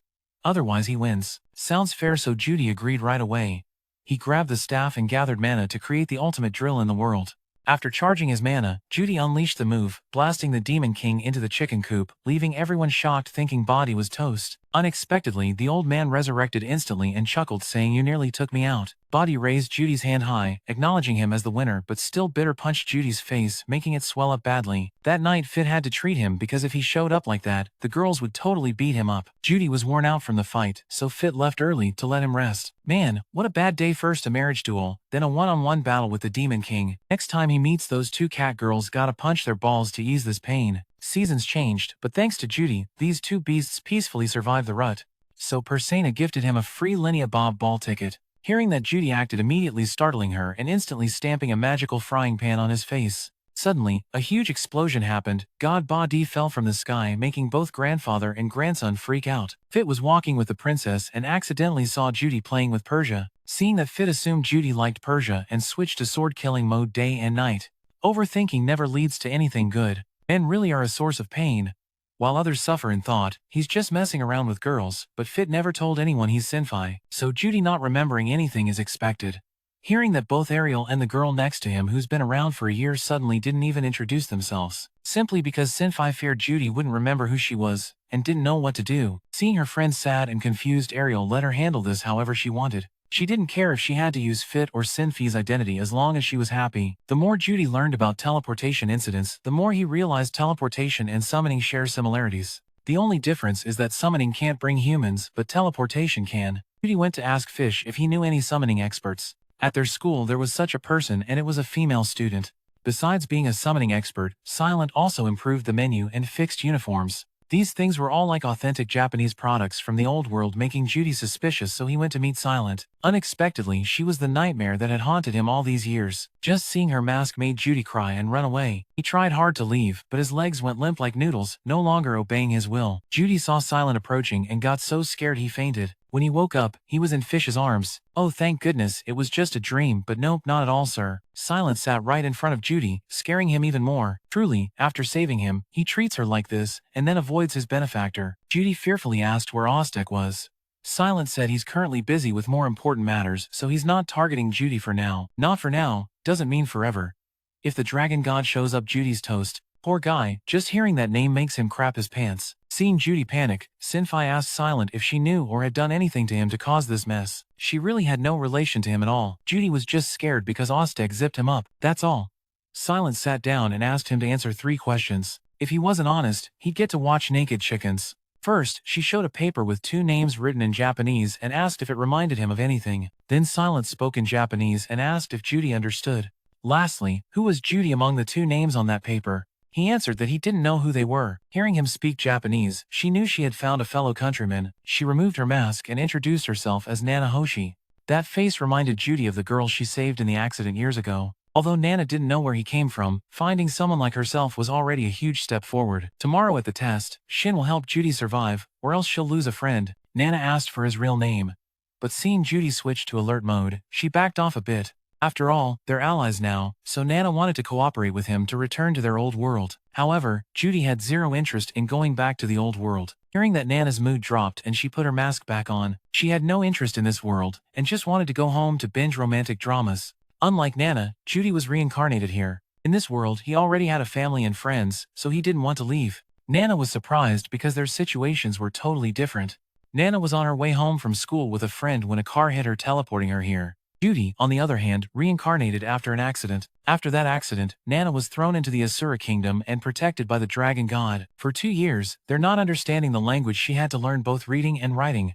Then the dragon god took Nana on a world tour. Along the way, they ran into enemies and had to fight a lot. The battle with Judy felt different, so she asked Ostek to revive him. Judy didn't understand the deep hatred between the dragon god and the human god, but just hearing the name got him targeted immediately. Even Nana didn't know, since Ostek only said it was a personal grudge. Back to the main topic, searching for those 2, she traveled around the world for a year using teleportation magic circles. That magic circle was created during the Great War between humans and demons at ancient ruins. However, she was silenced and couldn't tell him about it. Although she couldn't find any clues about the circle, someone told Nana she was summoned to this world by that AI, and Nana couldn't reveal who that someone was. In this world, there are anomalies. Any major change to history causes the world to be wiped out, so Nana only does things that benefit herself, otherwise she just moves on. Time travelers should care about that, not this reincarnated guy. Nana learned teleportation magic to return to the old world, but her mana is 0, so she can't activate the circle. Also, Nana has lived here for 5 years without aging a bit. That's pretty sweet. That's Nana's story, and now she wants to make a deal with him. She has no mana and zero fighting power. Nana hates this world, and still has family and friends back home, so she wants to return. Meanwhile, Judy hates his old world and loves this new one, so he refuses to go back. Although their goals clash, each has what the other wants, so she needs him to cooperate. Since Nana has no mana, she wants him to join her teleportation magic experiment. In exchange, she'll tell Judy what he wants to know. Hearing this, Judy agreed. Fitz said he was investigating the teleportation incident, so Nana would share info. She really didn't understand the cause of that incident, but it happened at the same time she arrived in this world, so she thinks she might be the cause. Hearing that, Fit freaked out and attacked Nana, but Nana had prepped several magic rings, raised a shield, and successfully blocked Fit. Fit could only scream and do nothing else. Judy rushed in, pulled Fit away, and said it was all a misunderstanding. Nana was also a victim who was unfortunately brought here. Hearing this, Fit calmed down. They'd been speaking Japanese, and their older brother only caught bits and pieces. After clearing up the misunderstanding, both sides apologized to each other. Honestly, Nana didn't know how that incident started or ended. She didn't know why that person caused such a disaster. Even Ostek saw it for the first time, so he was clueless too. Judy remembered the human god, saying the dragon god caused it, but now it seems that's not true. Nana feared she was involved and confessed she was the cause, so if it really happened, no one could blame her, but she did figure out the real reason behind the incident. Just by studying teleportation magic, we'll figure that out. Then you'll need Judy's help. Got it, girl. On the way back to the dorm, Fit asked Judy what she thinks about Nana. Even though he's not a big fan, Nana looks legit, so he trusts her for now. Hearing that, Fit was relieved. Very happy. That's good to hear. But Trunbase still doesn't get what's so good about her. Poor Fit having to live in fear all the time because of the divine beast. Ever since they went public with their relationship, Clip's always clinging to Princess Alina. And Fit is surprised at how long this couple has lasted. When Fit thinks of Judy, 100,000 questions pop up because Judy's true nature as a girl chaser is in his blood, yet his nephew is indifferent to girls. All because the little bird in the cage couldn't get popular, so he just has to accept it. Since meeting Nana, Judy visits her every day to hang out, making Fit upset since the two seem closer than he used to be with Judy back in the day. It's making her more and more miserable. At this rate, Fit's love interest will be stolen sooner or later, but she doesn't have the guts to snatch her back. This year, Judy turned 16 and has been in Magic University for a year. He trains with the sword every day. But this time he has to train under Ba Di's supervision. If he slacks off, the god will feed him some humble pie. Suddenly, Ba Di asked what he plans to do after getting stronger, but Judy couldn't answer.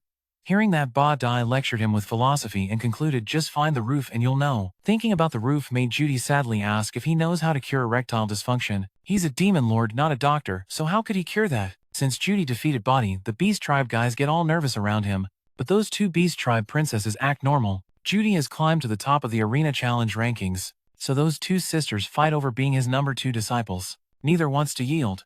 Seeing this, Judy had to step in and stop them. Enough fighting already. After Judy defeated Fit, he became the top of the server school rankings, so he's confident.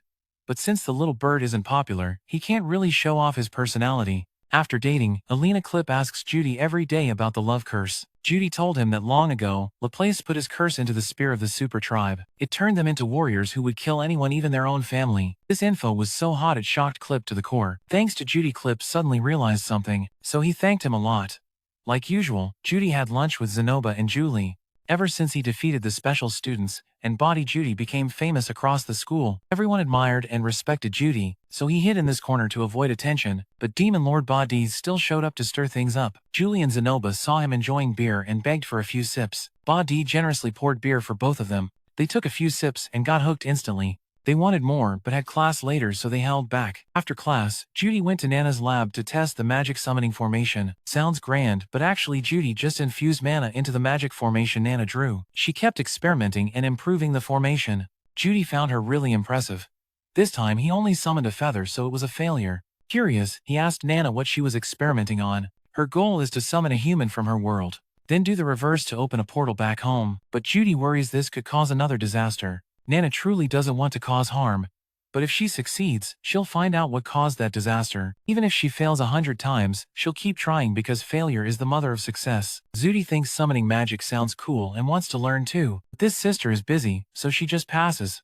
Go make a clear little green bean herb. Mom clearly said she'd tell Judy what he wants, but now she's acting all cold. Although Nana didn't teach you how to use summoning magic, she'll answer one of Judy's questions and give you all the experiment results, so hang in there, kid. Nana tossed Judy a book and told him to read and study it during his free time. You can't expect to get something for nothing, no way. After dinner, Judy will teach Julie magic and puppet crafting. Right now, her earth-creating ability has improved quite a bit. As for sculpting, she just started recently, so she's still a bit clumsy. Since meeting Nana, Judy's gone to the library less, so he's seen Fit less too. One day, he received a letter from Sun. This god came to Saria for a clan meeting and took the chance to invite him out to eat. That feeling of seeing an old friend after so long apart is amazing. Why does Sun, who hasn't seen Judy in ages, think his little bro looks like some dumb kid? Just turned 16, not dumb at all. Sun shifted his attention to Alina. He couldn't believe a wild party girl like her actually had a boyfriend. That's only because she hasn't found someone who truly loves her yet. Now that her pilot's here, she's ready to give him her whole heart. Sun was drinking when his teammate called him away for urgent business. They just met but had to part already. Sun clasped hands with Judy and promised to drink again another day. Alina, taking advantage of going out, gave Clip a basic rundown on adventurers and asked if Judy wanted to join. Nah, don't bother, just gonna be a useless extra. So he asked permission to return to school first. Before leaving, Judy warned them not to go to dangerous places or they'd be screwed. You're overthinking way too much, not everyone's going dragon slaying. While wandering the market, Judy ran into Fit and Luke, so he went over to greet them, but he noticed Fit's behavior was different than usual, and was about to start a conversation when Luke blocked him. Whatever, what are the odds? Could they be dating? No way these two are secretly running a love business together. Whatever, the world's open now. Guys and girls just gotta have fun. When Luke saw Judy still trying to talk to Fit, he stepped in and explained that while protecting the princess, Fit isn't allowed to talk, so Judy should go play somewhere else. Kid. What a terrible day getting kicked out everywhere. Suddy looks calm on the outside, but inside he's screaming like crazy. Fit avoiding him felt like a dagger stabbing straight into his heart. Even after thinking it through a lot, Judy still couldn't understand why Fit was avoiding him. Now Zenoba has arrived at the Magic Guild to research the divine children Linnea and Persina and overheard your story. Then I'll laugh my ass off, but Nana's busy, so she probably won't have time to listen to you whining. Life sucks when you need to vent, but no one's around to hear your troubles. So Judy turned to books for peace of mind. Unexpectedly, Fick was also sitting in the library and warmly asked about you, Peanut. I was still gut-wrenchingly sad because of you, and here you are calmly reading a book. Judy asked why the big brother ignored the little brother earlier. Fit is a man of few words, so when protecting the princess he's not allowed to speak. His voice sounds too childish and talking would ruin his credibility. That's why the princess forbids Fit from speaking. But the protector of Ariel, where's the princess at? Hearing this, Fit said the princess was nearby shopping, but seeing the two so different day and night made Judy suspicious. He guessed Ariel disguised herself as Fit to go out more easily, so the family law forbids him from speaking to help with the disguise. Judy just hoped not to be hated by Fit. Hearing that, Fit was surprised and said he couldn't hate him. When Judy saw Fit smile, his heart melted. That night when Judy sculpted Fit's figure, somehow his chest ended up looking like a grapefruit, leaving him helpless. Judy couldn't understand why Fit's gentle gestures and shy smile etched so deeply into his mind. Then he realized he was in love. Damn it, not only did the little brother not teach him, but now he's falling for a guy. From that day, Judy just watched Fit from afar, too scared to approach and confirm if Fit was really a man. Then Judy went to the vice principal to ask about Fit's gender. The teacher confirmed Fit was a genuine guy, leaving Judy disappointed. Judy returned to the library pondering whether to confess if Fit was a girl or just drag him to try on dresses if he was a guy.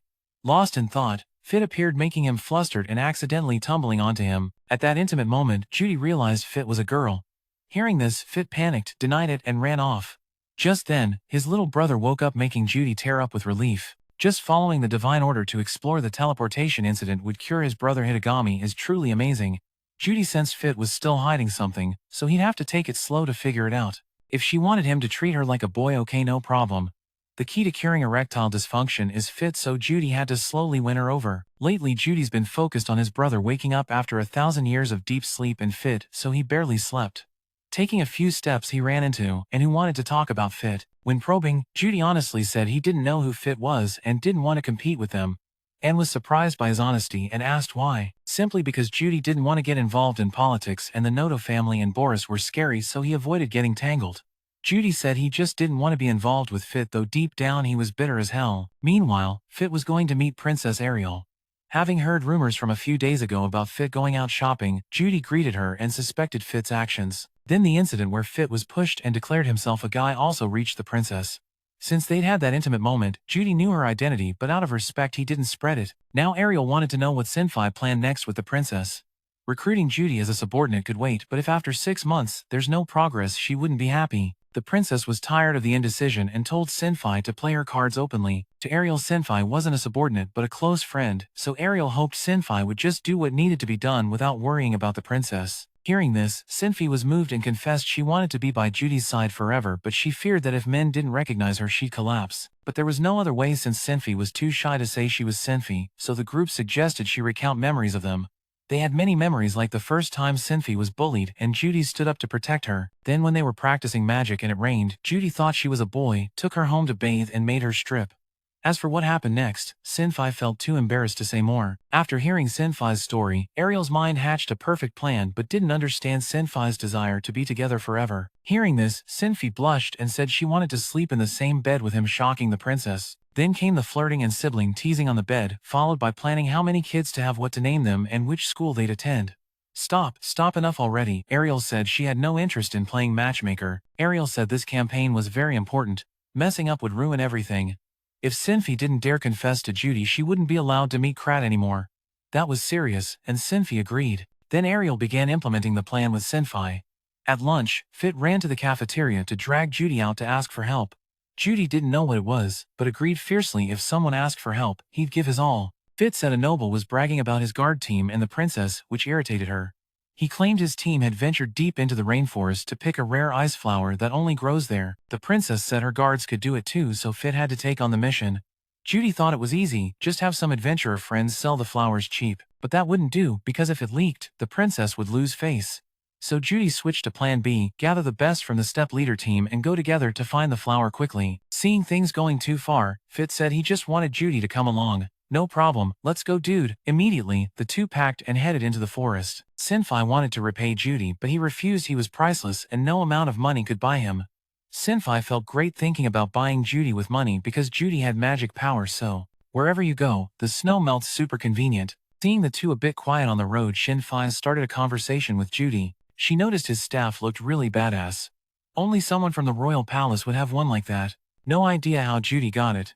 He said it was a birthday gift from a classmate when he turned 10. Hearing that, Sylphie asked to try holding the staff for fun. The staff's so big Judy guessed easy planned for him to use it when he grew up. Now that Judy's grown up, his first love isn't around anymore. After snatching the spear, Sylphie started calling the rain and wind. Seeing the dark clouds, Judy planned to use magic to clear the sky, but Sylphie was holding his staff, so she channeled her mana into it, making the rain fall faster. Seeing the rain, Judy immediately invited Fit to take shelter in the nearby cave. Judy found Fit's behavior kinda weird, and with the clouds moving to increase the rain, she got suspicious. Someone was using magic. Judy seemed to recognize this because she looked worried about her clothes getting soaked, so she used wind magic to dry her clothes. As for her underwear, she'd deal with that at home. No way she'd pull her pants down here. Fit looked embarrassed. Judy noticed Koro sitting hugging her clothes in a corner and went to talk to her. Back then, he once knew an elf girl, and learned they couldn't show their skin to other races. So Judy turned around, closing her eyes to give Koro some privacy while drying her clothes. Meanwhile, Fit stayed still enduring the cold. Judy was worried Fit might catch a cold and advised her to change clothes, but Fit wouldn't undress herself. She was anxious. If Fit wanted, Judy would create a room for her to change, or she could go outside.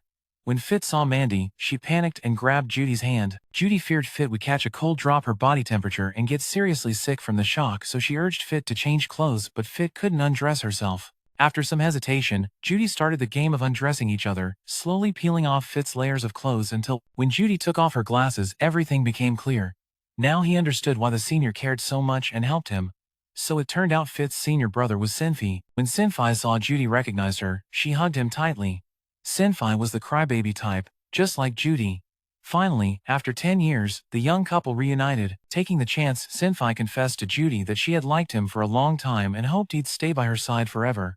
Judy meeting Sylphie was stunned. He didn't understand why he hadn't realized his wife was right beside him all this time, maybe because their images were so different. Sylphie was the daily crybaby clinging to him, while Fit was mature and cared for others, especially with that sunny smile that made Judy unable to look away. He couldn't lose her again, so Judy confessed he loved Sylphie too. Hearing this, she burst into tears of joy. They exchanged a passionate kiss. Then he carried her off to feast. But dude, how come you're so hot and still trying to secretly date girls? Judy couldn't do much, so Sylphie could only cover her with a blanket and hold her close. He told her 3 years ago he had a mental illness, so his bird's voice was lost. That's why Judy knelt down and apologized for not fulfilling her manly duties. Actually, she felt he wasn't at fault at all. Sylphie told Judy to stand up and treat her like before. Judy immediately obeyed and sat down to chat with her. He thanked Sylphie for the necklace she gave him on his birthday. She worried Judy wouldn't accept it, but Miley Leah had already brought it to him. Now Judy wondered why Sylphie disguised herself as a boy back then. After seeing her nephew taken away, she got mad and fought Paul. But due to her lack of skill, she only managed a few hits before being knocked down. Since then, Sylphie had been diligently training magic. Besides, she also learned the handbook on how to be a wife and etiquette for marrying a man to avoid awkwardness.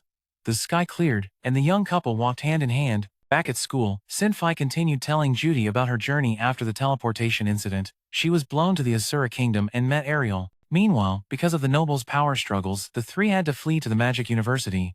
When she saw Judy's name on the new student list, Cynthia was very happy he was alive. However, at first men acted coldly, which saddened her. If Sylphie had introduced herself earlier, maybe they'd already have 2 kids. Judy apologized for not recognizing his wife after being together so long. Suddenly, the smile of the muse caught the brother's eye, so Judy secretly kissed her ear, making Sylphie blush. Now the bird in his cage was reacting, so sooner or later he'd recover. The two leaned on each other peacefully, watching the sunset.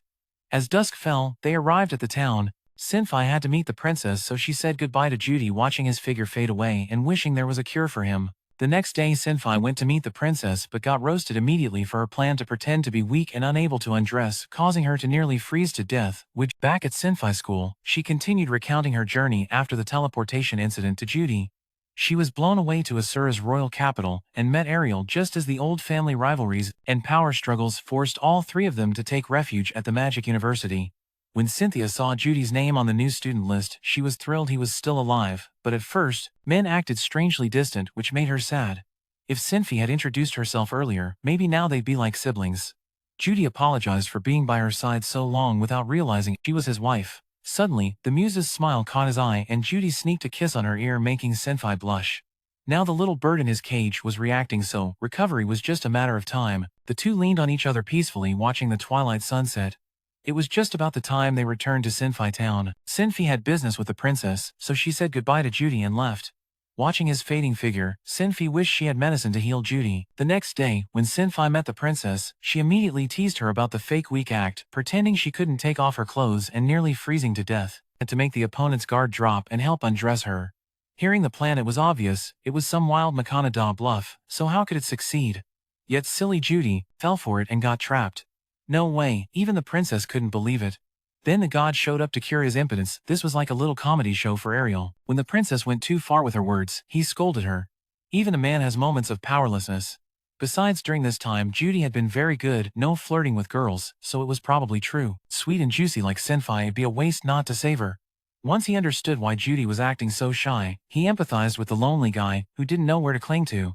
He came here seeking hope to save his little guy. Oh, so touching. He sympathized with you, a lonely guy, with no one to lean on, coming here to find the last hope to save the kid. So touching. Hearing that, Ariel froze and admitted he spoke too harshly. After settling things with the princess, he immediately asked Sylphie, "Do you want to heal Judy?" Of course she did. Getting to eat sausage was worth any hardship. Sylphie would heal her no matter what. Hearing that, he went to get medicine for her. While waiting, Ariel gave Sylphie 1,000 plans to help the little bird sing for the first time, booze warmth and pulling down the shirt strap to expose the shoulder. Then a few flirty lines. He hit the jackpot, at a loss not knowing what the princess was thinking, why she was teaching cheesy romance drama moves to this little bird. With this body, Sylphie wouldn't fall for any seduction. Hearing that, her fragile heart was heavily hurt because she was from the Grey Rat clan, known for being attracted to big chests, but Sylphie was flat like a shrimp, so he had no interest. However, this aphrodisiac would solve her problem. It was once made in the Fitawa territory but got wiped out due to a disaster, making its price skyrocket. This aphrodisiac was super valuable, and he planned to sell it if he ever hit financial trouble, but seeing friends in trouble, who wouldn't help, so he gave it to her free.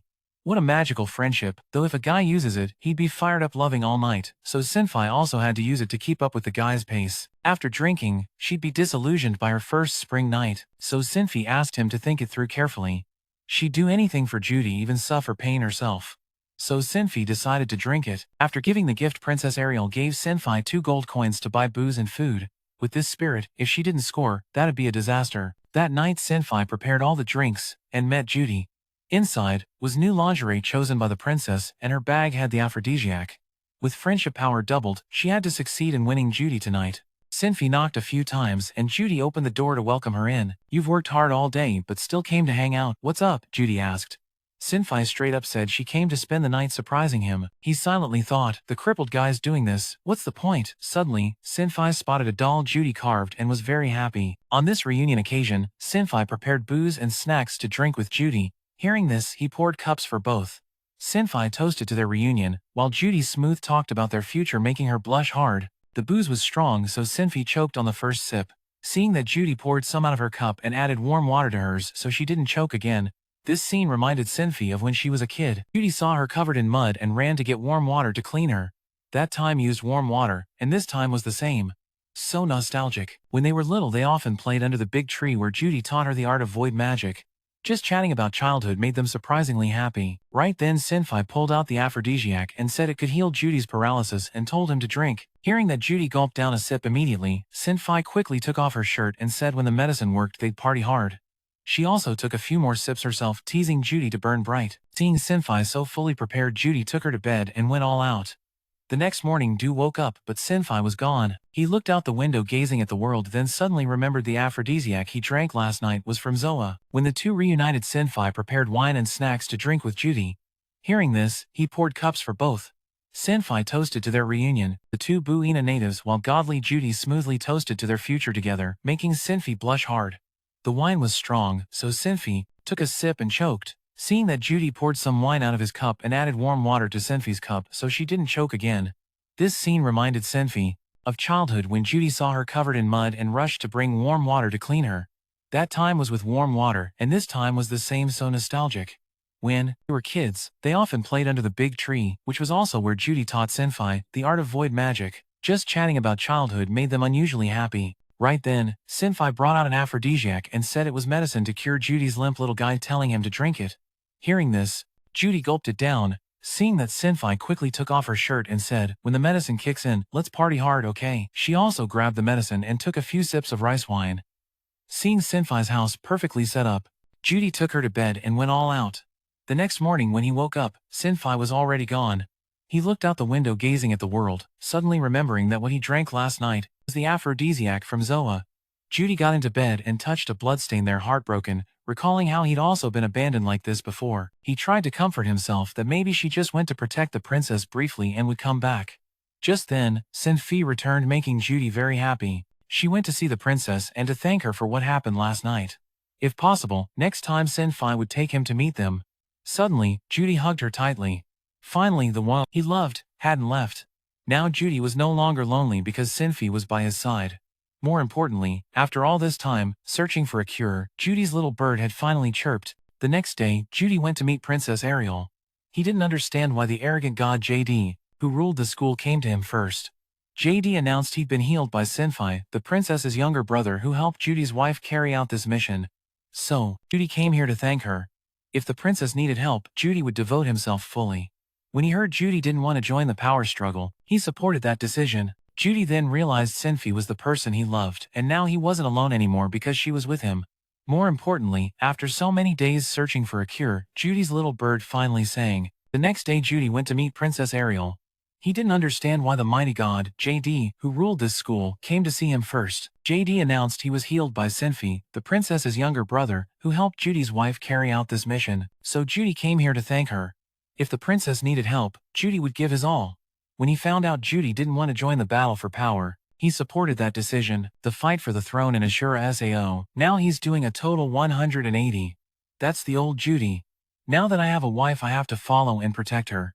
Plus, Judy still needs to find his mother after the teleportation incident, so he can't head to Asura right away. The princess understands his feelings, so she lets Judy settle his own business first before teaming up with her. But if Judy plans to ditch Sylphie to look for his family, I'll have you benched for good. Hearing that, Judy was scared and begged Sylphie to come back to the palace, making the girl instantly happy. The princess then called her Cynthia Grey Rat, which shocked her. Then she pushed Cynthia toward Judy, knowing she really likes him. Since Sylphie is now Judy's wife, she no longer has to pretend to be a guy. In exchange, Ariel will borrow Judy's name for political matters. Hearing that, men agreed immediately. After 10 years, Sylphie finally took off her sunglasses and returned to her true self. Sylphie walked up to Judy and together with her husband thanked Luke and the princess. After the little guy was healed, Judy confidently showed off his personality by transforming into a scanner, making all the girls panic. Just by looking at the guy, you can tell he's starving for girls. Judy's lustful gaze made the girls swoon and want to give themselves to him. Clip glanced over and immediately recognized that the guy had been self-indulging for a long time, but now he was oddly confident. The little birds started singing and had to fly and jump everywhere. When Judy said he was cured of bone paralysis, the juniors laughed their heads off, so he toned it down and said he just recovered from a bad wind poison. Now, Mayo Gogo finally understood why Judy didn't take them. Zenoba and Clip competed to congratulate Judy on escaping his bad luck and curing that disease. Shin-Fi had to sacrifice something precious for him, so Judith vowed to treat her well for life. The intoxicating lustful aura scared the two girls who worried their purity would be stolen at this school. Come on ladies, he's a real man, faithful one husband, with many wives, so he doesn't cheat like usual. Judy went to Nana's lab to help her. Suddenly, he asked what Nana would want from a lover, but that killed the mood. She said she just wanted to go home quickly and didn't care about his silly love stuff. He should just shut up and work so she can get home to her forever single parents. Nana actually had a boyfriend before, but they argued and broke up. Turns out the argument happened outside right before the accident when she was talking to her boyfriend. Hearing that Judy apologized and promised not to talk about love anymore, seeing Judy admit his mistake, Nana gave him some advice in love: if two people care for each other, just having peace together is enough. After finishing research with Nana, Mandy sent a letter to Pao. Recently, they often exchange letters. Now that Judy's cured, he'll prioritize family reunions. Just then Shin-Fi greeted him, reminding Judy he needs to prepare for the epic wedding mission, so men organized a meeting with the brothers to get their opinions. According to Clip, he should prepare a house before marrying because that will be their home, otherwise marriage means nothing. That's when Judy remembered. After marriage, Pao would also move to Buena Village. Clip continued saying if the fiancé's family is well off with a house, no worries. But if neither has a house, the man must provide one. They say men build houses, women make homes. Hearing that Judy planned to check houses in the city tomorrow, Clip was curious who men would marry. Judy feared Shin-Fi's identity would leak, so he only said that was the person who healed him. Hearing this, Clip was happy, and told Judy that if his wife followed the Millet faith, he'd come bless them both later. The next day, Judy seriously checked out some house blueprints, though he didn't really know much. Shin-Fi is the princess's bodyguard, so she would probably visit often. Judy thought it might be good to bring Shin-Fi to look at houses, but since this was his chance to prove his manhood, he had to choose himself. He flipped through a few pages and found a house that was spacious, and only then did Judy remember that after marrying, Pao also moved to live in Buena Village. The clip continued, if the opponent's family is well off with a house, there's no worry. But if both don't have a home, the man must prepare. They often say men build the house, women build the home. Hearing that, Judy planned to go to the city tomorrow to look at houses. The clip was curious about who men was going to marry. Judy feared Shin-Fi's identity would be exposed, so he just said that she was the one who healed him.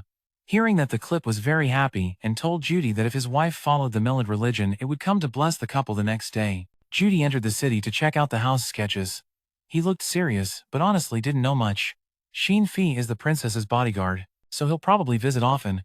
Since the princess will move into the cramped house, who would want to smell that? Judy thought, maybe I should take Shin-Fi to see it. But this is a chance for him to prove his manhood, so Judy must pick the house himself.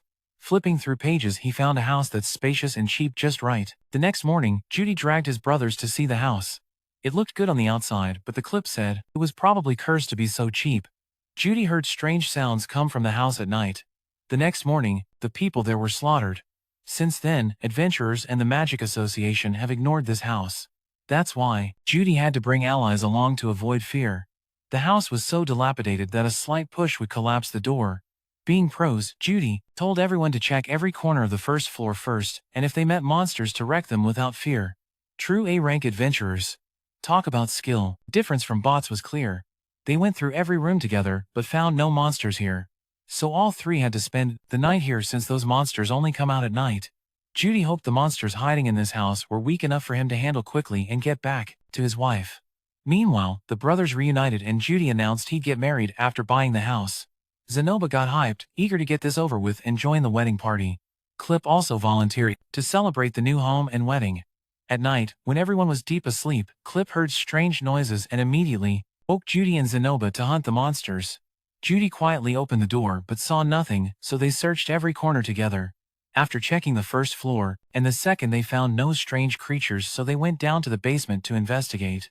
However, the basement was empty too, so Judy told them to return to their rooms and prepare to face monsters that might be lurking nearby, waiting to attack once they were asleep, so the three had to stay super alert. Suddenly, Judy spotted a strange hand sticking out of a hole in the ceiling. Suddenly, a disgusting monster appeared and attacked him. Judy launched drill strikes to pierce the monster, but failed. Just when men thought he was done for, Zenoba appeared and blocked the attack for him. Confident he was a divine servant, he shrugged off a few stabs. Clip saw his teammate get hit and cast a spell. It seemed genius-level strong, but actually just lit up the room and then disappeared. At this point, Judy had calmed down and grown stronger, creating thousands of drill strikes to finish it off, but Zenoba wouldn't allow it. After a tense moment, Zenoba subdued that cursed thing. He and Judy dragged that hellish creature back to their room, while old Clip was so scared he curled up in a corner, claiming he was afraid of getting in their way, so he just sat there. "I'm not blind, dude, you're just exaggerating," Judy said, though he was scared too, so he didn't blame Clip. Judy turned to thank Zenoba, saying it was thanks to him they defeated that undead demon lord. But before he could finish, he was shocked by what scared them even more, a walking humanoid figure that got Zenoba hyped. Those automatic robots really fascinated Judy. Definitely, Judy's disciple, just one look and you know it's a special humanoid. Since there's a moving humanoid here, just understand its structure and replace the wooden parts with silicon, and you'll create a perfect humanoid robot. Thinking about this already got Judy pumped. Suddenly, Clip stuck his head in and told them to stop, saying this wasn't the time for that talk. Zenoba, furious, ran up and smashed Clip's face. "You punks know nothing about our noble ideals, so shut up." As he spoke, the two younger brothers almost started fighting, but they were told to stop. This must be the evil spirit that killed those who came to see the house. Besides, this one, there might be other humanoids, so they needed to search immediately. Maybe they'd find the blueprint for creating this humanoid. After searching, they found a secret room. There Judy found a detailed research book about that humanoid. Looking at the drawings, it was clear the humanoid was controlled by a magic circle. Recently, Clip had studied magic tools and recognized the magic circle matched the drawing in the book. Probably the humanoid was entrusted by the late owner to protect the house. When anyone tried to approach it, plucked their hair, which spread rumors about the haunted house. With everything settled, Judy just needed to repaint the room and bring his lady home.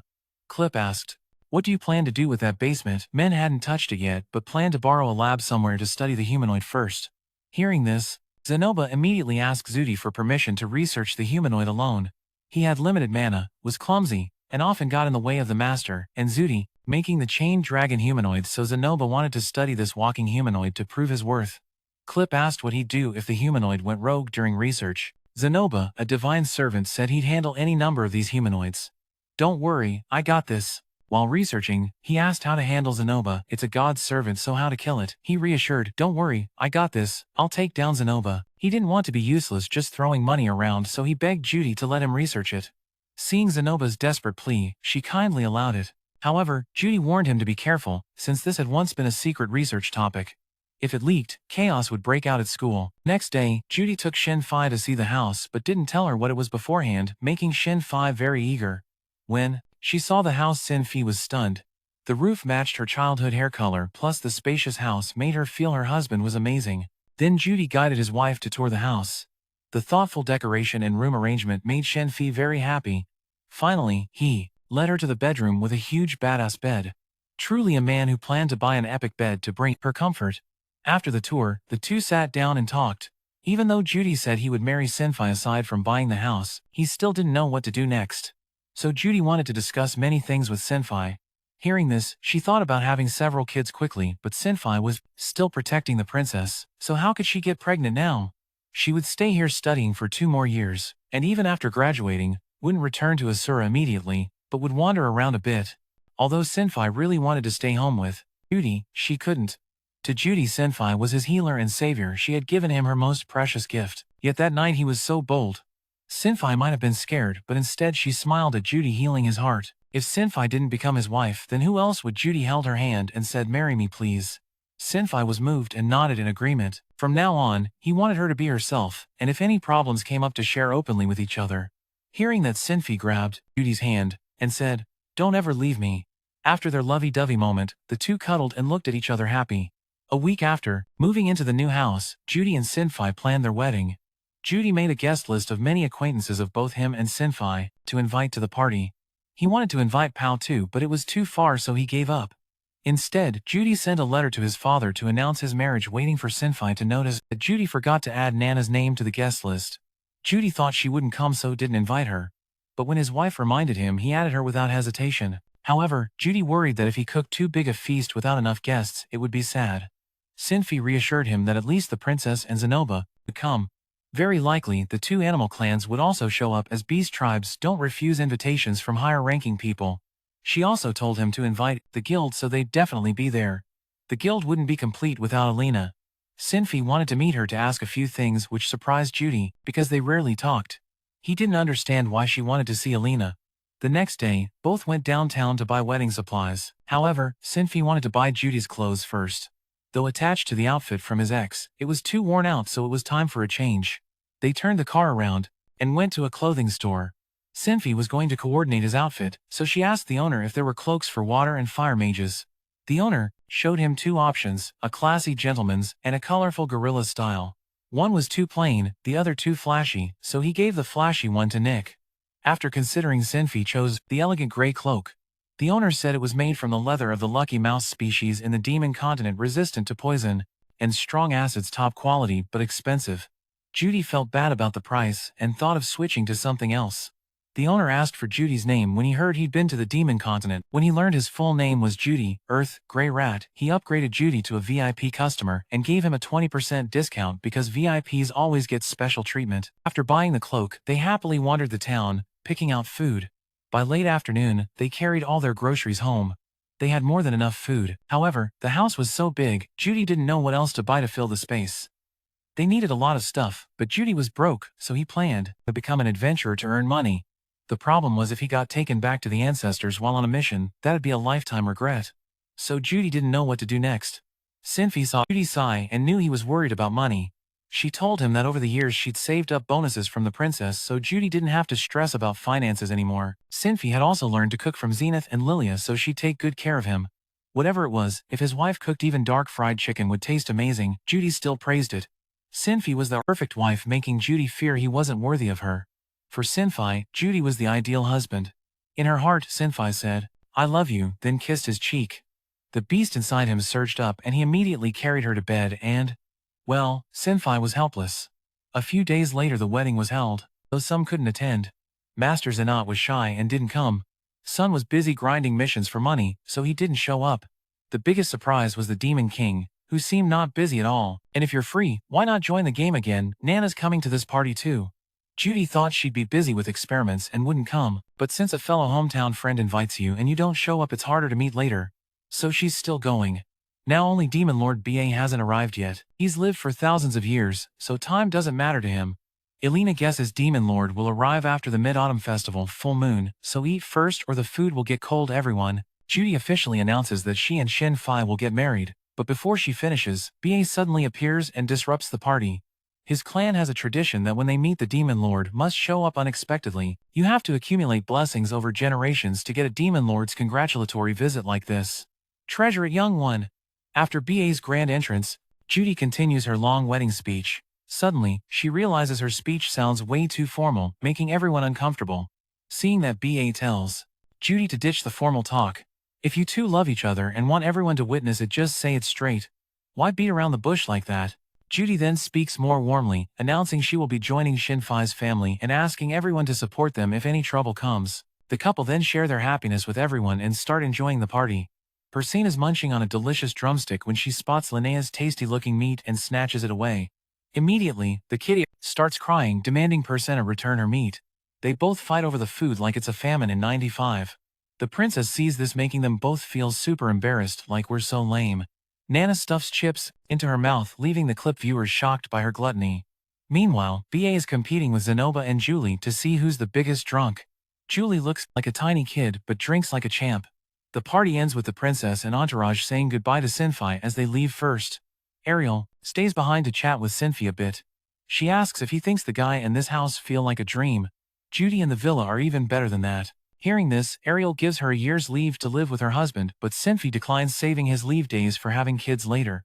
Then, he shakes hands and apologizes to Judy for thinking she was a bad boy. Next, Zanoba and Julie come to say goodbye to their master. Zanoba mistakenly thought Sylphie was a boy and asks for forgiveness for her clueless eyes. Judy, being a keen girl, laughs off the mistake, saying, "If you got confused, it's no surprise." Persina and Linnea see everyone greeting each other after the party and tease the human clan's bad manners, saying it's terrible. But since they were eating while talking, they claim their manners are great. Judy marrying Fi surprises them all. Persena sniffing Phi's scent, feels something familiar.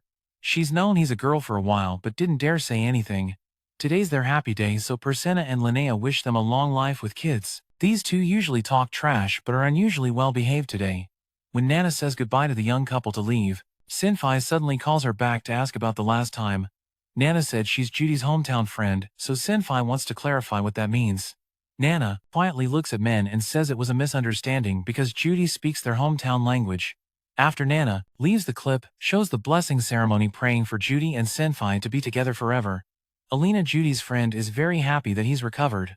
She wishes Judy had told her sooner. She offers to inform the lady to check things out. Actually, Alina doesn't want to become Paul's daughter-in-law, so Judy doesn't need to worry. She came to bless Judy and Sylphie but got so emotional she cried and even fainted. Sylphie notices Alina's strange behavior and asks if she's his grandmother. Sylphie once heard from BA that his grandmother was part of Paul's team, but Alina denies it and says how could Sylphie's grandmother be as wild as her? Because of Alina's curse, Sylphie's dad Lo was kicked out of the great sacred forest and opposed marrying her mother. The stories Alina tells partly match Sylphie's dad's, so she guesses Alina is actually her grandmother. Now, Judy understands why their necklaces look so similar. Min sees Alina overreacting and tells the clip to take her upstairs to rest, telling Sylphie to let his grandmother calm down before talking. Alina fears Judy will think she cursed them, making their descendants just as wild. So she tells him Sylphie is absolutely normal. Judy understands that and tells her not to worry. She won't leave Sylphie over this. Besides, Alina worries more about becoming related to Paul D. Hearing looked alike, and Alina got emotional. He told the clip to take her upstairs to rest, and told Sylphie to calm down her grandmother before talking. Alina worried Judy thought she was cursed and that her descendants would be as promiscuous as she was, so she told him Sylphie is perfectly fine. Judy understood and told her not to worry. He wouldn't break up with Sylphie over this. Besides, Alina was more worried about becoming in-laws with Paul D. Hearing Judy's joke, Alina relaxed and went upstairs with the clip. Then a few friends said their goodbyes. The couple left, leaving only the princess's group and the couple, Alina and the clip, behind. Sylphie went to Alina's room and asked to talk with her, so the clip and Judy stepped outside to give them privacy. At that moment, the princess and her bodyguards also said goodbye and left, but she was busy talking to Alina, so couldn't see them off. That was perfect. Ariel suggested Judy have a friendly duel.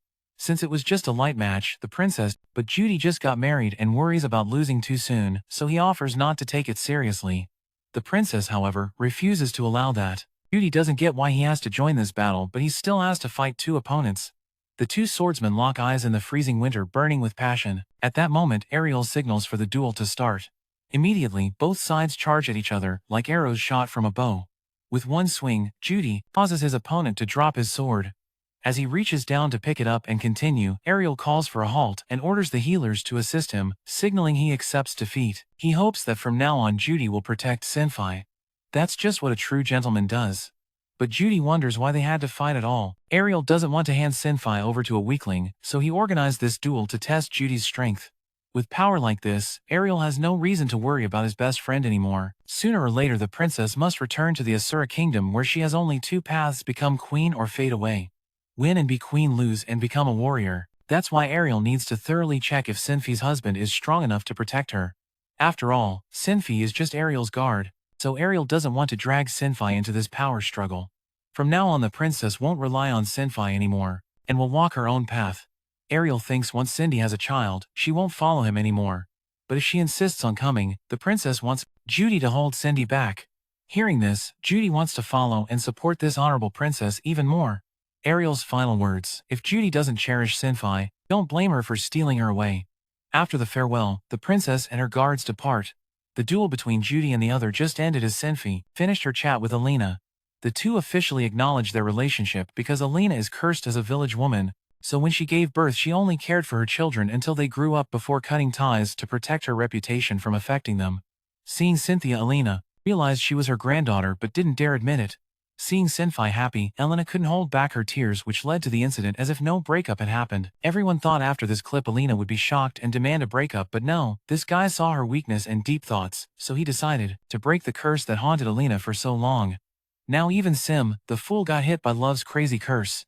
Judy was shocked by the clip's attitude and asked, "Aren't you disillusioned?" "What disillusionment? I follow the Millis faith, and no matter what happens, I'll make the one I love happy."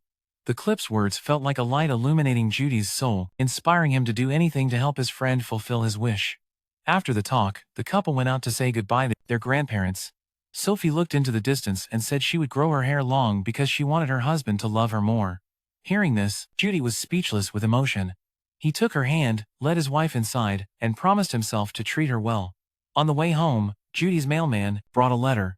Paul sent word that he was en route to Bagaris, and the whole team was currently at Esport because Bagaris was as harsh as the demon continent, so he sent Isa and Nan to Judy's place for her to take care of the kids.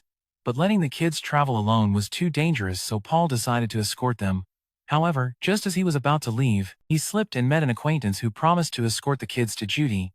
Paul thought Judy would be surprised to meet that person. About the two kids, Isa is smart, skillful, and really likes Judy, while Nan is the opposite. He hates men and doesn't like Isa either. So Paul hopes Judy will step up as the big brother and take good care of the two.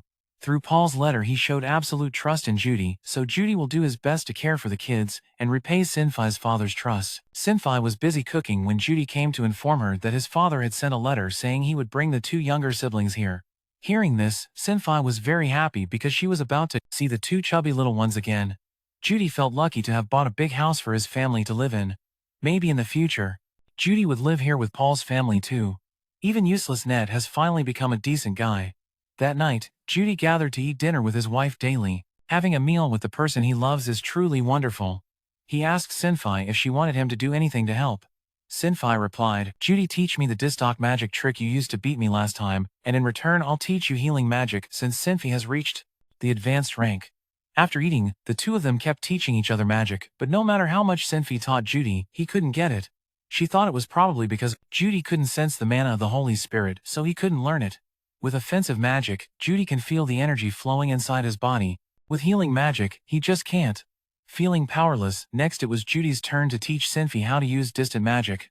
He created a water sphere for her to break, but Sylphie strained every muscle and still couldn't destroy the water magic. Watching Sylphie counter the spell, Judy blurted out, "Our kid must be a genius at magic, huh?" Hearing that, Sylphie shyly shook her hips and said, "You're such a smooth talker, how would I know?" But Sylphie's elf bloodline is strong, so she worries she might have trouble having kids. Sylphie advised Judy to just power up and have plenty of kids. But Judy is a good boy who only loves her, so he's determined never to marry another woman. Watch your mouth or karma will get you later. The next day, Judy went to Nana's place to experiment with a magic array. The drawing was a masterpiece that the two of them had poured their hearts into over the past month. Judy asked Nana what the magic array was for. Nana said it would summon objects from another world without causing any disastrous teleportation. Through her experiments, Nana realized that to summon something huge requires an enormous amount of mana, so with Judy's mana it wouldn't cause any catastrophe. After Nana explained, Judy started charging energy into the magic array. The mana flowed in, tearing part of the drawing. Once again, Nana failed. She quietly sat down, dejected, and told Judy to go home. Judy obeyed Nana's advice and left, closing the door behind him. Nana had put so much effort into this magic array and yet failed. She must be devastated. But Judy saw Nana as a strong person who would accept failure and get back up. Suddenly, a scream came from the lab, so Judy turned around and saw Nana furious, smashing everything inside. She kept yelling she couldn't go back, forcing Judy to rush over. Finally, Nana collapsed, sitting in one spot.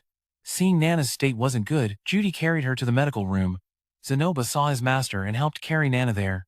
Judy told Zenoba everything about Nana's research. Now he understood she wasn't researching because she liked it but because she wanted to return to her family. Julie quietly observed Judy's mood wasn't good and said his face looked awful. Hearing that, Judy said, "I'm ugly, so my face looks like this." To ease her worry, Min saw Nana was alone and planned to take her home for care. Zenoba thought that was a good idea and volunteered to take Nana home. On the way, Min saw Julie trailing behind slowly. Zenoba picked her up and asked if the prince treated her well. Julie happily replied that he fed her a lot but with bad grammar, so Judy had to correct her words. Seeing Julie happy, he wondered if Nana was eating well. Many people just need to share a favorite meal with someone to feel healed. Reflecting on it, even though they share the same bloodline, he knew nothing about Nana. After Sylphie used healing magic, Nana slept soundly. When changing her clothes, Sylphie found a short sword and handed it to Judy. The short sword startled Judy, bringing back painful memories. Not wanting his wife to worry, he smiled and said he'd keep it for now. Zenoba saw Judy's face and asked if he was okay. Judy was surprised because his complexion looked exactly like Nana's, so Zenoba worried about his master. Min just remembered the painful past a bit. Previously, Judy had felt powerless and locked himself in his room like Nana now. Maybe if Judy were in Nana's situation he would have collapsed too. But Judy has disciples ready to comfort and help him when needed so he wouldn't fall easily anymore. After Nana woke up, Judy visited her and promised to do everything she wanted like fried snacks or preparing a hot bath to soothe her soul. But Nana didn't return his kindness, so Judy left feeling helpless. At that moment, Nana spoke up, saying she thought she had found the key to the problem. She combined different magic circuits to create the teleportation magic array, but the circuits still couldn't connect, causing her failure. Now there was no way. She also felt powerless and locked herself in her room just like Nana now. Maybe if Judy were in Nana's shoes, he'd collapse too. But Judy has disciples ready to comfort and help him when needed so he won't fall apart so easily. After Nana wakes up, Judy visits her and does everything Nana wants like bringing snacks or preparing a hot bath to soothe her soul. But Nana doesn't return his genuine kindness, so Judy leaves feeling defeated. At that moment, Nana speaks up. She thinks she's found the key by combining different ley lines to create a teleportation magic array, but the circuits still can't connect, causing her failure. Now there's no way to help Nana get home, so she lies there like a lifeless shell, unwilling to try anymore. The next day, Judy gathers everyone to help adjust Nana's summoning magic design. But everyone has their own specialty, so Zenoba fears he won't be much help while Judy believes the more the merrier. Even if they can't solve the problem right away, having fun comes first. Judy shows everyone the broken magical circuit and asks if anyone can figure out how to channel mana through that spot. After analyzing it thoroughly, no solution is found. Then suddenly, Zenoba, he suggested layering magic circles on top of each other. The automaton he studied also uses multiple overlapping magic arrays to boost efficiency. Hearing that Clip wanted to check it out, he examined the magic arrays for a while and admitted the creator of this automaton was a genius.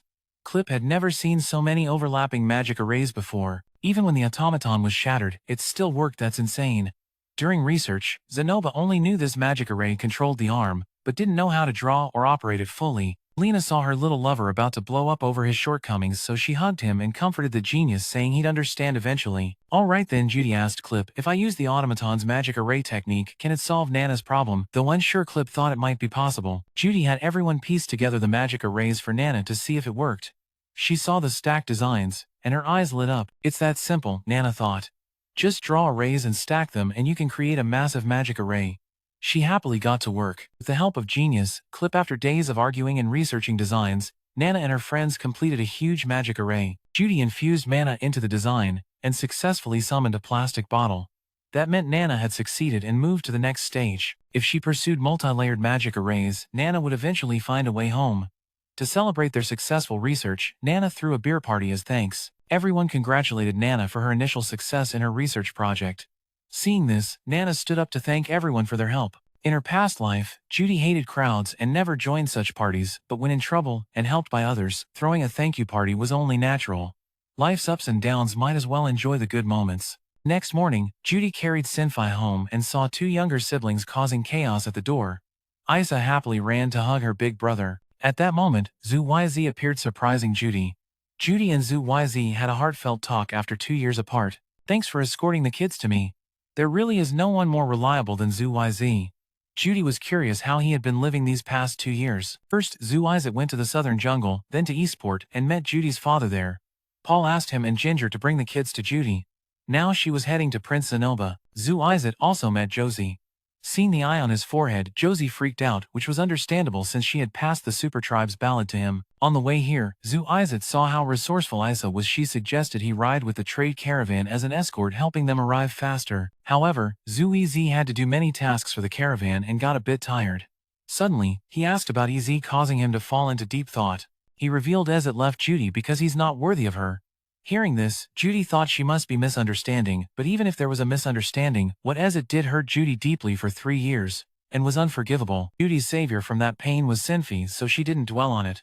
Zhu EZ then announced he'd leave the next morning, so as not to disturb Judy's family. Seeing Judy down, he comforted her, saying he'd come again next time and she shouldn't worry. Also, Zhu YZ noticed Ez wasn't good with words and caused misunderstandings. He advised Judy to ask Ez clearly if they met again to avoid future regrets. The next morning, as Judy was about to wake his wife, he suddenly heard a strange noise outside. He immediately ran down and saw Zhu Izit and Buddy. They looked tense, so Zhu D rushed over to check the situation. After talking with the Demon King, Zhu D understood something and left. Zhu Izet and Buddy were warriors in the Human-Demon War, so Zhu D guessed they knew each other. Seeing Judy worried, Zhu Izet reassured him he wouldn't fight Buddy, just surprised to meet the Demon King here. Advises that if Judy meets her again, he should ask for the full story to avoid regret later. The next morning, as Judy plans to wake his wife, he hears a strange noise outside and immediately runs down to check. He finds Zhu Izet and Buddy both looking tense. Zhu Dai rushes over to assess the situation. After talking with the Demon King, she understands something and leaves. Zhu Izet and Buddy are warriors from the Human-Demon War, so Zhu Dai guesses they know each other from then. Seeing Judy worried, Zhu Izet reassures him not to worry, they won't fight each other. He just didn't expect to encounter the Demon King here. Hearing this, Judy reveals that Buddy came looking for him, typical Demon King behavior. As Zhu Izet prepares to leave, Men invites him to stay for breakfast with the family, so Zhu Izet enjoys breakfast at Judy's home. After eating, Zhu Izet continues his mission to purify his super clan. Aisha eagerly steps forward to thank him for protecting her. Seeing this, Zhu Izet advises the girl to behave and not act spoiled. Zhu D, still inexperienced, sees Zhu Izet about to leave and tries to follow him, but Zhu Izet tells her to rely on Zhu D from now on. But someone who beats his own father and changes girlfriends like clothes, that's just immature. Trust and rely on Big Brother. Things are unpredictable. However, Zhu Izet knows Men is not a shady person, so she tells the girl to trust him first. When leaving, Zhu Izet entrusted the two kids and Zhu Di to Shen Fai and left this place long ago. The three Grey Rat siblings have just reunited, so Zhu Di hopes they will live in harmony. Aisa was very surprised to see Big Brother marry Sylphie, but Nan wasn't because she didn't remember who Sylphie was. Hearing Nan's answer, Aisa was so bored, she didn't even bother responding. Just then, hey Aisa, remember to give this to Judy. Inside was all gold, silver, jewels, and a letter for Men. In the letter, Paul reminded him to send the two kids to school, but Aisa didn't want to because she felt there was nothing left to learn at school, and besides, she preferred staying home to take care of Big Brother, so she took off the headband Judy gave her and said, "Last time, we promised each other things, but you forgot, huh?" Hearing that Judy told Aisha to take the entrance exam for Magic University. If she got good results, he would grant her wishes. Though reluctant, Aisha had no choice but to agree. After the exam, Judy told Nan to take the exam too, but she was afraid of failing and didn't want to do it. Hearing this, Judy said Nan didn't have to worry because as long as she had money, even the school principal could be bribed. This hit Nan's pride, so she snapped, "I don't need that." Seeing Nan snap, Isara told her not to talk to Big Brother like that. Her grades were already terrible and she still caused trouble with others.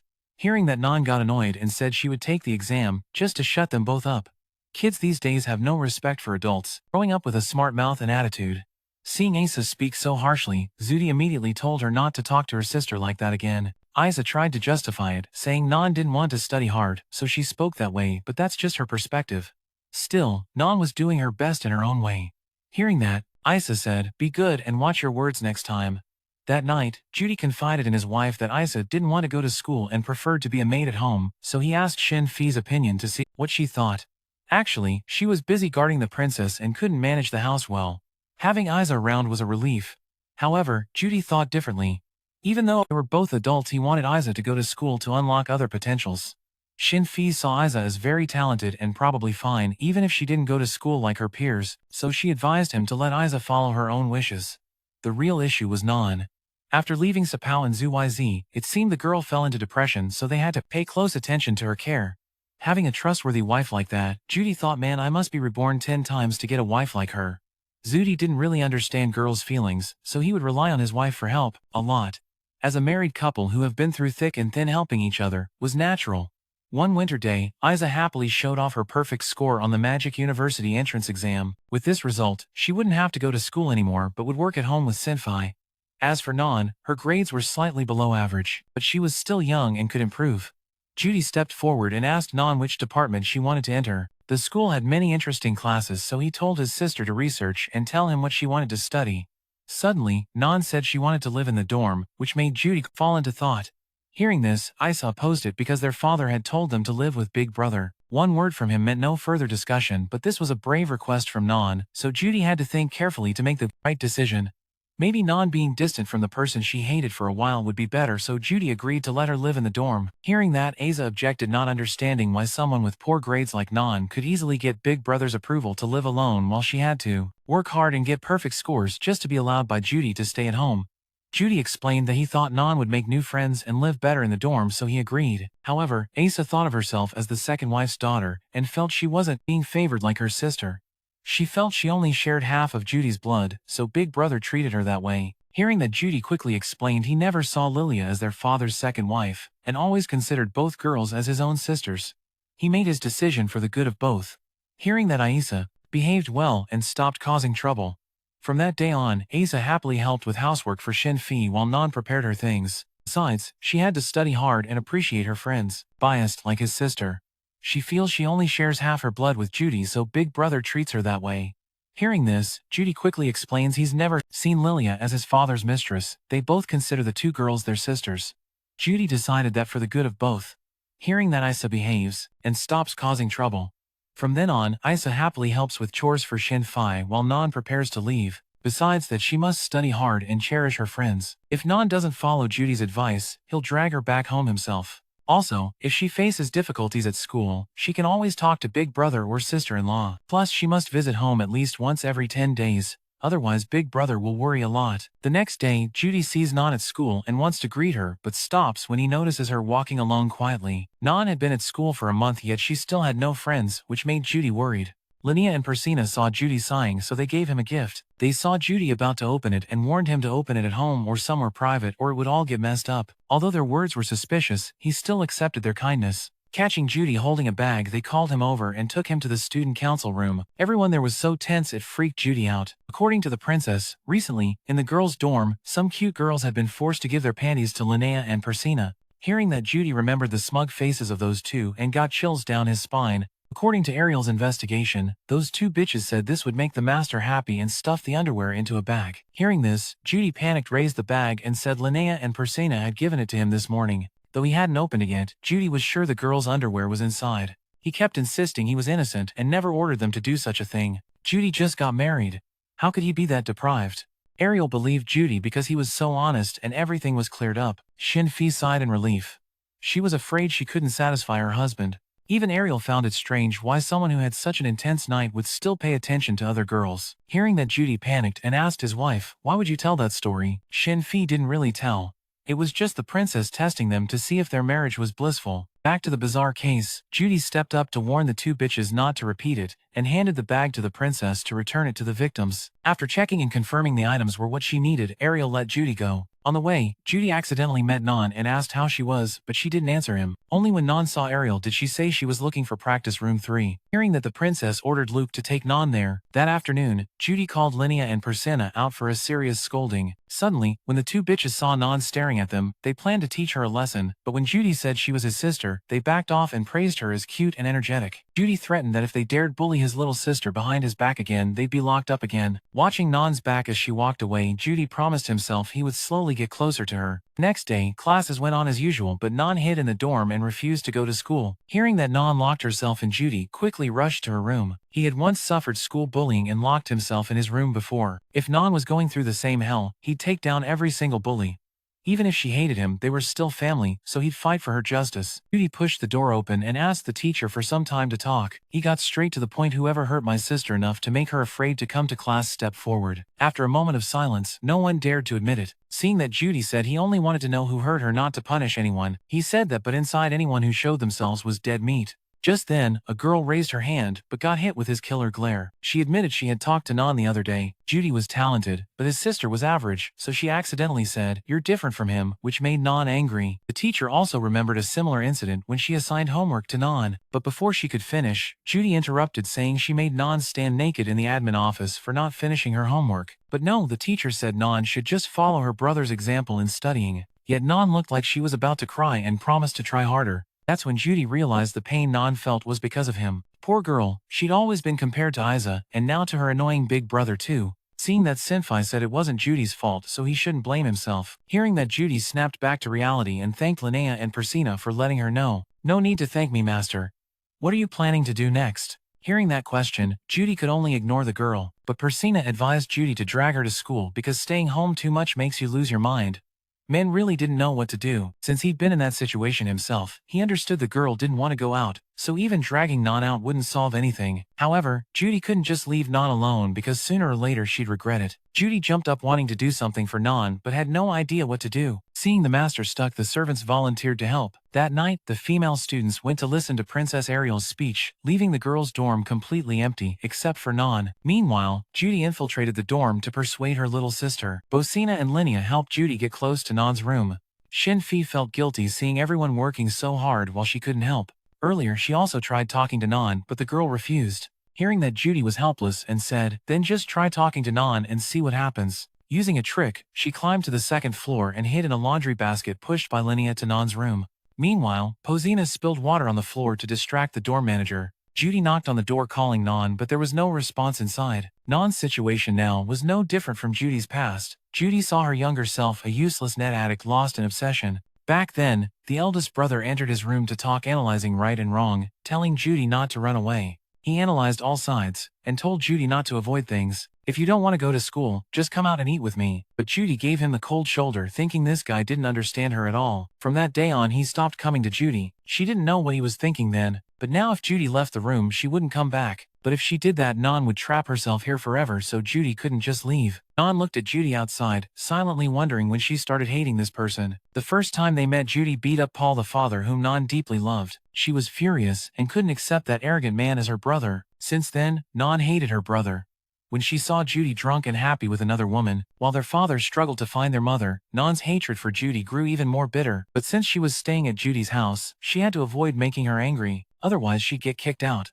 When Non suggested moving to the dorm, Judy agreed, surprising her. Non expected to be scolded as selfish and banned from leaving the house. She thought he didn't care about her, so he easily pushed her away like that. The more she thought, the more her heart twisted in pain. On her first day of school, Non introduced herself as a member of the Grey Rat clan. Someone asked if she was Judy's sister. She admitted it, and since then everyone sought Non out to talk about her brother.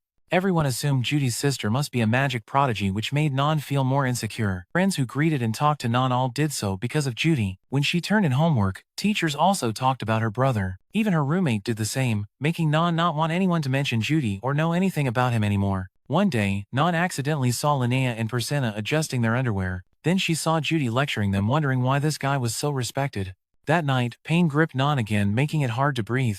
Non remembered her father told her to forgive her older brother because Judy had also suffered a lot to act that way. Back then she was too young to understand, but now she did. However, Non didn't know how to make peace with Judy. That whole night, Non quietly cried, wishing to be with Paul. Judy knew the girl hated her brother. He just said Judy was very different from Non's image. He was strong, smart, and a warrior worthy of respect. Judy warned that next time Non met Judy, she should make up with him because they were family. Judy stepped forward to apologize to Non because everything ended up like this because of her. Even though she's an adult, Judy didn't know how to handle this situation. Hearing her big brother's confession, Non opened the curtain and saw Judy's image exactly like her father used to be. To make up for her mistakes, Judy asked permission to stay here with her little sister. His sincerity moved Non deeply. She crawled into Judy's arms and burst into tears. From that day on, the little sister became well-behaved and even started greeting her brother and sister-in-law. Though Non still hadn't spoken to him, Judy knew she was okay now. Maybe Non had learned to control her own emotions, something Judy couldn't do in her past life. Thinking this, he had to slap himself to stay alert. After all, the past can't be changed, but Judy felt the tangled mess in his heart had been untied. If Nana could return to the old world, Judy would ask her to pass a message to his big brother: "I'm sorry and thank you for everything back then." After that self-locking incident, Judy became Non's tutor. Besides, that he planned to write a book about the Super Clan's past so the whole world could know the truth. But Judy didn't know whether to write it as a documentary or a diary. Also, he planned a small work of about 10 pages with some mannequins included. Non saw him spacing out and asked what he was writing. Judy told her he intended to write a book praising Zhu YZ's achievements. Since Non had heard many old stories from Zhu YZ, she could help her brother with the writing. Hearing that, Judy agreed and reminded his sister not to slack off on her studies. At night, while Isa was cleaning the dining table, Judy called her over and told her to speak up if she had anything to say to him, like if she wanted more attention from him, for example. Isa thought for a moment and said she wanted to get paid. The next day, she used her first month's salary to buy a flower pot. On the way here, Isa collected flower seeds to try planting them in the pot. Then she acted cute to trick Judy into letting her plant Lollyboy how to resist that adorable move. The plan worked, and Judy even told his sister to buy some soil to make it easier. But Isa planned to ask Judy to use magic to create soil for her. That was easy. Judy agreed right away. Suddenly he saw a pair of blue jade earrings and wanted to buy them for Shinfai's wife. She's truly the happiest woman alive. Isa saw her brother spoiling his sister-in-law and wanted to compete for his favor. Oh please, if you get spoiled by him, our old man will break your leg and send you to the fabric shop. Isa was like a kind-hearted shopper bargaining the fabric price from 5,000 down to 1,000, leaving the shop owner helpless. When she couldn't convince the owner, she used her big brother's name, someone Princess Ariel admired, to persuade him. The owner agreed immediately after hearing about the princess. Truly, the queen of bargaining, destroying shops everywhere. Since childhood, Isa always wanted to buy cute stuff like cheesy sticks, but her mom never let her, so she had to endure. Now that her big brother approved, she went all out with a fancy pink curtain to make the lab at Nana's really stylish. Nana was explaining to Judy the purpose of summoning various things one by one. After successfully summoning a plastic bottle, Nana would bring organic matter from the old world here. Judy looked at the board for a moment and asked if it was necessary to include conditions. What if you don't set conditions and end up summoning it overseas? Grandpa Hoi Hoi summed it up. Nana would summon things one at a time to return to Japan and study the necessary and sufficient conditions. She probably needs to call a priest. At this moment, Nana generously handed Judy a magic array to summon a light spirit. That lamp is the light source that clings to the caster, and once time's up it disappears. Especially, it's a limited item. Even the Magic Association doesn't know about it. Hearing it's a rare item, Judy quickly put it in his pocket. This is just a small gift.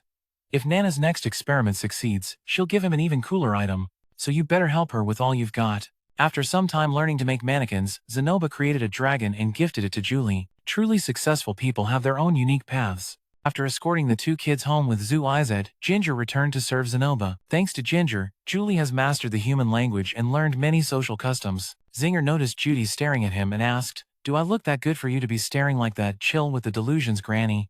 I just want to know why you're so loyal to Zenoba, that's all." Hearing this, Zinger proudly said Zenoba's mother asked her to take care of him, so she became the female version of a master strategist, fully supporting Prince Zudi. He remembered Zenoba happily saying he used his last subordinate to get the Josie puppet. That must have been Ginger. If so, this sister's taste is seriously salty, being used and discarded but still shamelessly sticking around. After some research, Clip created a pair of panties to lock Alina's spring butterfly. However, this magic item had two problems. First, it looked horrible, like seriously ugly.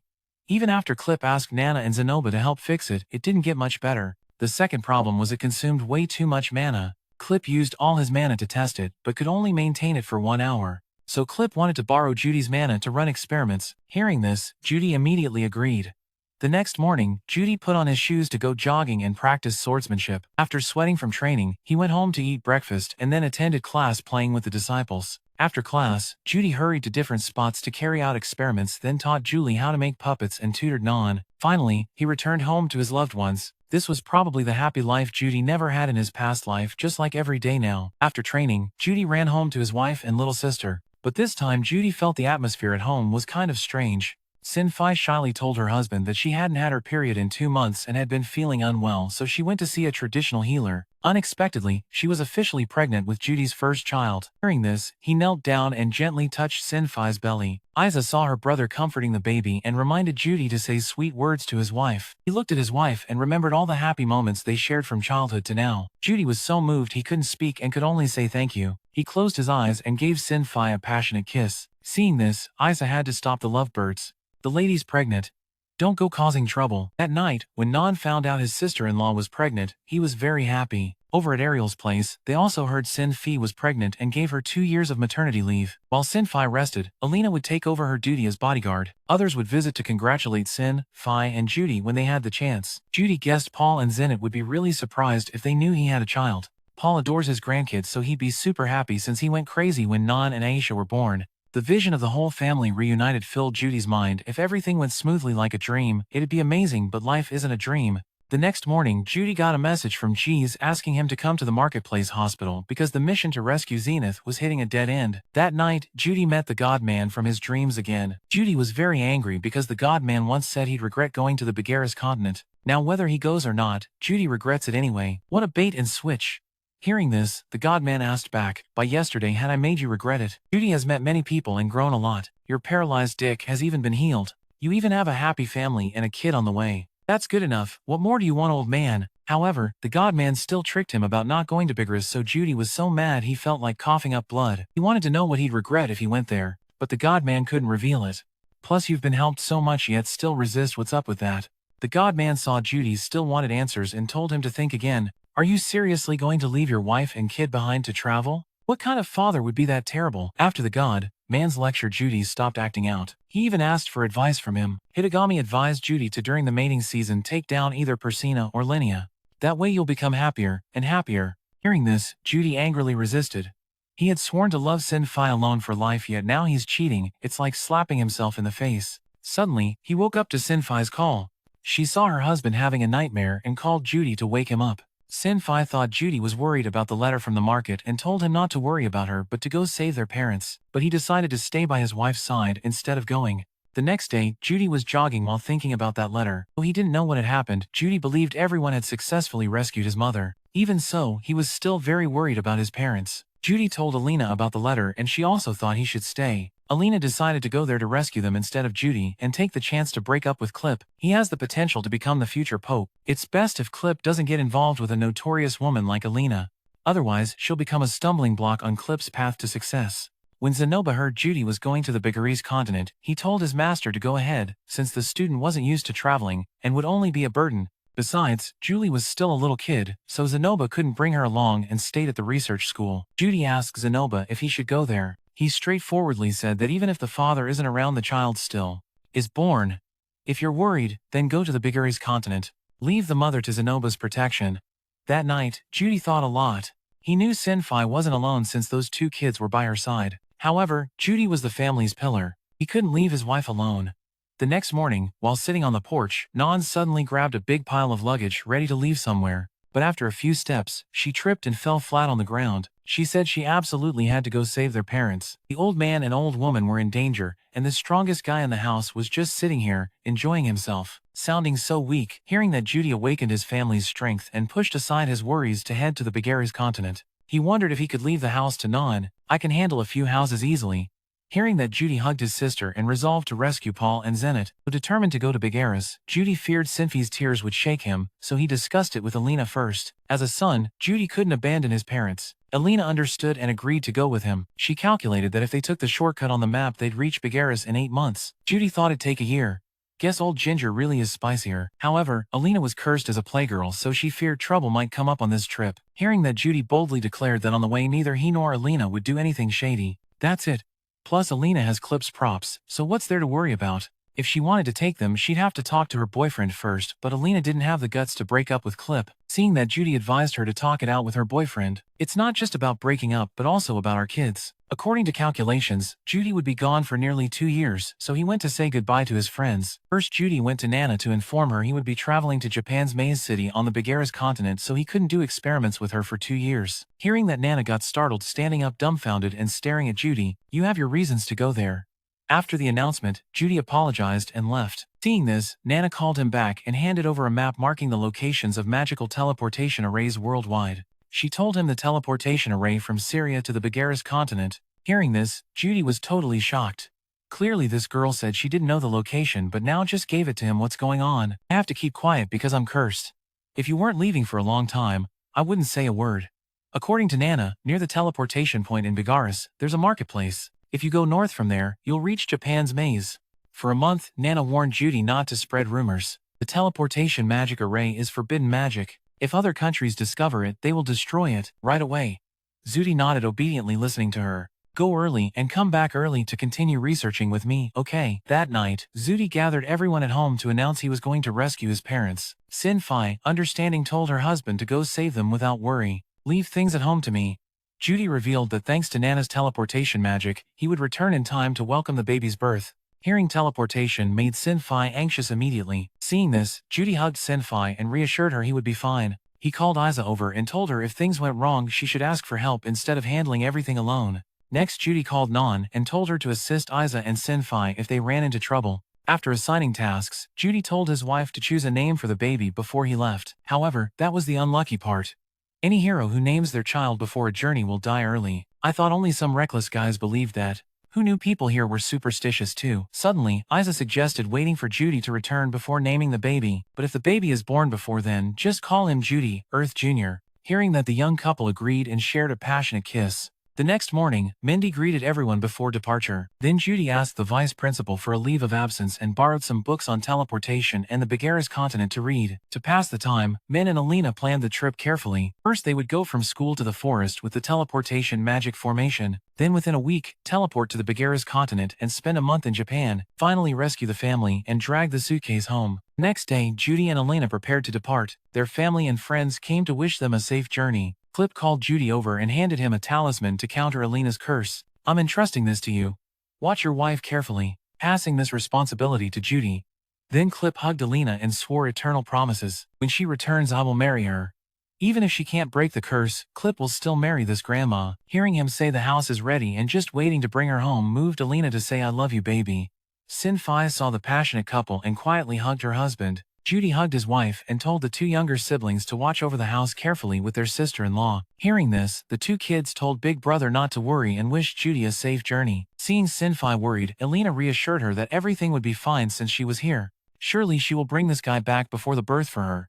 After a long farewell, Judy and Alina rode horses into the deep forest. After a week, they found a stone tablet matching the image Nana provided. Judy touched the stone and recited the spell, Open Sesame. Instantly, a mysterious relic appeared before them. Went deeper inside and found a secret underground chamber. Stepping down into the chamber, they saw the teleportation magic formation. The expedition journal mentioned this magic formation and suggested it could teleport both ways. According to the book, just standing on the formation would take you to Begaris. Judy was about to step in but saw Alina hesitating.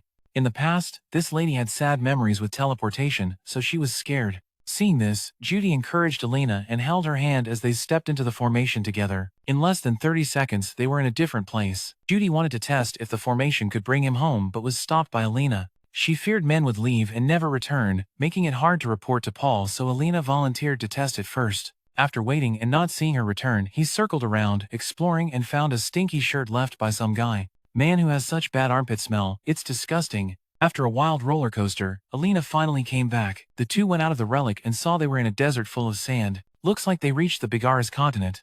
Since the sun was setting, Alina decided to spend the night there. The next morning, they had to endure the scorching desert sun. Yet at night, Judy still struggled to fight the lustful demon inside him. Well, if we can't fight, let's just take down Alina. And suddenly she called out the Clip's name, snapping Judy awake. Taking down your brother's girlfriend is a huge crime. Even jumping into the Yellow River won't wash away this guilt. Judy looked outside and saw a tall dancer doing the samba, seductively inviting him. When your brain's on fire and a girl volunteers herself, that's straight up badass. Right then Alina appeared, pushed her away and told Judy to get a grip. How the hell did you mistake succubus for a pretty girl? After just a few sword strikes, Alina sent that monster back to the afterlife. She turned to check on Judy, but he was already under a love spell trying to pin Alina down. Dude's totally hopeless with girls. Wake up and detox, man. After using Clip's magic tool to cure the poison, Judy snapped back and apologized to Alina. She immediately put on a mischievous face and invited Judy to eat oysters, making him blush like crazy. The next day, they continued their journey. Along the way, they fought many monsters. They even faced a sandstorm, but together they pushed through and reached the market Nana mentioned. There they refueled with delicious food for their trip. That night, Alina couldn't resist and went hunting for guys. Even with magic tools, the curse still can't be completely lifted. The next day, they resumed their mission to rescue the hostage. On a clear path, they were suddenly blocked by the rocky highlands. Alina didn't know how to get through, so Judy used a trick to lift her high. Having a big mana pool really helps with carrying and support. Suddenly, a giant eagle appeared out of nowhere and attacked Judy. Along with a griffin, it blocked their path using its magic eyes, so they knew it was about to charge. Judy used a trick to block the griffin. The monster dodged the attack but was finished off by Judy's swirling bullet, burned to ashes. The other griffon was taken down by the duo in no time. That night, they enjoyed a tasty, nutritious roasted bird dish from their catch. This morning, Alina found the bird meat so delicious she kept licking her fingers. Seeing that, Judy reminded her to keep it classy. Guys are just like their moms back in the day. Alina got scolded by Zenit, told girls should be gentle and ladylike. That year, Zenit was just 16, an innocent girl who hadn't seen much of life. So she got wooed by Pao, a veteran player, and taken to some Salak-Sala region to live together. Talking about this made Judy remember his father. Feeling guilty toward Alina, he planned to apologize as soon as he saw her. Meanwhile, Judy tried to dig up any drama between them to see why love tore them apart, but Alina wouldn't let him know any of it. No scoop found. What a bummer. After a long journey, they finally reached Japan City. As soon as they entered Japan, Alina and Judy rushed to the Adventurers Guild to find Pao. They agreed to first ask around about Pao and G's. But before they could ask, they saw Jis already chatting with someone. Elena called him good boy and ran over like a loyal puppy. Jis was surprised, wondering how they arrived so fast. Elena asked about Zenith's situation, saying things looked really bad. Jis said it wasn't convenient to talk here. Judy told him to take them to see Pao. Only then did Jis recognize the big bro from the old club days. Wow, he's grown tall and handsome, looking like a young adult now. Elena was curious how they were so close, chatting like old pals. They were comrades from the old Juventus club, that's why they talked like that. Then Jis took Judy and Elena to meet Pao. Before entering, Jis warned Elena not to pick fights with Pao since he's emotionally crushed right now, and to forget old issues, and told Judy not to drag his dad into any beatdowns. Riz gave the advice, then the three went inside. Seeing Judy arrive, Lilia shook Paul awake. This old man just woke up and thought he was dreaming in broad daylight, but it's all real. Your precious son is here, too fast, too dangerous. Judy revealed she used a special travel method to get here quicker, but she'll only tell him what that method is once they rescue Zenith. Suddenly, Paul kneeled down and hugged his son. He called himself a useless father for not being able to save Zenith. Seeing Paul blame himself like that, Judy thanked the heavens for arriving just in time. Judy comforted his father, saying, "I'm here now. Don't worry anymore, Paul. Besides, you've grown up and are about to be a young dad. You'll handle this big responsibility just fine." Hearing that, Paul was moved to tears. Finally, the Grey Rat family has an heir. Elena snorted coldly at Paul's crying, catching his attention. Paul stepped closer to Elena and kneeled to apologize, surprising everyone. When the gentleman lowers himself, Elena had no choice but to forgive the guy who once played with her heart. The atmosphere lightened and the two comrades could comfortably chat again. This time, Elena was different from before. She no longer acted wild, but controlled herself well enough not to roast Judy. All thanks to Clip's old spell. When Paul learned Clip was Elena's husband, he was utterly shocked, couldn't understand how anyone could handle that. Having such a bad girl around, Judy defended Clip, saying he deeply respects the senior, so Paul shouldn't mock him like that. Paul toned it down and told Elena to let him meet that unlucky guy next time. Back to business. According to Jis, Zenith is trapped in a labyrinth. It's a day's journey north from here. They don't know Zenith's current condition or exact location inside that maze. Also, Jis knows someone resembling Zenith when exploring the labyrinth with a team years ago and went missing. Recently, people have reported seeing Zenith inside this labyrinth. The Japan labyrinth is insanely tough to conquer. Paul gathered the most skilled labyrinth explorers, none have even conquered half of it. Just then, Talahan and his friend arrived. Everyone was finally here. Now Paul will roll out the plan. Judy wondered why they started the meeting without Josie. Paul painfully explained Josie was caught in a trap in the labyrinth a month ago and might be dead inside. Honestly, Judy didn't want to hear any more. Rosie is a Water King level mage who could conquer the labyrinth alone, yet she supposedly died so easily. Paul guessed Rosie stepped on a trap and got lost crawling inside the maze. But Josie thought that was impossible. Living without eating or drinking, only gods or saints can do that. Talahan joined the debate, saying Josie's an extraordinary mage who'll survive and return. At that moment, Elena patted Judy's shoulder to bring him back to reality. Judy asked what kind of place the Labyrinth Island. It's an S-rank difficulty maze that traps adventurers like dogs caught in a snare. One wrong step teleports you somewhere strange and deadly. That's the danger of the teleportation labyrinth. Hearing this, Judy pulled out the exploration journal to see how it could help. Seeing this, Paul told Jis to check if this book is legit. Jis read it with excitement, saying it's definitely a rare treasure. If they use 100% brainpower and knowledge from this book, they can reach the labyrinth's 6th floor. Sweet, let's study this book fully, then fight. At night, Lilia prepared beds so Paul and Judy could share a room. Paul tends to make noise while sleeping, so she told Judy to call her if Paul bothers him. Lilia promised to come and shut down the snoring pig. By the way, Lilia asked about Isa, whether she's hardworking or just causing trouble. No, Isa is both diligent and good at housework. Truly a reincarnated maid.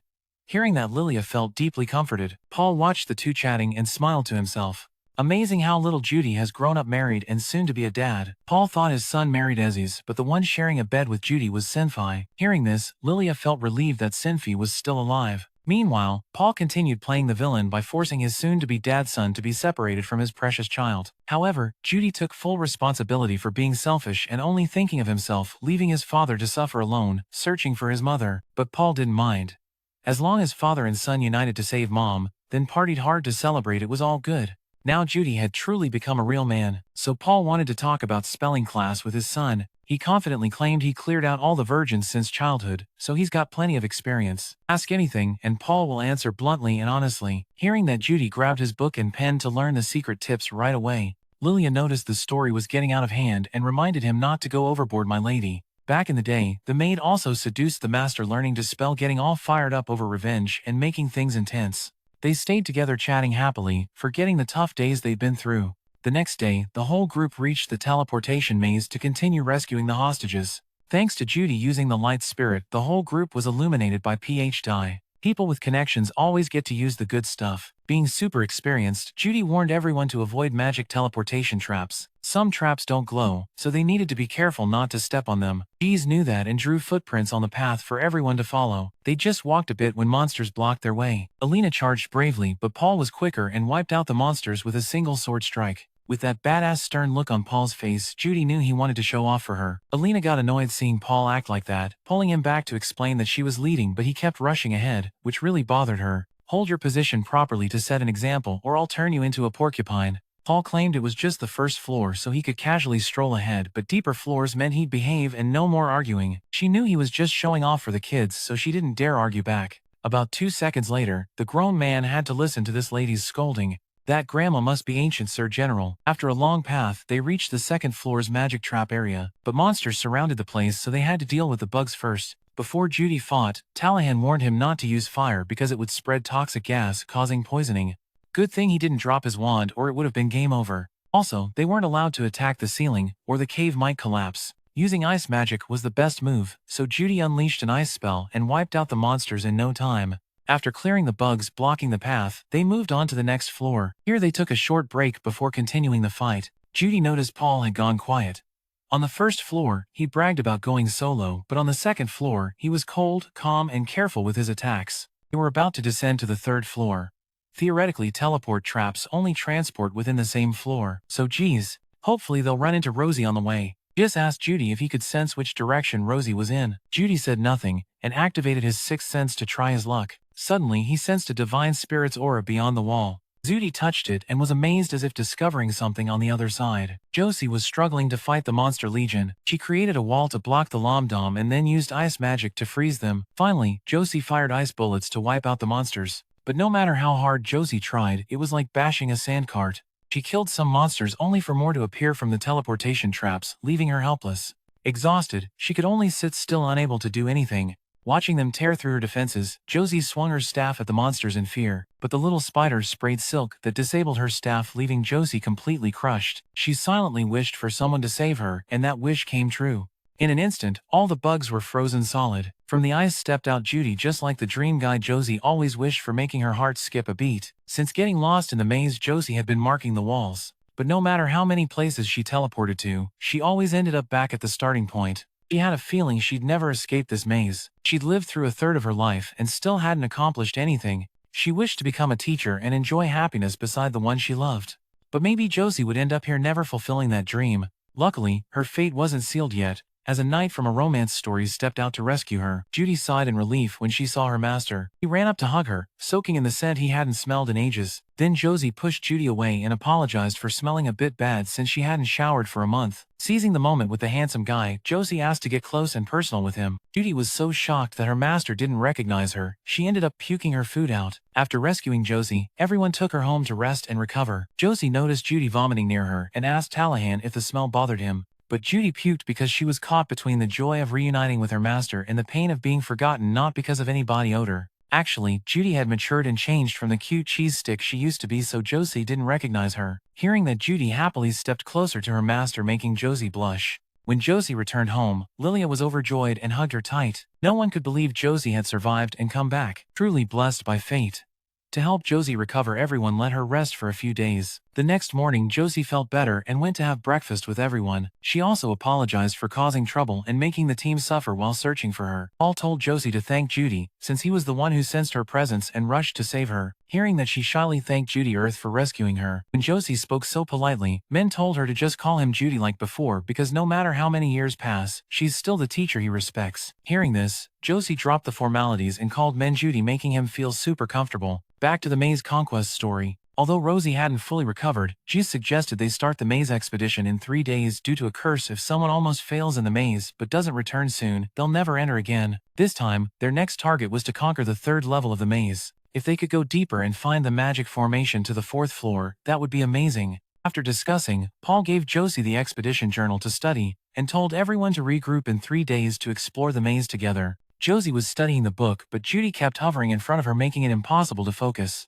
So she called Judy over to explain the confusing parts. Hearing that, Judy darted over like lightning to tutor her. They looked so passionate teaching each other, but their minds were actually filled with dark thoughts. Judy thought Josie was so petite he just wanted to pick her up and hold her, but if he did he'd get knocked out, so he held back and waited. Sue saw Josie staring at her as if her chin had something stuck on it, not expecting that the youth idol actually liked her. 3 days later, the team continued deeper into the maze to battle the bug army. With Rosie on board, they were like a tiger with wings, wiping out monsters in no time. After defeating the love monsters, Rosie was drained and asked to rest and recover. Hearing this, Paul told everyone to take a break before continuing their journey. Deeper they went into the 3rd level, the more Judy and Josie wanted to speed up to find the magic formation leading to the 4th floor. But haste makes waste.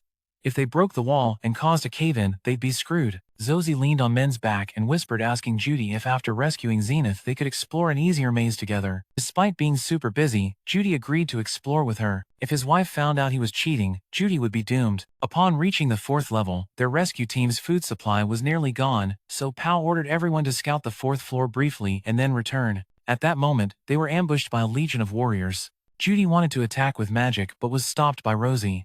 She said this legion uses water god sword techniques, so any magic user would have their attacks reflected. Now, they could only hold them off and support the front line.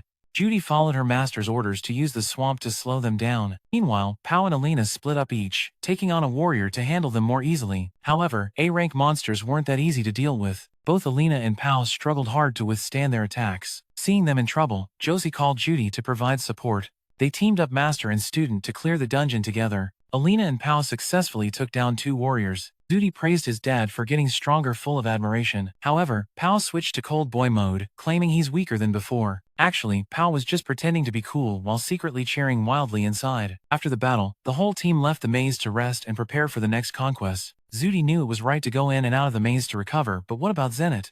Is she going to be okay staying in there so long? But thinking again, he should be careful to avoid any accidents. The next day, Sue went shopping with Josie at the city's biggest wholesale market in Japan. They had everything here, only problem was not having enough cash to buy it all. Judy saw his master eyeing a bottle of oil, and quickly said, next time they meet iron warriors just spill the oil, and they'll fall on their butts. But doing that would make Pao fall too, so forget that dirty trick, kid, wait up. Josie noticed the roots looked cool and told him to buy them just in case they need them for something. Then the two went to a sword shop and found a super VIP pro sword, but the price was insane, so better luck next time. After shopping, till they dropped, the sisters headed to a tea room for some drinks to sweeten their mood. Judy was surprised to learn Josie had once lived in Wentworth. They had passed each other without ever knowing it. Now meeting here on this harsh continent was truly fate. He was deeply grateful to her for helping his family search for their mother. Actually, Josie should be the one grateful to his family. After arguing with a professor at the Magic University, Josie lost her job and became homeless. Luckily, Paul and his wife took her in. Josie had a place to stay and money. Back then she bragged she was the top mage at Magic University to avoid being looked down on. Thinking back now, she's so embarrassed. Since meeting Judy, Josie realized how clueless she was, and trained hard to reach Water King mage level. Friends said she matured a lot, so her 2 years in Buena Village were the most precious days of her life. The next day, the rescue team re-entered the maze, and easily defeated the Iron Warriors. Riding the momentum, they moved on to the end of the 4th floor. Here the rescue team got stuck facing 3 teleport gates and didn't know which to pick. Even the author of the Chronicles hadn't explored this far, so they had to pray hard for luck. Judy observed and concluded these 3 magic arrays were like the 2-way magic arrays they'd passed before. But these gates would send the team to random places, and choosing wrong could mean death. Rosie thought Judy was a magic array genius hearing him analyze like that. But Judy was more like a flat tire, nowhere near Nana's level at magic arrays. Hearing that, Josie assumed Nana was Judy's lover, but he corrected her. They're just close friends who mind their own business, which made her happy. After studying some books, Jiz found out one magic array was a trap and the other 2 led down to the 5th floor. If only the God of Fortune had written that down here, they'd pick the right one instantly. Since there's nothing written, it's up to Judy's 150 IQ to decide. Bao saw his son sitting still,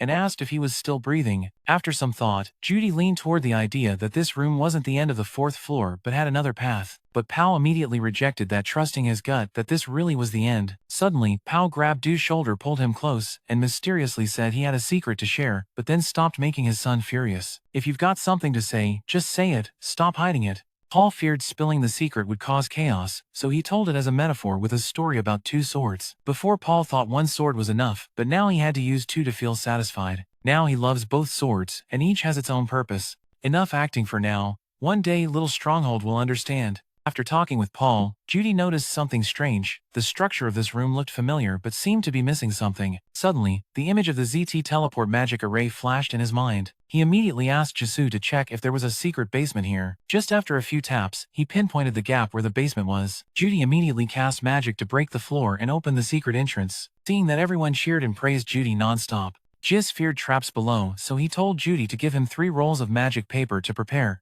Once ready, the whole team started descending to explore the secret basement. When facing the teleport gate to the 5th floor, Jis began to hesitate. Though the team was still energetic, he advised everyone to retreat and rest. However, Paul decided to push forward and told everyone to check their gear and fight till their last breath. Hearing that, Rosie asked Judy if he wanted to grab some magic scrolls. He seized the moment and took the healing magic scrolls right away. Rosie thought that with their current strength they'd easily defeat the Guardian, so she advised Judy not to worry. She promised to give her all to support Judy so he wouldn't have to use those scrolls. Hearing that, Judy felt the warmth of comradeship. At this moment, Paul wanted to say something important to Judy, but he stopped him, fearing it would bring bad luck. Waiting for them on the next floor was the legendary Hydra monster guarded by Zenit. Paul immediately charged in like a moth to flame. His teammates shouted to hold him back, but it was too late. Seeing this, Josie and Judy unleashed a combined fire and ice attack. However, the Hydra blocked the attack. Paul kept pushing forward, chopping off each dragon head one by one. At this moment he danced samba style, weaving left and right occasionally, asking the Hydra's head for mercy. Truly badass.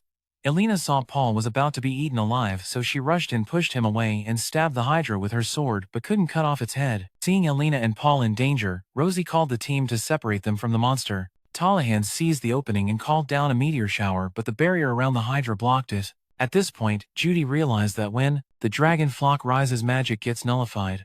Now he didn't know whether to retreat or keep fighting. Then Zosie screamed loudly because the Hydra's head was gradually regenerating. Seeing this, she ordered everyone to withdraw. But with his wife right in front of him, Paul's blood-boiled enemy mode activated and he charged in solo without fear. Seeing this, Jis rushed up through a smoke bomb and grabbed Paul to calm him down. Paul wanted to save his wife, so he couldn't turn back. Suddenly, Elena slapped Paul awake, forcing him to accept retreat with the team. Judy saw them retreat, cast fog, and teleported back to the 4th floor with the team. Elena was injured, so Judy rushed to heal her and asked if she was okay. It was just a minor scratch, so it was nothing to Elena. After seeing his wife, Paul got emotional and sat down heavily. With his mother right there, Judy asked if Zenit was still alive. This made the old man furious, and he grabbed Paul by the collar. "Your mother is right there and you can stay so calm." Actually, Judy hadn't had much contact with Zenit. They were like two strangers living under one roof, and he didn't even see her as his real mother. Besides, Judy had lived apart from Zenit since he was 7, so they weren't close at all. Being a stranger was why Judy could calmly assess the situation. He analyzed that magic had no effect on the Guardian. Plus, it has an insanely strong regeneration ability. Besides, its attacks are so powerful that just a snap made Elena raise her hand in surrender. And Zenit was trapped inside an ice block, so no one knows if he's alive or dead. If she joins the ancestors, fighting will be useless anyway. Paul got even more pissed seeing Judy's indifferent attitude, ready to punch the kid. Luckily, Jis stepped in just in time to stop him, or father and son would have ended up bruised and bleeding. Elena looked at the two of them, bored and speechless. Enough with the verbal fight, let's get down to business. This isn't the first time Pal's lost his temper like this, so Judy takes it as normal. But for Josie, seeing this for the first time, she's absolutely terrified. Seeing that Judy reassured her it's okay, helping Josie calm down, she told Paul she has a way to help Zenit recover. Even Elena once met someone crystallized like Zenit and still alive until now after being rescued. Their biggest problem now is figuring out how to defeat that monster. None of them have ever faced a Hydra species with scales and such an insanely strong regeneration. Rosie thinks it's a manatee Hydra, a giant demon dragon covered in scales that can absorb mana. The only way to make it bleed is to inflict damage at close range. The problem is, its wounds regenerate, so any attack is useless. One way to stop its regeneration is to burn the Hydra's neck with fire after cutting it. But that's just a Greek myth for kids, so it's not very reliable. Judy guesses if they shoot fire into the wound, the Hydra will struggle to block the green X center magic from you and Josie. Hearing that, Jiz was impressed and praised Judy. Then he turned to Paul to ask what he thinks. Paul's indifferent grunt pissed off Jiz, who was fired up and ready to punch him. Why so passive now? The only guy who can decapitate a Hydra is Pao, so Judy will team up with him to burn it down. After Pao finishes off the Hydra's head, this will be the final battle, so Pao wants to say something to everyone. He knows he's caused them a lot of trouble all this time. Whether or not they save Zenit, Paul is satisfied because he's found his family. So Paul begs everyone to give their all in this last fight, so his family can reunite. Paul's sincerity shocked everyone. Never thought the reckless Pal would one day have to humble himself and ask for help. Well, since they're old teammates, these guys will help him out. It's like saving a life equals building 7 towers. Seeing everyone so eager to help moved him beyond words. He turned to Judy and admitted that she's truly a reliable guy. As for himself, he's just a fool who never thinks and rushes headlong into danger. Paul really wants to set a good example for his son, but with how messed up he is, what kind of example is that? It's not something a parent would say, but Paul had to speak out no matter the cost he has to save Zenit. Hearing that, Judy immediately agreed. He knows that's the trust Paul places in him, so Judy will live up to his father's hopes. The whole team stepped into the teleportation circle where the monster is always waiting to devour their lives. Paul shouted, "Start immediately." The whole squad charged forward in a full assault. Just like before, Pow danced skillfully around every attack, then leapt up to finish the Hydra's head. Judy immediately launched a fireball from afar to burn the enemy, but the fireball couldn't penetrate the shield, so they had to switch to plan B. Judy would closely follow Pow to burn the dragon's flesh when he managed to chop off its head. Another wave of attacks was launched. Alina and Talahan supported Paul in blocking the Hydra's head and helped Paul easily finish off one of its heads. Judy rushed in and successfully launched a fireball that burned one of the enemy's heads. It wasn't an easy target. It lunged at Judy, but Alina and Paul intervened just in time to chop off its head, ensuring the poison continued to nullify the Hydra's regeneration. Father and son moved like dragons and phoenixes, dancing together, taking down the monster's heads one by one. Judy's beautiful fireball shots caught Hydra's attention. It kept attacking him, forcing Judy to call for backup immediately. Alina showed up just in time to block the monster's claws. Seeing Alina injured, Judy called Josie to heal her wounds. While the team dodged attacks, Paul from above took off another head. Judy quickly threw a fireball below to interrupt Hydra's healing. The dragon spotted Josie and Talahan running on the side and charged at them. Talahan anticipated the move and told Josie to dodge just in time to save her. A clear defeat, yet he got bitten on the leg by Hydra. Seeing his teammates caught alone, Paul rushed in like a god to behead the dragon for Judy. Talahan landed successfully while Josie ran over to heal him. Then both went back to harass Hydra. Suddenly, Sudi realized something was wrong, and sure enough, it tore its own neck to start rebirth. Seeing this, Alina lunged forward, plunged her sword into its flesh, then cast a freeze spell while Rosie below threw fireballs to stop Hydra's resurrection. This enraged the dragon, gathering mana to unleash a fiery blaze to burn everything. Spotting this, Judy called everyone to gather around and activated a water shield to block the enemy's deadly attack. In this epic battle of water versus fire, the strongest mana user on the Earth server won.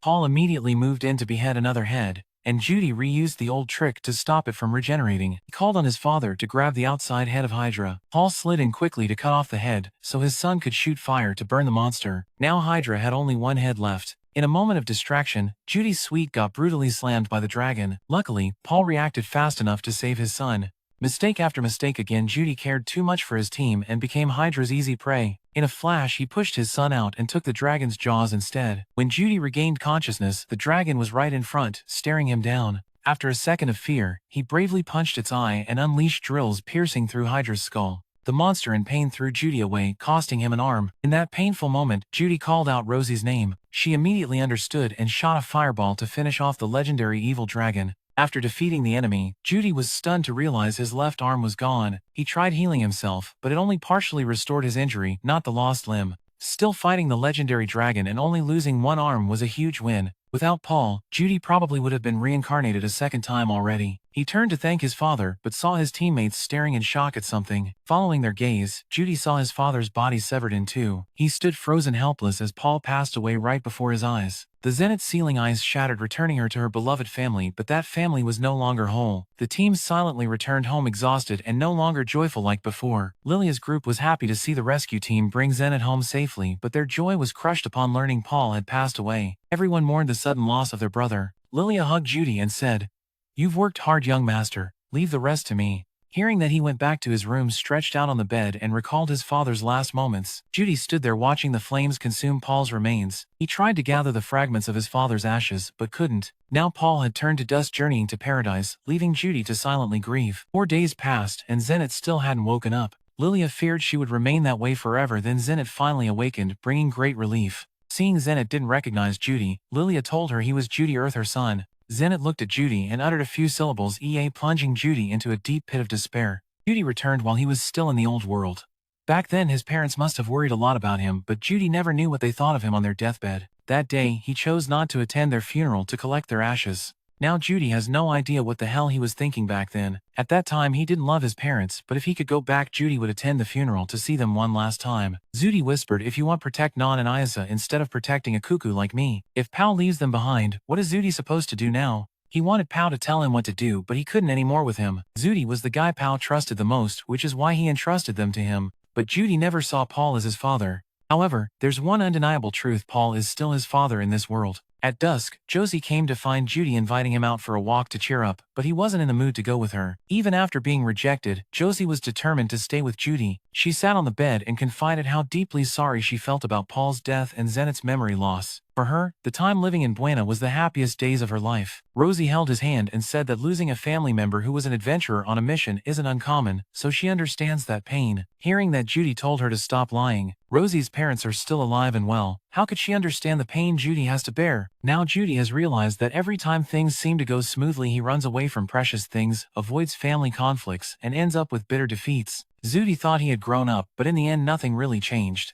Zosium came to pick him up and said she considers the Pao family her second home. While in Buena they treated her with great warmth. The Judy family taught her what family warmth truly means. Rosie hugged him tightly and said that's why she understands the pain he's going through. Although she's just a small master who's lived much longer than Judy, Rosie promised to be a solid support for him.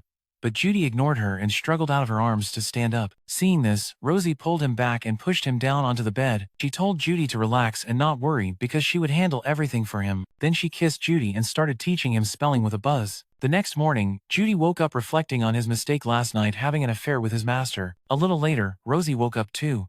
When she saw Judy, Josie's face flushed red instantly. Worried, she asked if he was okay.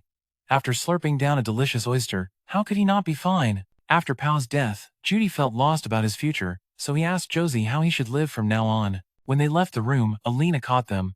Seeing this, Josie told Judy to go to Lilia first while she stayed behind to fight Alina in the room. Lilia was taking care of Zenith very attentively.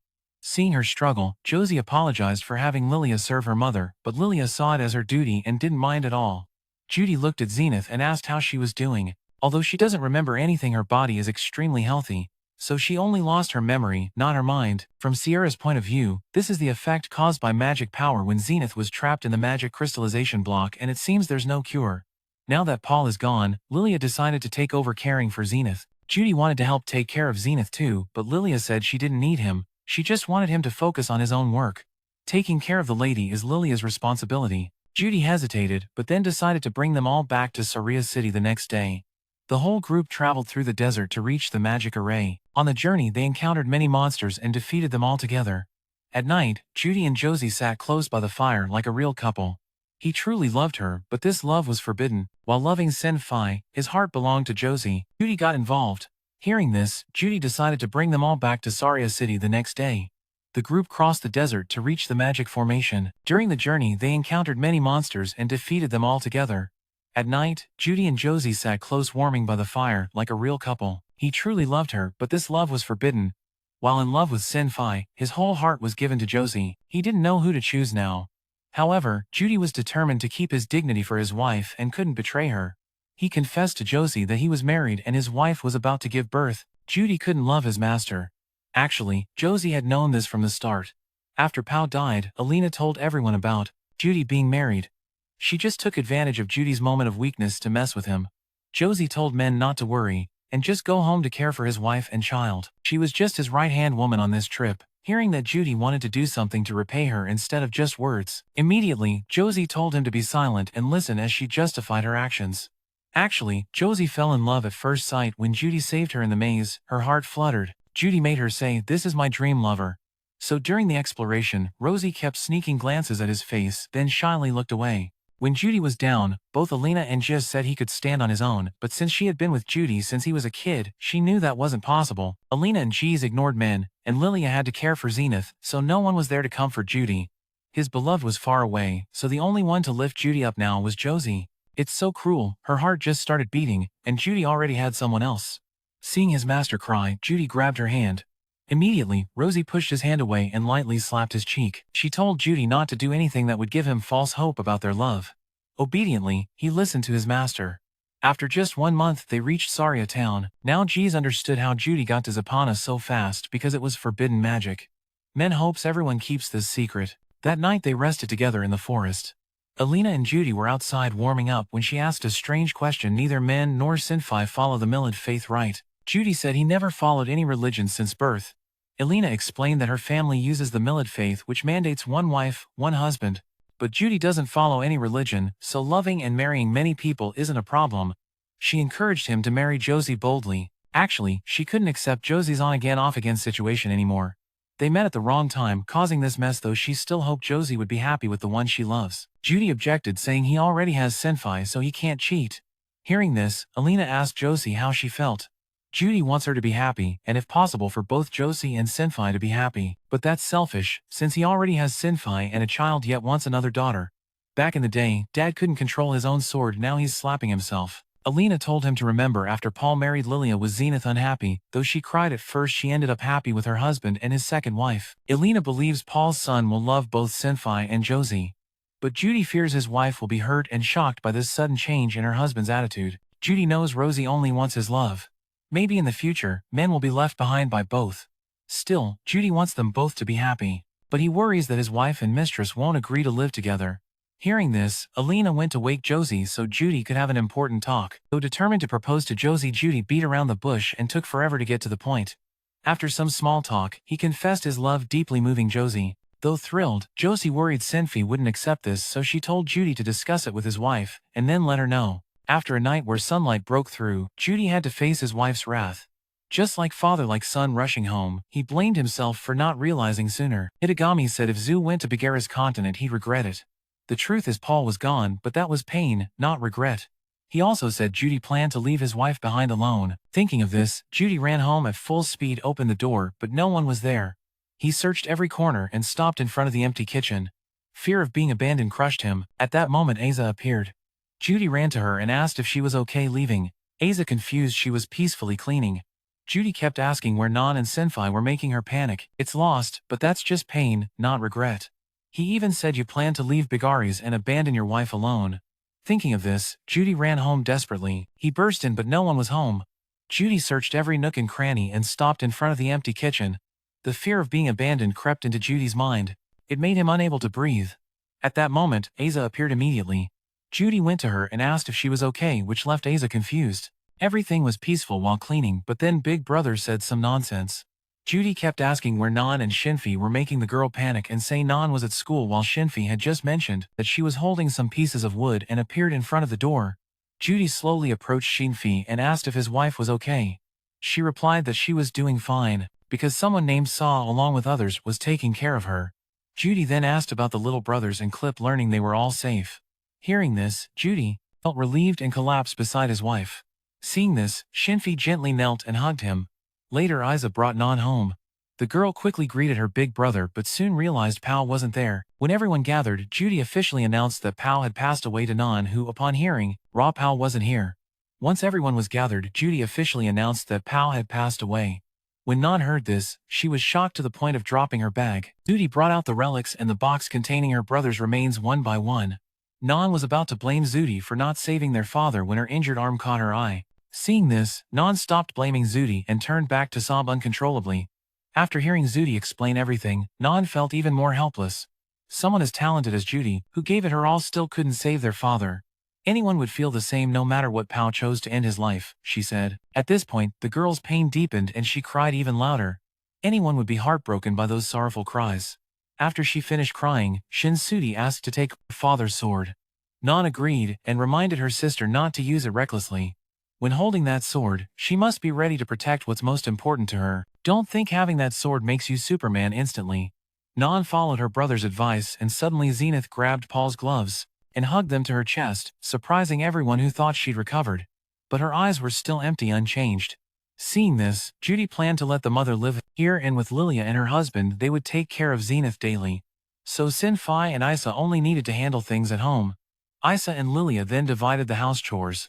Nan saw the girl wanting to go to her mother, but hesitating, so she encouraged Isa to go all out and not worry about others. Hearing this, Isa went to hug her mother and burst into tears. The girl felt lucky her mother was safe. After the family finished chatting, the adventurers planned to rent a place outside, but Judy invited them to stay the night just for fun. Someone always ruins the family reunion vibe. Hearing this, Judy thanked them for supporting her father all this time. Sierra and Vera announced they would stay in the city and would let them know once the tomb for Paul was ready. Jis saw Judy put on a serious face and approached, telling her to cheer up like the first time. Judy dared to call him Big Bro. What a narrow-minded person, always holding grudges. Then Alina stepped forward and apologized, to Judy for failing to protect her. Her duty was to prevent such incidents in the team, so Alina took full responsibility and asked Judy not to blame herself. After leaving, Alina would visit the clip place before going. She also told Sylphie Judy always loved her nephew. After saying that, she and her team said goodbye to the family and left. Judy then told Sylphie she had something important to say. After a brief hesitation, Judy bluntly told Sylphie she wanted to bring Josie home as her second wife. Min confessed that after his father's death he was devastated and completely lost his will to live. At that moment, Rosie appeared to save his life. Saying this, Judy knelt down and begged her to forgive her for not keeping her promise of loyalty. Hearing this, Non got angry and questioned her brother. Did he know how much Cynthia worried and waited for him, yet now Judy betrayed her? Sylphie also worried about how he was living and whether he was eating well. Her voice and face were so sad it felt like the sky was falling, yet Judy happily hugged another girl. Losing their father was unavoidable, but cheating was unforgivable to Non. Hearing this, Judy countered that Rosie had pushed aside her feelings to help Men when he locked himself in his room, so Judy couldn't abandon someone who helped her. But this excuse didn't work on Non, who was a devout Millard follower and firmly opposed this. Plus there were so many fresh beautiful girls. Why marry this Lolita girl? Josie said that although she was small, she was decades older than you. Hearing that, Non got even more furious. She asked if Josie didn't feel shameless. How could a decent person secretly interfere as the other woman? Now hearing this, Judy took all the blame because he was the one who proposed to Josie. She even planned to step back and leave Men. Shut your mouth. Hearing this, Judy argued that Rosie had suppressed her own feelings to help Men when he locked himself in his room, so Judy couldn't just abandon him. But this excuse didn't work on Non, who was a devout Millard follower and firmly disagreed with this. Besides, there were so many fresh beautiful girls, not marrying, but instead taking this Lolita girl. Josie said she was small but decades older than Non, which made Non even angrier. She angrily asked if Josie wasn't shameless. How could a respectable person secretly interfere and become a mistress? Hearing this, Judy took all the blame on himself, because he was the one who asked Josie to marry him. She even planned to withdraw and leave Men. Shut your mouth. You're wrong and lying. Non continued to question Josie, who said that if she had planned to quit, why not just end it then? Why listen to her brother about this house? Those words deeply hurt Josie's pride. She admitted she was playing games and asked permission to leave. Judy felt heartbroken watching Josie walk away. He had promised to bring her happiness, yet let her suffer this pain. While Judy didn't know what to do, Sylphie was seriously hurt. She admitted she was reckless and asked to leave. Judy was heartbroken seeing Josie leave. He had promised to bring her happiness but let her suffer such pain. While Judy didn't know what to do, Sylphie called Josie back. Seeing her continue to walk, Sylphie ran to grab her hand, making Non confused why her sister-in-law acted like that. Sylphie gently thanked Non for handling the homewrecker, but it's okay, she would take care of it herself. Although she didn't fully understand, as long as Sylphie knew Josie saved her husband, that was enough. She thought if she were in Josie's place, Sylphie would do the same. Actually, Sylphie knew Judy would bring another woman home sooner or later. If she wasn't close with him, then if not ABC with Sylphie, then she knew he would learn to spell with someone else. Hearing this, Josie quickly apologized for making the first wife uncomfortable. Actually, Sylphie wasn't upset at all. Earlier, Judy often talked about Josie to her, and said she was the mage he respected the most. Back then, Sylphie was very jealous, but when she saw her for real, she realized Josie was just a normal girl who loved Judy just like her. Sylphie warmly welcomed Josie into the family. Hearing this, Josie was so moved she couldn't speak. Josie grabbed Sylphie's hand and said from now on they would be each other's emotional support for Judy. Later, Non and Judy practiced sword fighting together. She was frustrated and kept hitting her big brother for daring to bring a green tea girl home as a wife. Seeing this, Sylphie told Non to let it go. Judy isn't a Millard cultist and Paul has 2 wives anyway. Non wanted to tell Lilia that she was the green tea girl who snatched Dad from Mom. When hearing this, the kid felt guilty and apologized to Isa, but she knew her sister's mouth was faster than her brain, so she didn't bother responding. Non heard Isa mocking her, and immediately ran to grab her. Judy didn't expect Non to want to practice swordsmanship, but it made sense. Anyone with family off fighting far away who can only wait at home would feel tormented. Josie asked when Sylphie's due date was. She said she'd give birth in a month. Rosie said after Sylphie gave birth they'd hold a wedding ceremony with Judy. This warm, peaceful scene made Judy happy. On a snowy winter day, Judy and Sylphie's princess was born. Looking at the baby's hair, Sylphie felt lucky it wasn't blue like hers. Suddenly, she told Judy to hold the baby, surprising him. Hearing this, Lilia picked up the baby and handed her to him. Seeing the newborn in his arms, Judy was moved to tears. Later, he visited Judy's grave, and announced he had become a father and the baby was a girl, so she'd surely be as beautiful as her mother. He thanked Paul for helping him hold his daughter. Judy planned to name his daughter Lucy. He also announced he married Josie as second wife. Now with Paul here to teach men how to keep peace at home, things would be much better. Finally, Judy realized he was still just a kid. He was still a useless son who thought he was mature just because he had memories from his past life. Judy truly accepted Paul as his father now. He had his own family and needed to grow up more. Though he'd face many failures on this path, he'd try hard. Men would protect what Paul left behind just like he protected him. After saying goodbye to Paul, Judy promised to bring everyone to visit him next time. Suddenly, she told Judy to hold the baby, surprising him. Listening, Lilia handed him the newborn daughter in his arms, making Judy tear up emotionally. Later, he visited Paul's grave. Judy announced he had become a father, and the baby was a girl who would surely be as beautiful as her mother. He felt grateful to Paul because thanks to him he could hold his daughter. Judy planned to name his daughter Lucy. Also, he announced he was marrying Josie as his second wife. Now if Paul was here to teach men how to keep peace at home, that would be great. Finally, Judy realized he was still just a kid. He was still a worthless boy thinking he was older just because he had memories from a past life. Judy truly accepted that Paul was his father, and now that he had his own family, he had to grow up more. Even though on that path, Judy would face many failures, he's still just a kid. He's a worthless son who thinks he's grown up just because he remembers his past life. When will Judy truly accept Paul as his father? Now he has his own family, so he must mature more. Though Judy will face many failures on this path, he will try. He'll protect what Paul left behind, just like Paul protected him. After saying this, Judy said goodbye to Paul, and promised to bring everyone to visit him next time. In this life, Judy has gone through much pain and happiness, but still tries to live this life fully so when he reincarnates he won't regret it. Don't forget to like, subscribe, and leave your comments to support the channel and help us improve content.